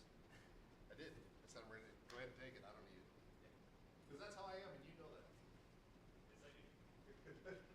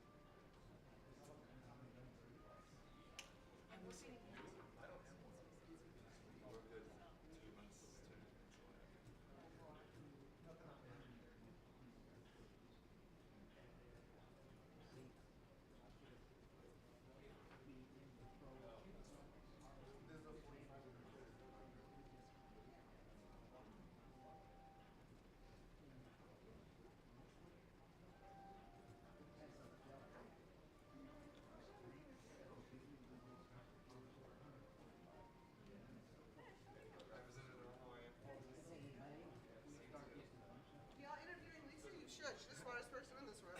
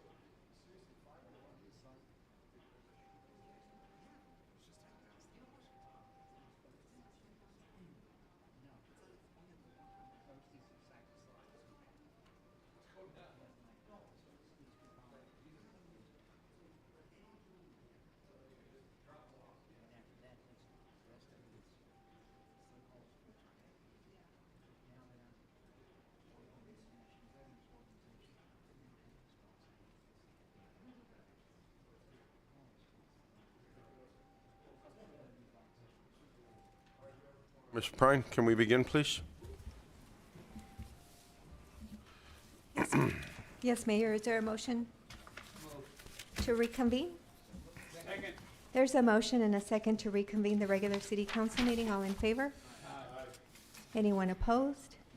The meeting is back in session at 1:47 PM.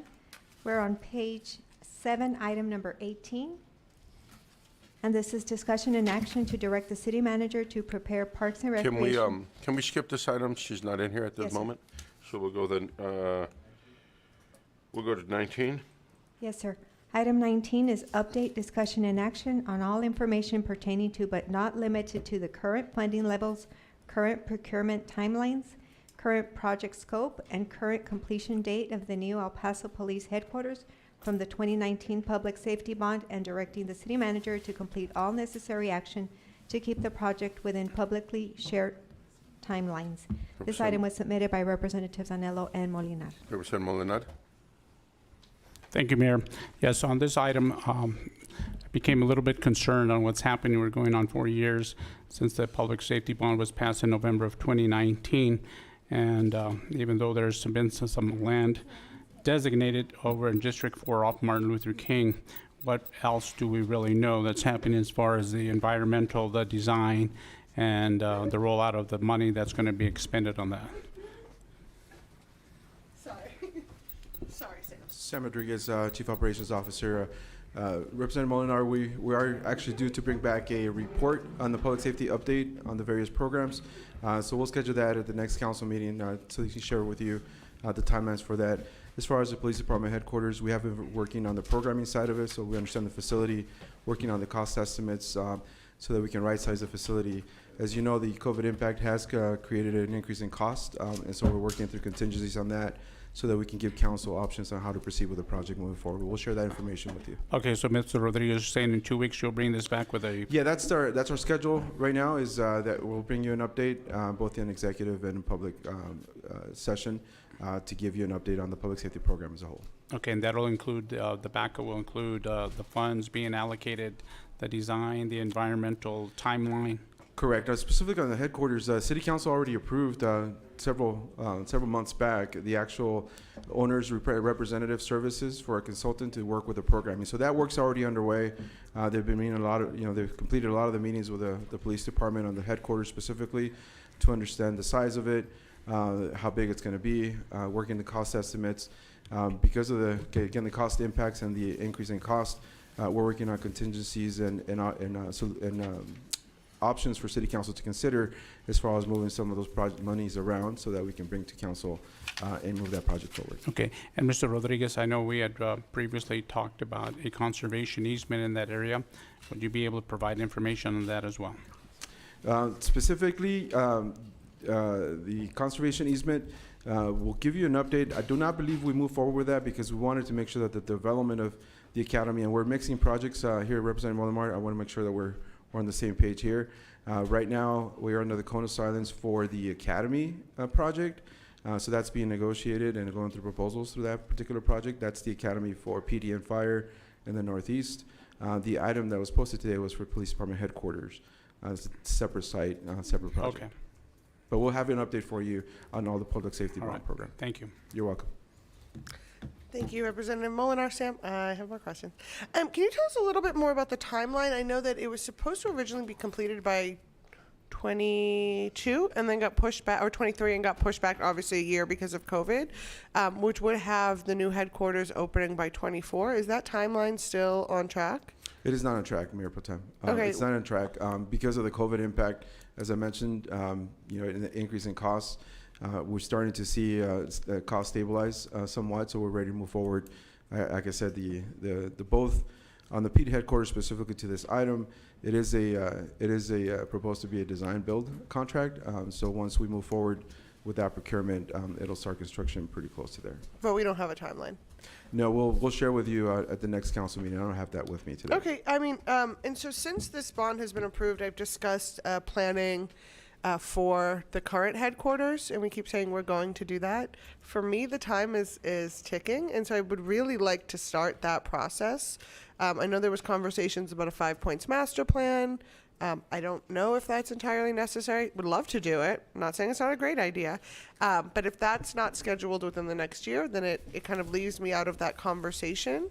And so I would love to start planning on that, kind of what happens with the current headquarters within the next year. You're talking about the site once it's not there. Yes, sir. Yeah. We can absolutely, if need be, put it in the next year's budget and start that process now and then have council approve that. Because you're right, we did have a discussion about what would be there. I don't remember if we talked about a master plan or anything like that, but that makes all the sense in the world to integrate that into the discussion and the process. So we will work on putting that in the budget. Thank you. I appreciate it. Yes, And ma'am. do you need action, Sam? Or do Yeah, you- I mean, we're going to bring it back, but if you feel comfortable just to hold it accountable, I'll post it for discussion and action. Okay, and I apologize. I didn't realize that. I think we go were ahead and back.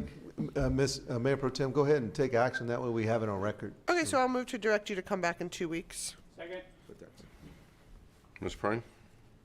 Yes, Mayor, the motion was made by Mayor Pro Tem Anello, seconded by alternate Mayor Pro Tem Molinar, and the action is to direct the city manager to return in 2 weeks. Is that correct, with an update? Yes. Thank you. On that motion, call for the vote. Ms. Prine, can I take mine verbally since I've been having some password issues since this morning's change? Yes, ma'am, and we'll ask IT to come and help. Your vote, ma'am? Thank you. And the voting session? The motion passes unanimously. Representative Hernandez not present. Mayor, may we go to item 20? Yes, ma'am, please. Thank you. Item 20 is discussion and action to direct the city manager to hire an outside accounting firm to conduct an external audit of city manager's office for the period of June 2014 through June 30th, 2023, involving all travel, P-card purchases, budget transfers, vehicle allowances, fuel cards, demotions, promotions, all salary increases, new hires at the city manager, director, and leadership positions. This item was submitted by alternate Mayor Pro Tem Molinar. Representative Molinar.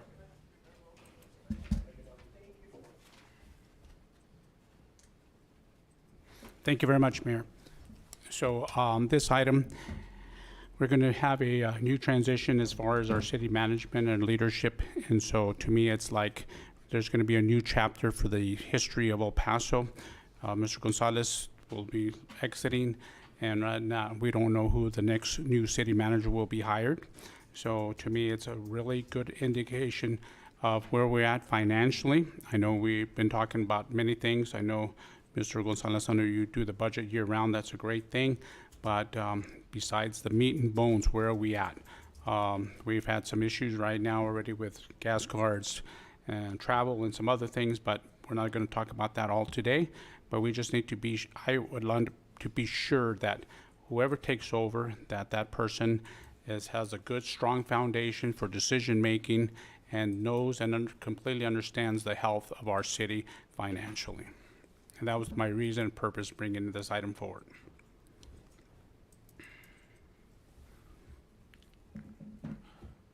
Any action? Motion to approve.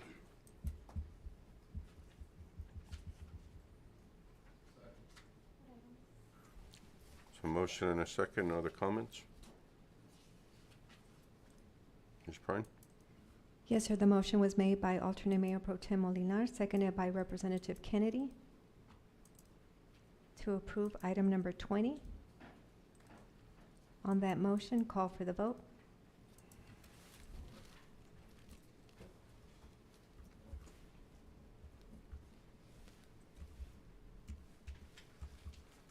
In the voting session, the motion passes 6-1. Representative Canales voting nay. Representative Hernandez not present. The remainder of council voting aye. The motion does carry. And I think item 21 has been. Yes. Yeah, and I think, I know it's been deleted, but we do have counsel that will be coming in by the name of Frank Garcia that was hired by City Attorney's Office to come in and assist in the meeting on Thursday. Thank you, Mr. Mayor, and the city attorney already answered the questions I had. Oh, okay, good. Yes, sir. So thank you for that. Thank you, Ms. Neiman. With that, Item 21 was direct discussion and action regarding the hire of outside counsel for the Financial Oversight and Audit Committee, FOAC, review of misuse of public resources. that item was deleted. Or do you want to delete the item, sir? Yes, I wanted to delete Okay. So can we delete, a motion to, do you want to have a motion to delete the item? motion to delete that. Second. Was the deletion not included in the revisions? No, it wasn't. Okay. There is a motion made by Representative Fierro, seconded by Representative Rivera to delete the item. On that motion, call for the vote.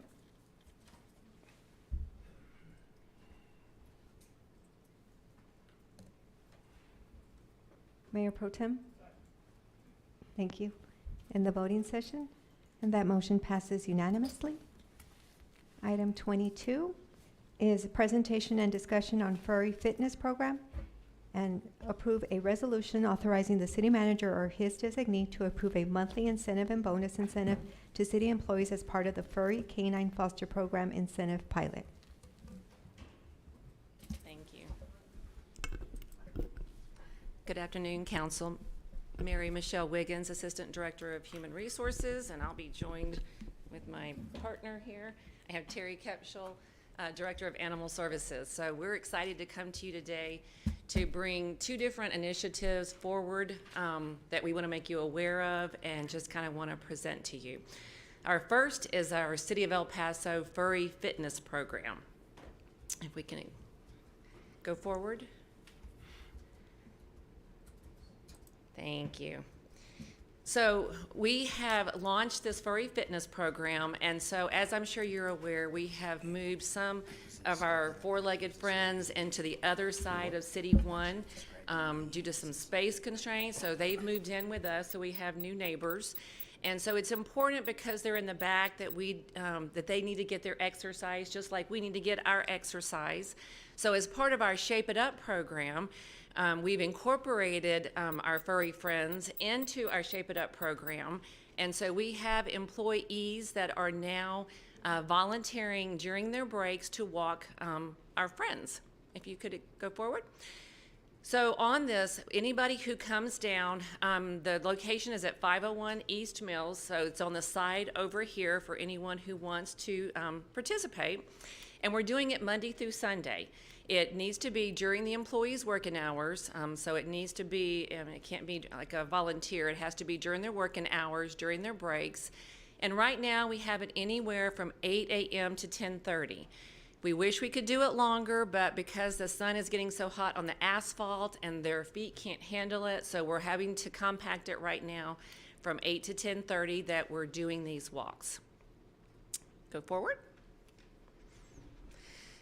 So right now what we're doing, the walking is inside the perimeter. So if you go in the back, there's a back parking lot back there, and so they're walking in the back parking lot of the perimeter.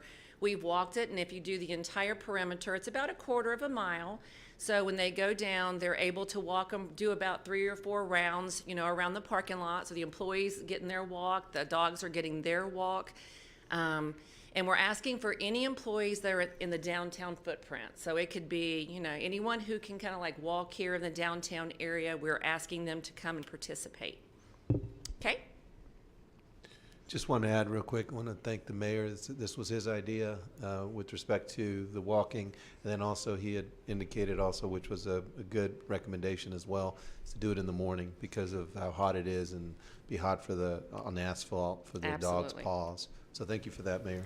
Yes, sir, and then we also talked about getting different type of leash that we're gonna get. Yes, sir. That same day I asked Terry Kepchall to get those purchased and Did to we not get 'em? not use the rope leashes anymore. Yeah, great, that's great. Agree. Thank you. Perfect. No, thank you. That was another good recommendation. All right.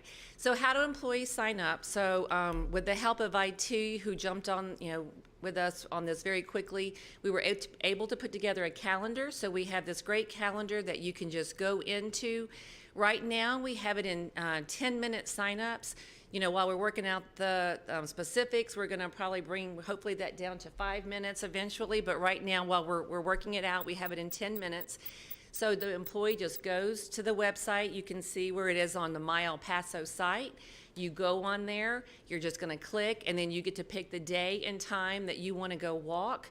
It has a release that you'll sign, and authorizing your supervisor knows where you're at and everything. So you'll complete the online waiver. We want to make sure before employees show up, though, that you have on full-length pants, closed-toe shoes, and no heels. In some of these cases, the dogs will walk you instead of you walking the dog. So make sure that you have on comfortable shoes that are going to keep you safe on that. And just to kind of go back to the, before I go on to the foster pilot program, the other thing I wanted to expand on is, as part of the Shape It Up program, each employee who signs up and comes down and walks one of the canines is going to get 2 wellness points towards their Shape It Up. So that's very important that you're going to get credit for that as well. So we're just trying to encourage participation.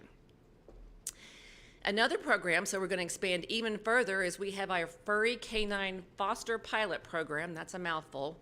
And so for our first 100 employees that sign up, what we are recommending is we want to be able to, the employees who sign up, they can get up to $200 a month for fostering one of our furry canines.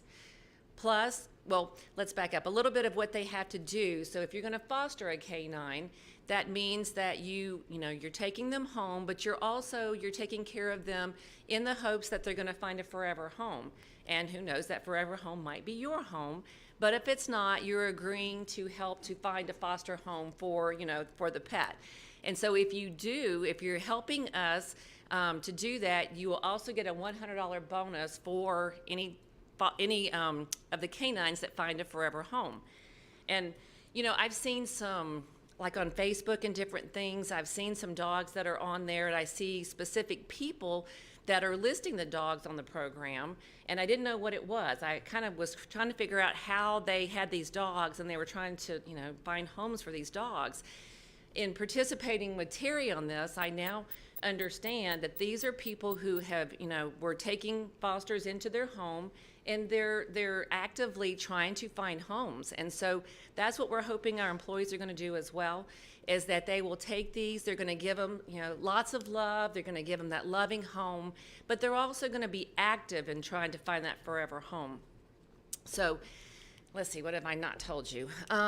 They go to there trying to find adoption, and then the employee will also be supplied with the food. The employee doesn't have to worry about the food. They're typically given about 2 weeks supply of food. So we want to make sure they're well taken care of. So again, it's just for the first 100 employees that volunteer to do this. There's 2 different addresses that you could, so in order to get one, you would need to go to one of the 2 addresses, either on Fred Wilson or over here at 501 East Mills that we have here. They would go, they would show up, they would fill out, there's an application to be able to do so, and then we will work with Terry to be able to work out all the specifics and everything. And that is it. So in order to move forward on the second one, though, of course, we would need an amended budget resolution for this, so we would need council to take action.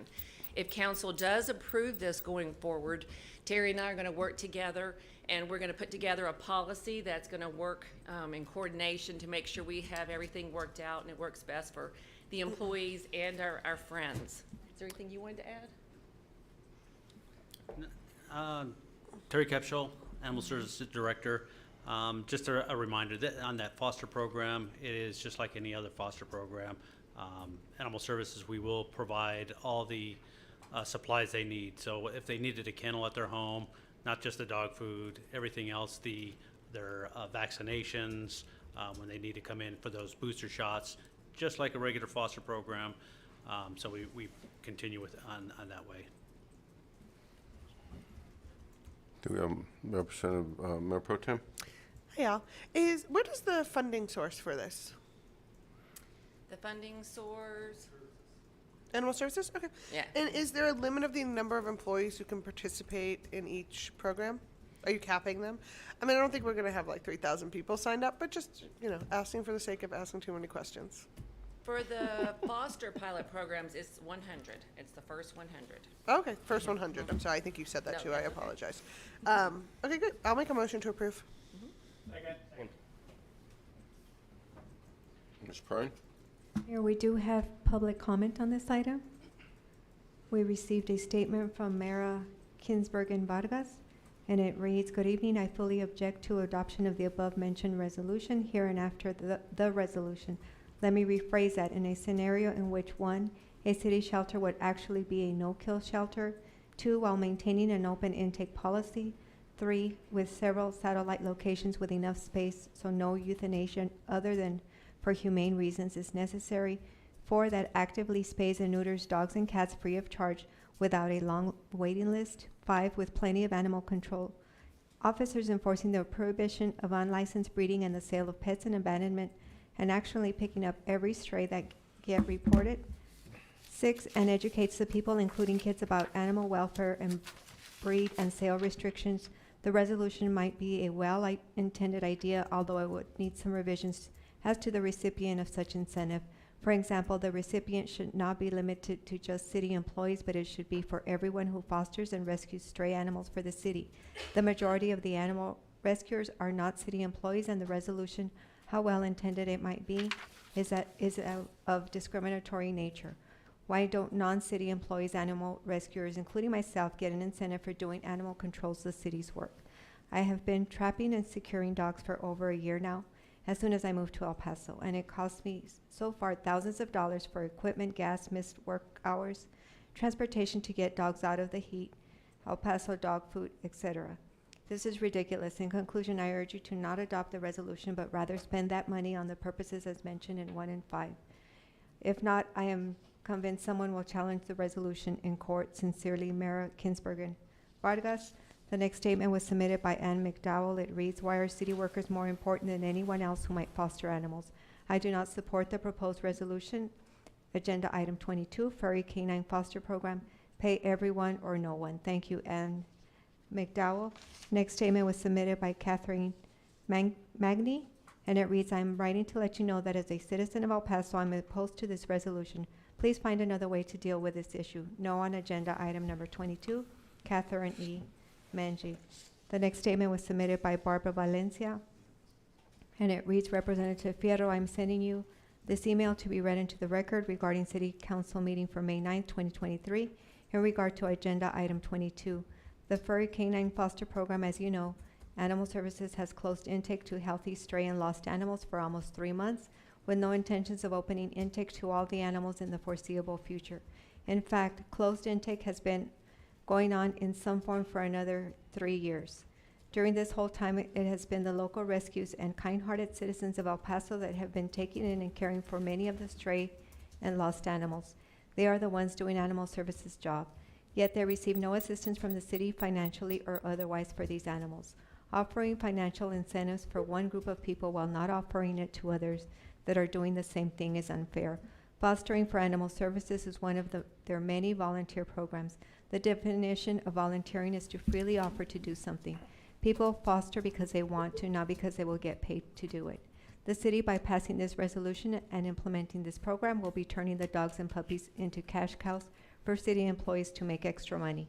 These dogs and puppies are living, breathing beings, are not to be used as a means for city employees to supplement their income or to make a quick buck with the taxpayers' money.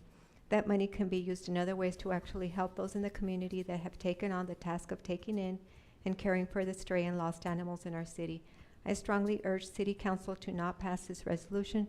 Thank you for your time and consideration in this matter. Barbara Valencia, Huckleberry Hound Dog Rescue. The next statement was submitted by Karen Washington, and it reads, Karen Washington and Positive Rescuers of El Paso is against this furry fitness program to be discussed at tomorrow's City Council meeting. The next speaker is Paula Powell.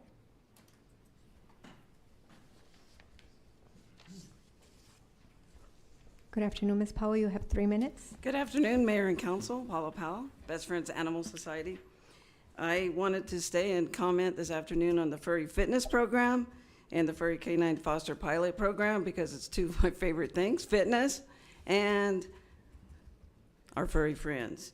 I think it's an amazing, innovative approach to help solve our capacity issues that we're showing at El Paso Animal Services.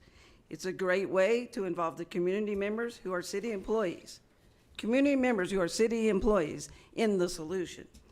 City employee benefits and our HR department continue to find ways to take care of employees and care about their fitness and well-being. I mean, that was when I was a city employee. It was great. All the different programs and incentives that our HR department came up with really came to light and made me the fit person that I am today. So this is just another one of those, and I think it's amazing. Cross-departmental collaboration to solve community issues is the best use of taxpayer dollars. The HR department, the Animal Services Department, and all of the other city employees who have departments, that cross-collaboration is going to continue and expand with this type of program. This program is a pilot. Certain mistakes will be made, but that is what is so great about a pilot. You can measure impacts and make changes before it's a big program that causes a ruckus, right? When complete, I see this being replicated in other communities, much like your rescue runner program, much like your standalone scanner that you have that's in a pilot program, and it's going through some difficulties now, but that's why it's in a pilot. So we're working out those difficulties as a community, multiple departments. So I commend both HR and Animal Services. This is an amazing, innovative approach. It's not best friends, I tell you, it's these two back here. So congratulations, and Mayor, congratulations on an amazing proposal. Thank you. Thank you. Yes, ma'am. I wanted to just make a statement. I you know, listening to those public comment, I do understand why people who foster, or especially other rescues, could feel a little bit why you're employees and not us. And so I want to just say that, you know, we are extremely appreciative to all of the people who have showed up, all of the other rescues who have showed up to help Animal Services. And I think Mary, you can maybe speak a little bit more to, there are some limitations we have with purchasing, with giving out money to other individuals or organizations that are not city employees. I don't know if you can clarify that a little bit.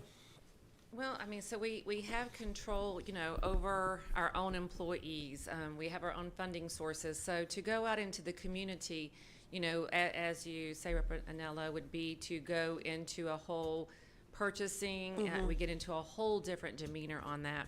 And like Paula said, I mean, this is a pilot project. We probably are going to make some mistakes, but that's how we're going to learn, and we can make it better from there. We want to see how this works.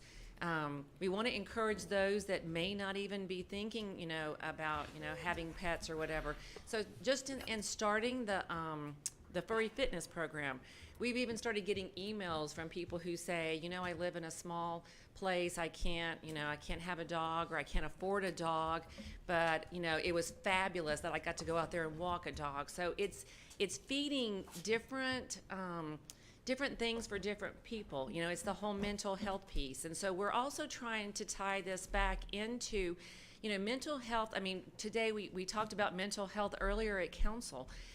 We're tying back mental health, with our employees. The dogs, they need that, extra love. Our employees, they also need that extra love during these trying times. And so we're trying to work out what we can do and putting those two needs together, and coming up with a solid product. Let us work through some of the things, and I think it's going to be a great success. I think that I think we're going to see, lots of fruits come from this, and many different things, not just the dogs. I think it's going to be great for our employees as well. And we do understand, the public. Yeah, and I just wanted that for edification. If it was a means of paying individuals for fosters, we do that. We would do that. We appreciate them. It's a lot more complicated for the city to do something like that. But I think for our fosters, we do supply food. We do. Correct. Yeah. So we do what we can in terms of supplies to show that appreciation. But I wanted to make the statement to the people who submitted those comments. I understand where they're coming from. I hear that. I would maybe feel the same way, but it is a little bit more complicated, and we're very appreciative to all the volunteers who come out and walk the dogs, and who foster, and this program should not be us saying the opposite. That's not what we're doing here. We're trying to broaden the reception to these kind of programs. So again, thank you all for putting that together. The goal is to stop paying our employees because we don't have any dogs left to foster. That is the end goal, is to not have to. And hey, I agree with that mental health thing. My attitude totally changed once I picked that puppy up in public comments. It's a very real thing. Thank you all. Thank you. And I think it's important we think out the box. They come in and say we don't do anything. We sit there and we're overcrowded and we're just sitting there on our hands. And every week they come and they get upset and we still didn't do anything. We're thinking outside the box to do something and to help the overcrowded so we can continue to bring strays in and continue to unite dogs with their families. So I do thank you all for thinking outside the box. And, it's a pilot program, and we'll figure out how to make it work. Representative Fierro? Mayor, we still have more public comment when you're ready. You still have more to read? Yes. Okay, we'll go ahead and I'll let Representative Fierro go ahead, and then we'll finish the last. Thank you, Mayor, and thank you very much for this great idea. I did want to ask, is it possible to bring one of those puppies to every meeting for the Mayor Pro Tem? I have been asking for City Hall dogs for years. I just want to say that. Thank you. Go ahead, ma'am. I take credit. It wasn't my idea. I believe it was the city manager's idea, but we're going to make it work, be success. The next statement was submitted by Paula Wright, and it reads, I absolutely do not support agenda item 22. Why is this limited to city employees, and how would you even come up with the idea to have it for city employees? Will city employees not do this for free like the rest of us have been doing? Who will monitor the city employees who are fostering to make sure the animal is being well cared for? Will there be a home check prior to animals going into these homes? I'm an individual that has picked up many strays, both cats and dogs, has done many TNRs for cats, does volunteer transport driving, feeds feral cat colonies, fostered many dogs, puppies, cats, and kittens. I have spent thousands of my own dollars doing this. This idea is about as ludicrous as animal services not taking animals in. Paula Wright. The next speaker is Lisa Turner, followed by Regina Wagner. Good afternoon, Ms. Turner. You have 3 minutes. I have a Ms. Turner. problem here. You don't even have a policy or any kind of plan laid out before you go and start paying people money. You know, are you going to inspect the homes? You're going to make sure that it's safe, not only for the dog, but for the people inside the home, if they have children, if they have other animals in the home. And how do you prevent an employee from being in this program and turning it into a business?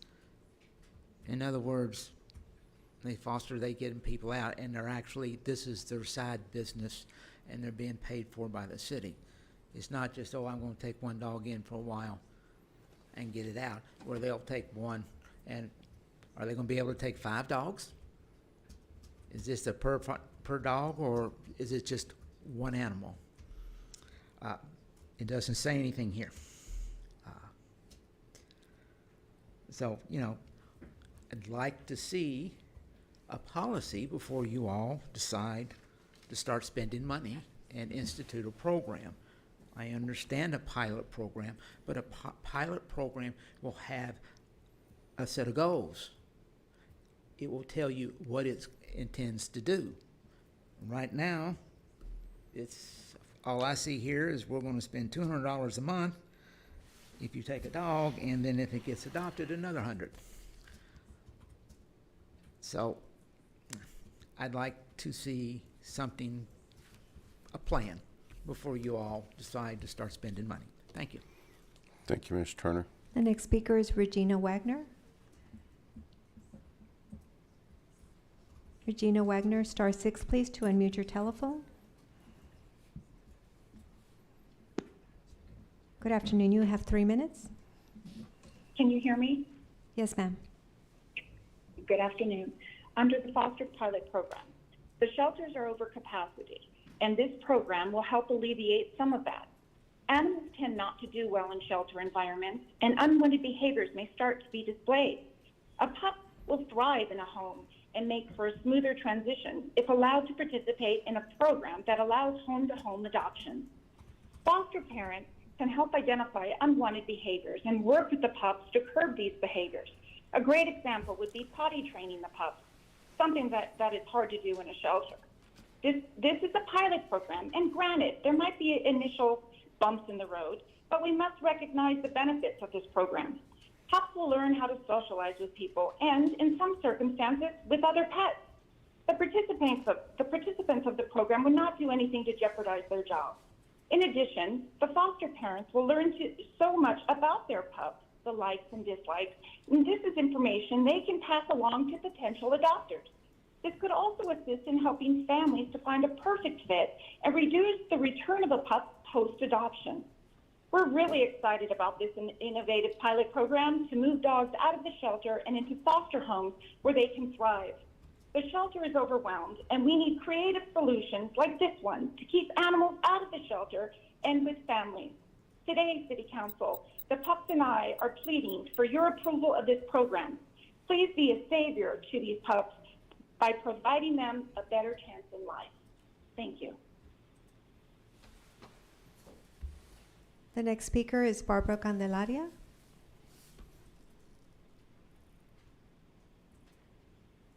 Mayor, that concludes public comment on this item. Thank you, ma'am. For that, we have Representative Canales. Thank you, Mayor. Mr. Kipschel, I can see in the resolution, in the resolution language, it has kind of the financial portion of the policy. Is it safe to assume that because these are fosters, just like any other foster, that all of the policies and procedures related to fostering a dog through the existing process would apply here as well? Yes, exactly. So when they apply to be the foster, they still fill out the exact same paperwork anybody would do. So all that contractual obligations are all there exactly like anybody else. So that none of that's different. Okay, and that includes like the completion of the feeding log if it's a puppy, for the neonatal Correct. feeding log, the daily care sheet, and all of those things that Exactly. they'll have to be able to demonstrate that they are providing the adequate care. Yes, sir. Okay. That's all my questions. Thank you, Mayor. Yes, ma'am. And then can you all clarify for Ms. Turner, because it's what I read and you've mentioned it, that this is just a resolution to direct you all to come back with that policy, correct? I think that you all said that you'd be coming back with the actual policy. Because it's a non-binding resolution, right? So there would Right, have to so- be a I mean, policy. so we can come back. Well, you don't have to I come mean, back to us, but you have to write that policy. It's not been Yes, written yet. we have yeah. to write the policy. And so to answer Ms. Turner's question, so it's for the first 100, and so what we would like to do is offer it to, the first 100, one dog. But then if we aren't able to fill the 100, then we will allow up to 2. So let's say, that we are able to foster 80 and we still have 20 left and somebody wants to come and get a second one, we would allow up to 2 animals, but it would not be more than 2. They could not. But we want to allow up to 100 people the opportunity first before allowing a second one to go to someone. Yeah, I think maybe an update in the next couple months would be helpful. I think that the questions were valid, and this is just a resolution, not the policy. But I think that a follow-up on how it's going and kind of the details of that policy would be helpful for public edification. Yeah, absolutely. Thank you. We're more than happy to bring back, the success. Thank you, ma'am. With that, we have a motion. Yes, Mayor, the motion was made by Mayor Pro Tem Anello, seconded by alternate Mayor Pro Tem Molinar to approve item 22. On that motion, call for the vote.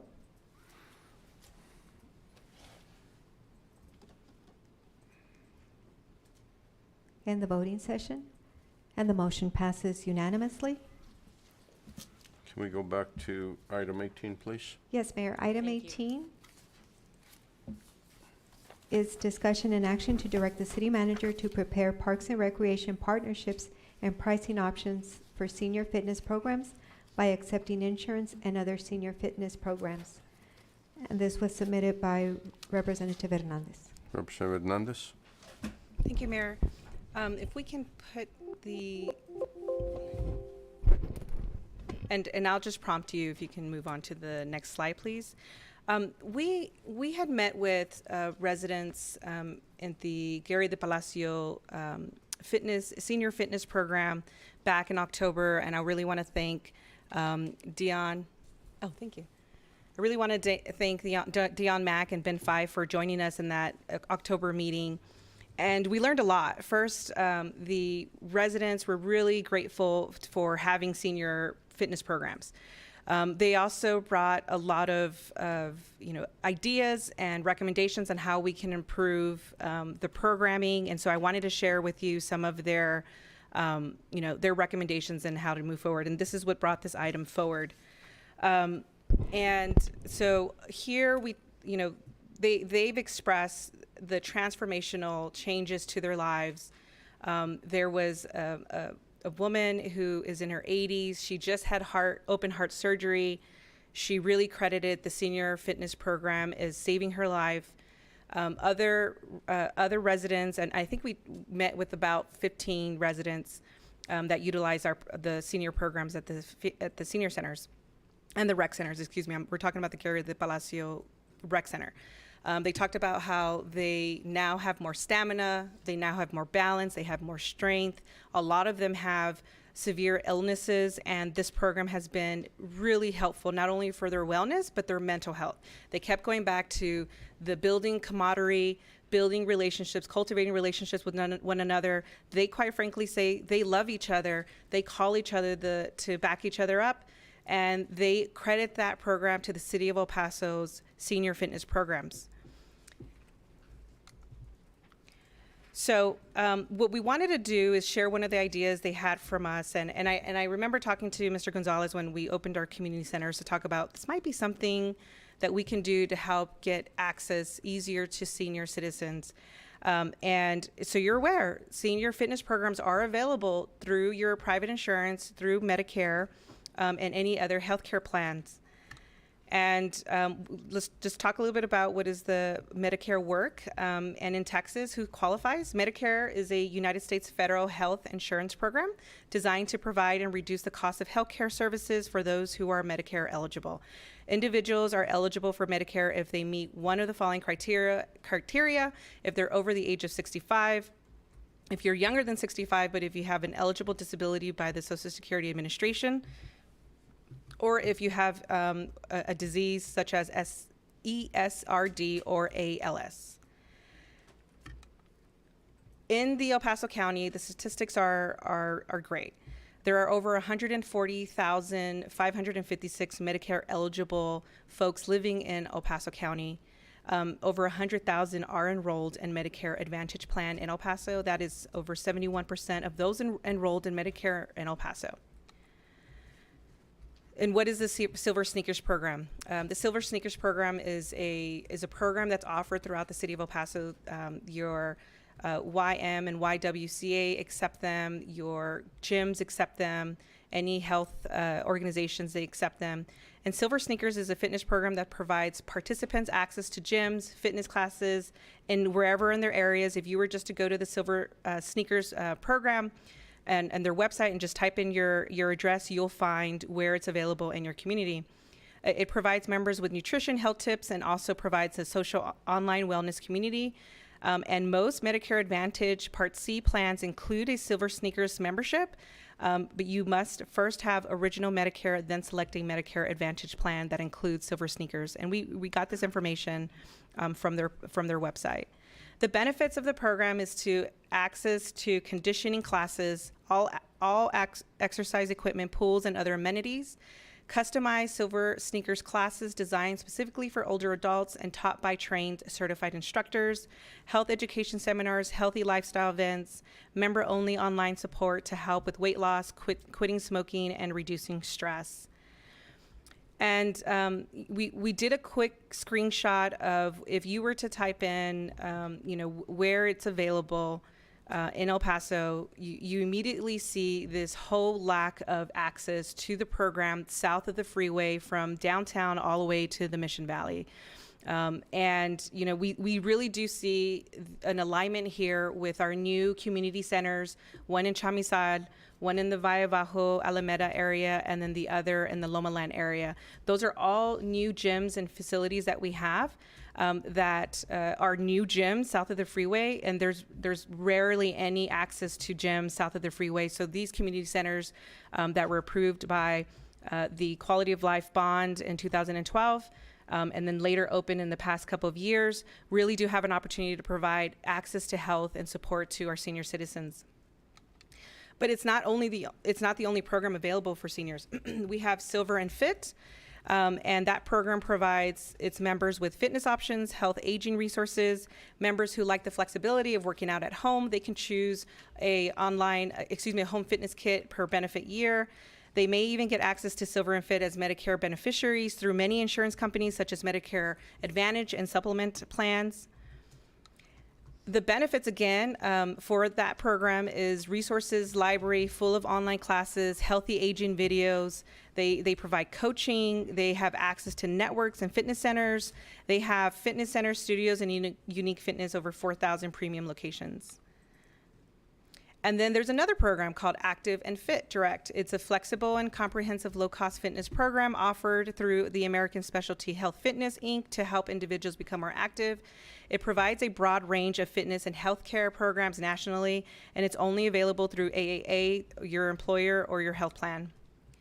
The benefits for this program is there's no long-term contract, flexibility to switch fitness centers anytime, activity tracking through the Active and Fit Direct connected tools, which aggregate data from over 250 wearable fitness devices, and apps, exercise equipment, online classes to help get started, and exercise setup routines.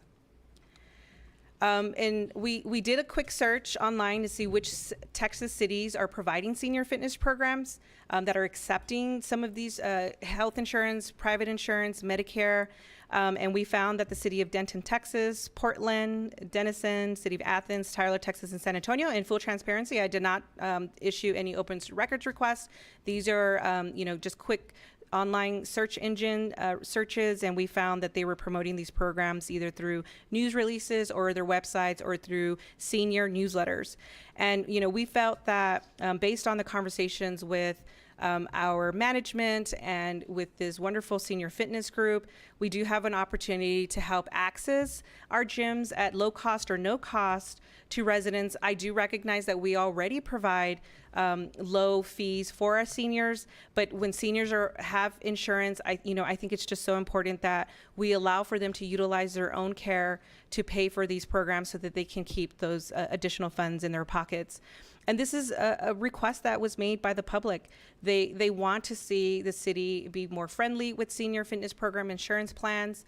And so the request today is to direct the city manager to prepare a partnership and pricing options with senior fitness programs by accepting insurance and senior fitness programs such as, but not limited to, Active and Fit, Silver Sneakers, AARP Renew, Silver and Fit, and prepare a scheduling fee for the upcoming fiscal year, and to work with the city manager to provide calendar period enrollment to allow for either a monthly fee, a 6-month fee, or annual membership fee.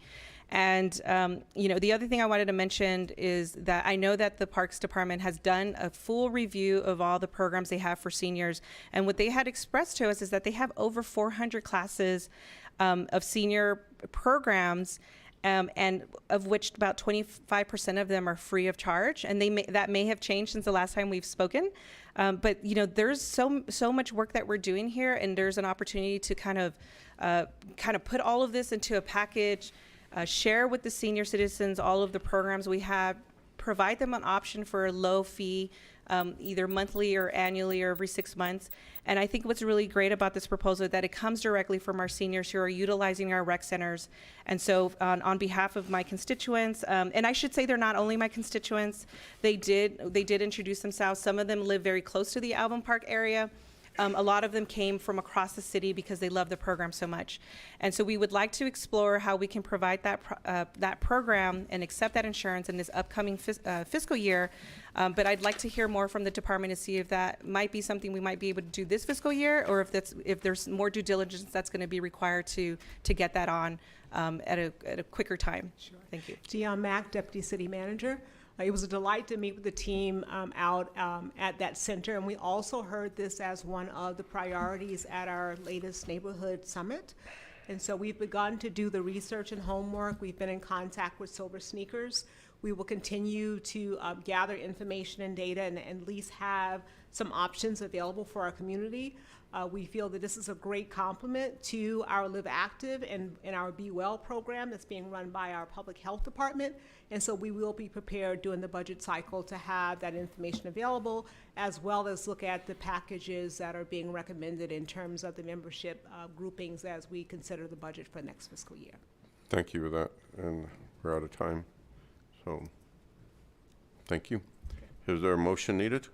And so I would move to approve.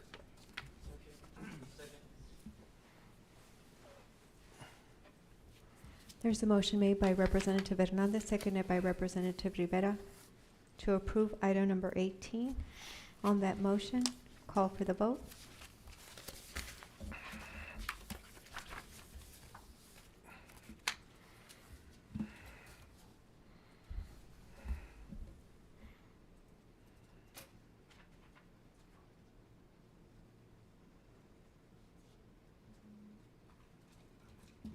Representative Fierro? Thank you. In the voting session, the motion passes unanimously. Representatives Kennedy and Anello not present. Thank you, Council. That brings us to items 23 through 36. These are the first reading of ordinances. There's a motion made by Representative Rivera, seconded by Representative Salcido, to approve the first reading of ordinances, items 23 to 36. On that motion, call for the vote.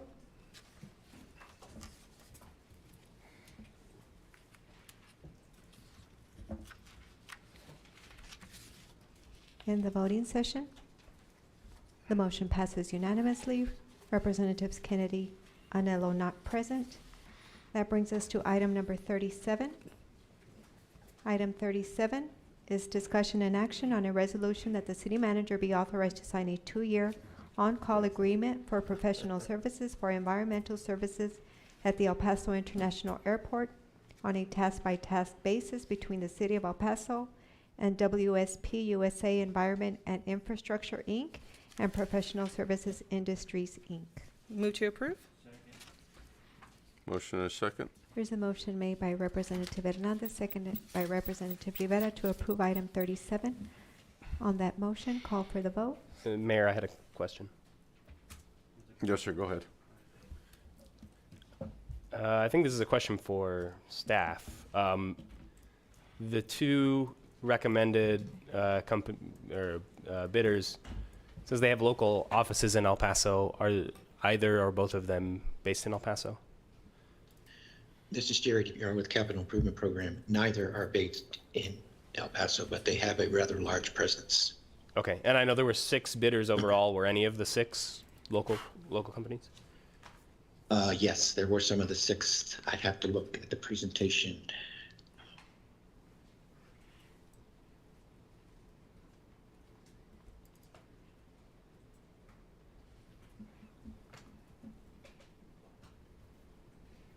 No, none of the 6 were headquartered here. None of the 6 headquartered in El Paso. Correct. Okay. Of the 6, then did some receive the bonus points for having their El Paso locations, or was it all of the 6? Some of the 6? For these type of procurements, we don't have a program for an El Paso preference. That strictly applies to construction bids if the bids are within 10% of one another. Understood. Okay. I appreciate you answering my questions. Thank you, Jerry. Sure. Mayor. Thank you. Thank you. Voting session is open, council.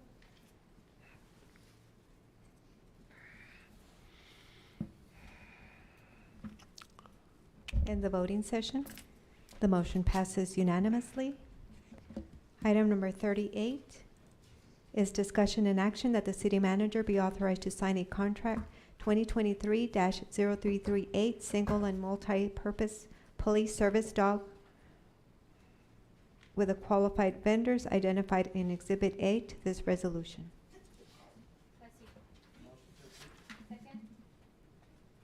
There's a motion made by Representative Rivera, seconded by Representative Salcido to approve item number 38. On that motion, call for the vote. In the voting session, the motion passes unanimously. Item 39 is discussion and action on the award of solicitation 2023-0329 plants and trees to Sierra Vista Wholesale Growers, Inc. What was that? Was there a motion?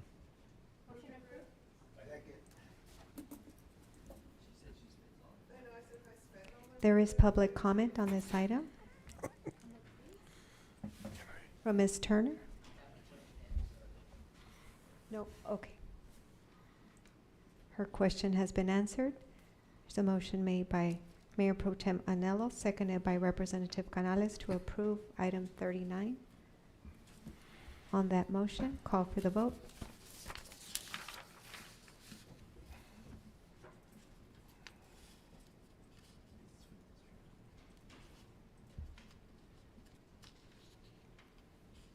Voting session is open. Thank you. End the voting session, and the motion passes unanimously. Mayor, the next 2 items are EP water items. Would you like to take them together? Yes, ma'am. Thank you. Item 40 is a public hearing on an ordinance establishing a municipal drainage utility system extendable commercial paper program and authorizing the issuance of program obligations. Item 41 is a public hearing on an ordinance authorizing the issue of City of El Paso, Texas municipal drainage utility system revenue refunding bonds.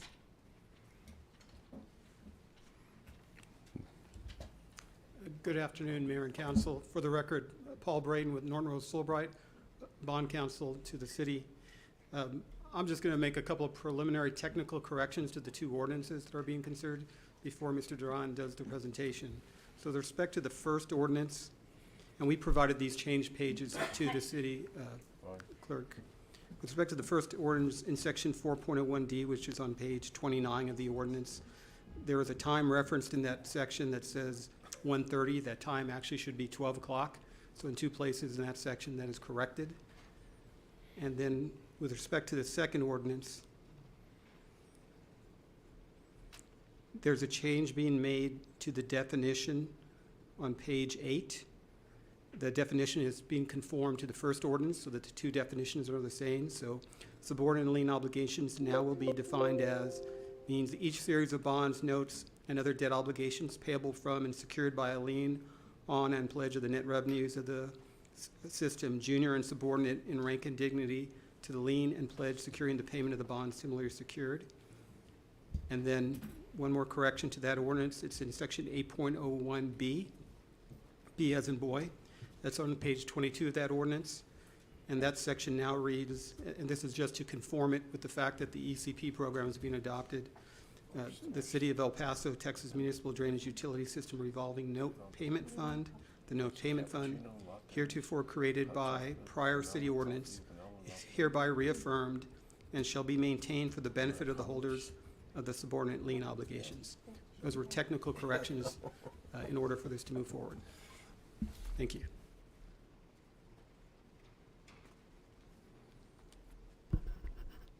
Good afternoon, City Council. Arturo Duran, CFO for El Paso Water. Welcome back. Thank you, sir.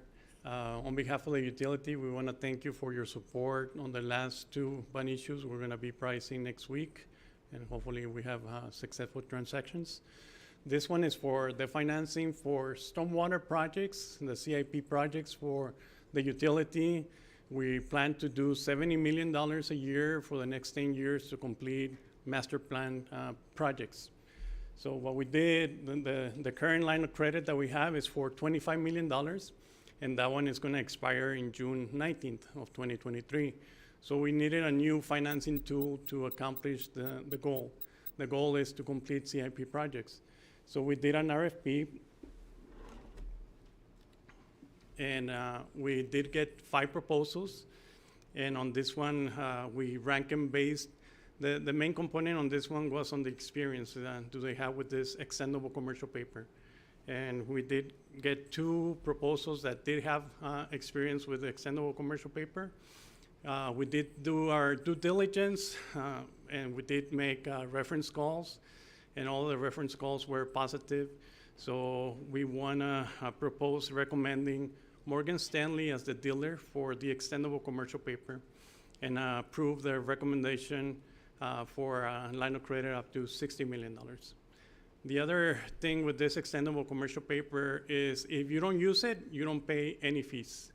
If you do drawdowns, it'll be 10 basis points, which is 0.1%. So it's very efficient. I think one of the comments was, how are we being innovative in financing? This is one of the ways that the utility is being innovative in financing for our CIP projects. One of the other requirements that is by state statute is parameters resolution. So you're familiar with the parameters resolutions that we do on the bonds. The only difference on this ones is this is for 365 days, for 1 year.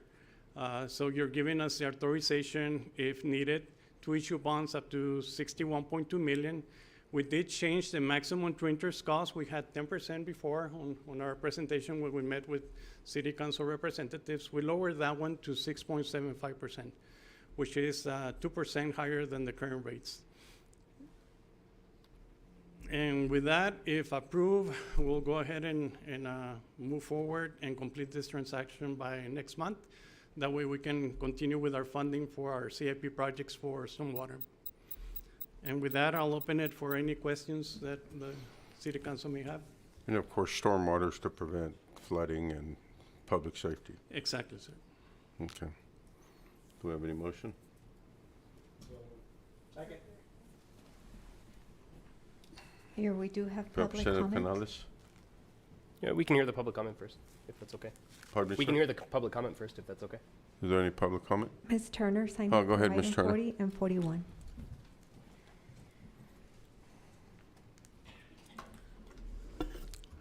So let me understand this correctly. We're now setting up a total of 2 more commercial paper programs, correct? Mm-hmm.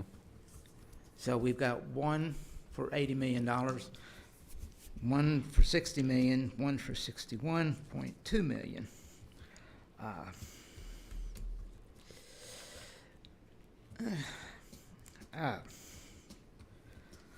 Now, this is already included in the I'm not going to be able to budget, afford water. correct? This is already in the budget there's one increase of bills moving forward because it's already been included in the budget? That's correct. Okay. Excuse me? No, last meeting was, you Additional. borrowed 192 million and change, 40 million it went to reset their original commercial paper to their 80 million. Now we're adding 2 more commercial paper programs. One was 60 million, one was 61.2 million, giving you a grand total of over $200 million in commercial paper, at which they can issue in whenever they so please, which eventually ends up in my water bill. And that 192 million is not in our water bill yet because they haven't borrowed it yet. They haven't paid a single penny in interest or return. And the same thing with this. I just wish, I mean, we're spending all this money and we've yet to dig 1 foot of trench to bring water from West Texas. And by the time they get around to realizing that we need that water, this will be a dried up, will be like red sands. There'll be nothing out there. Now, if I'm not mistaken, Ms. Turner, they did back in 16, somewhere around there, they purchased and spent $500 million to bring water into the area, and it was guaranteed basically for an additional 50 years of water, if I'm not mistaken. We bought, I mean, I'm we bought looking, land in West Texas, but I think it was, but it was at the very, but very there hasn't minimal been rate. any pipe laid. Yeah, well, they said we got 50 years, and I volunteered to stay around, make sure it works. So, With growth, you won't see it in 50 years. huh? Volunteered, no charge. So just for clarification, the line of credit for commercial paper that we have on the water and sewer utility, remember it's 2 separate utilities, is for 80 million. And the board did approve 40 million to refund outstanding notes. That one was done on the last city council meeting. This is for the stormwater utility. And it's only one extendable commercial paper program for 60 million. The 61.2 million is if we need to refund it. That's the amount that we're asking for your approval, if there's a need. If there's no need, we don't use it. But again, it's included in the, It's included on the current charge for the stormwater fee. Thank you. $5.66 for the typical commercial residential customer. thank you. Representative Canales? Thank you, Mayor. Yeah, simple comment. I just wanted to say thank you for reducing the maximum true interest cost cap. I know that was basically the only question that I had outstanding from when we met. You give a very thorough presentation as always, and that makes me feel better seeing the 6.75%. So, thank you. Thank you. Thank you. We have a motion and a second. Yes, Mayor, the motion was made by Representative Kennedy, seconded by alternate Mayor Pro Tem Molinar. This is to approve 40 and 41, correct? Yes, ma'am. Thank you. On that motion, call for the vote.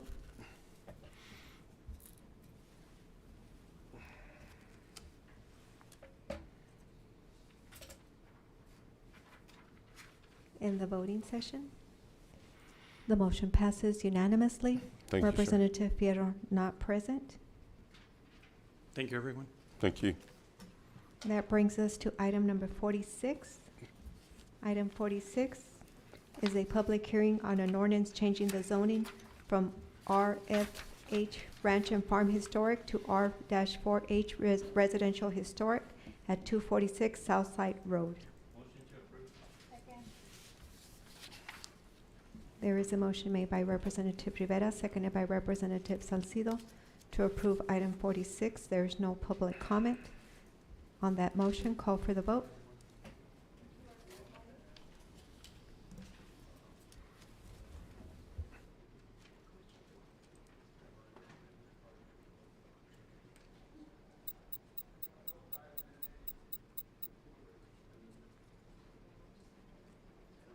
Voting session is open.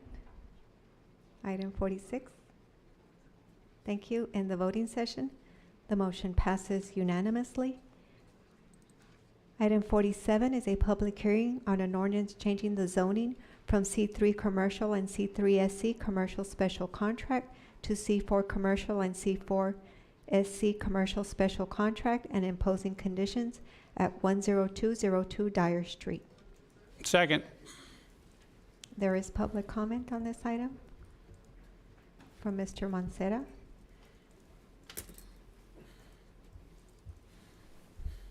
Good afternoon, sir. You have 3 minutes. Good afternoon. My name's Ray Mancera. I represent the property owner, and as per the lobby ordinance, I introduced myself.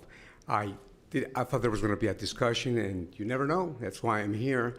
I'm glad that we were able to address an issue that was brought up by a local resident concerned about the noise and the dust that was going over to the property, to the residential area. And with the conditions that were imposed, I think that tremendously alleviates and addresses that issue. So she was very happy.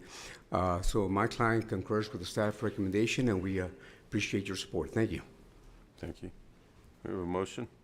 Yes, sir. The motion was made by Mayor Pro Tem Anello, seconded by alternate Mayor Pro Tem Molinar to approve item 47. Public comment has been taken. Call for the vote.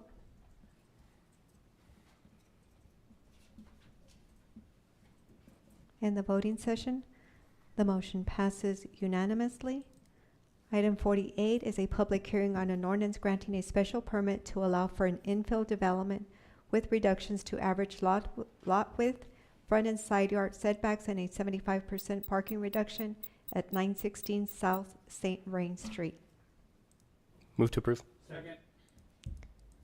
There's a motion made by Representative Canales, seconded by Representative Rivera to approve item 48. There's no public comment. On that motion, call for the vote.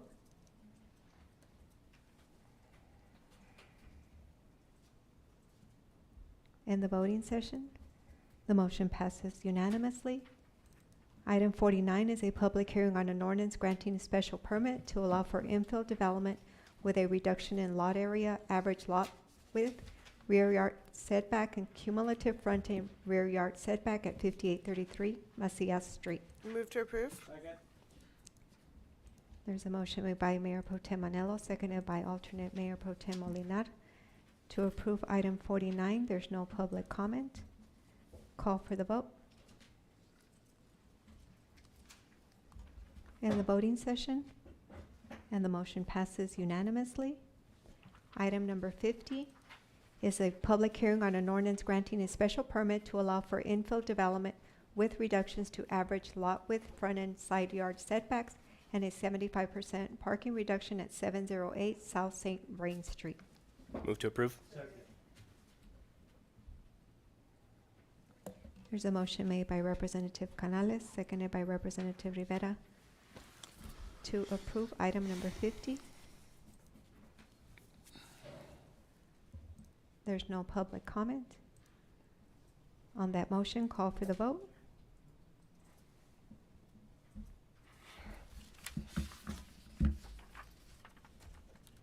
In the voting session, the motion passes unanimously. That brings us to the end of the agenda. There's a motion and a second to adjourn the regular city council meeting. All in favor? Anyone opposed? Aye. The regular city council meeting for Tuesday, May 9th, 2023 is adjourned at 2:58 p.m. Thank you. You all have a good week. You too, Mayor. Well, we said Thursday, right? I know. Cancel it. Bring your ID. So was she Thursday? Thursday. Ask him. Yeah.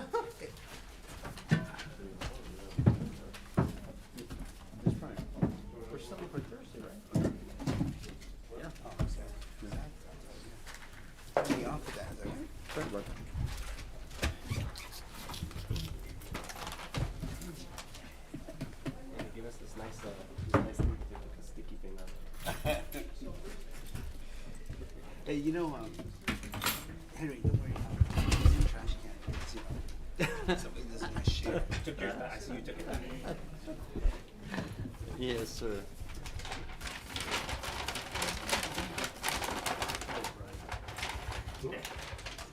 Chris takes his seat down the district one.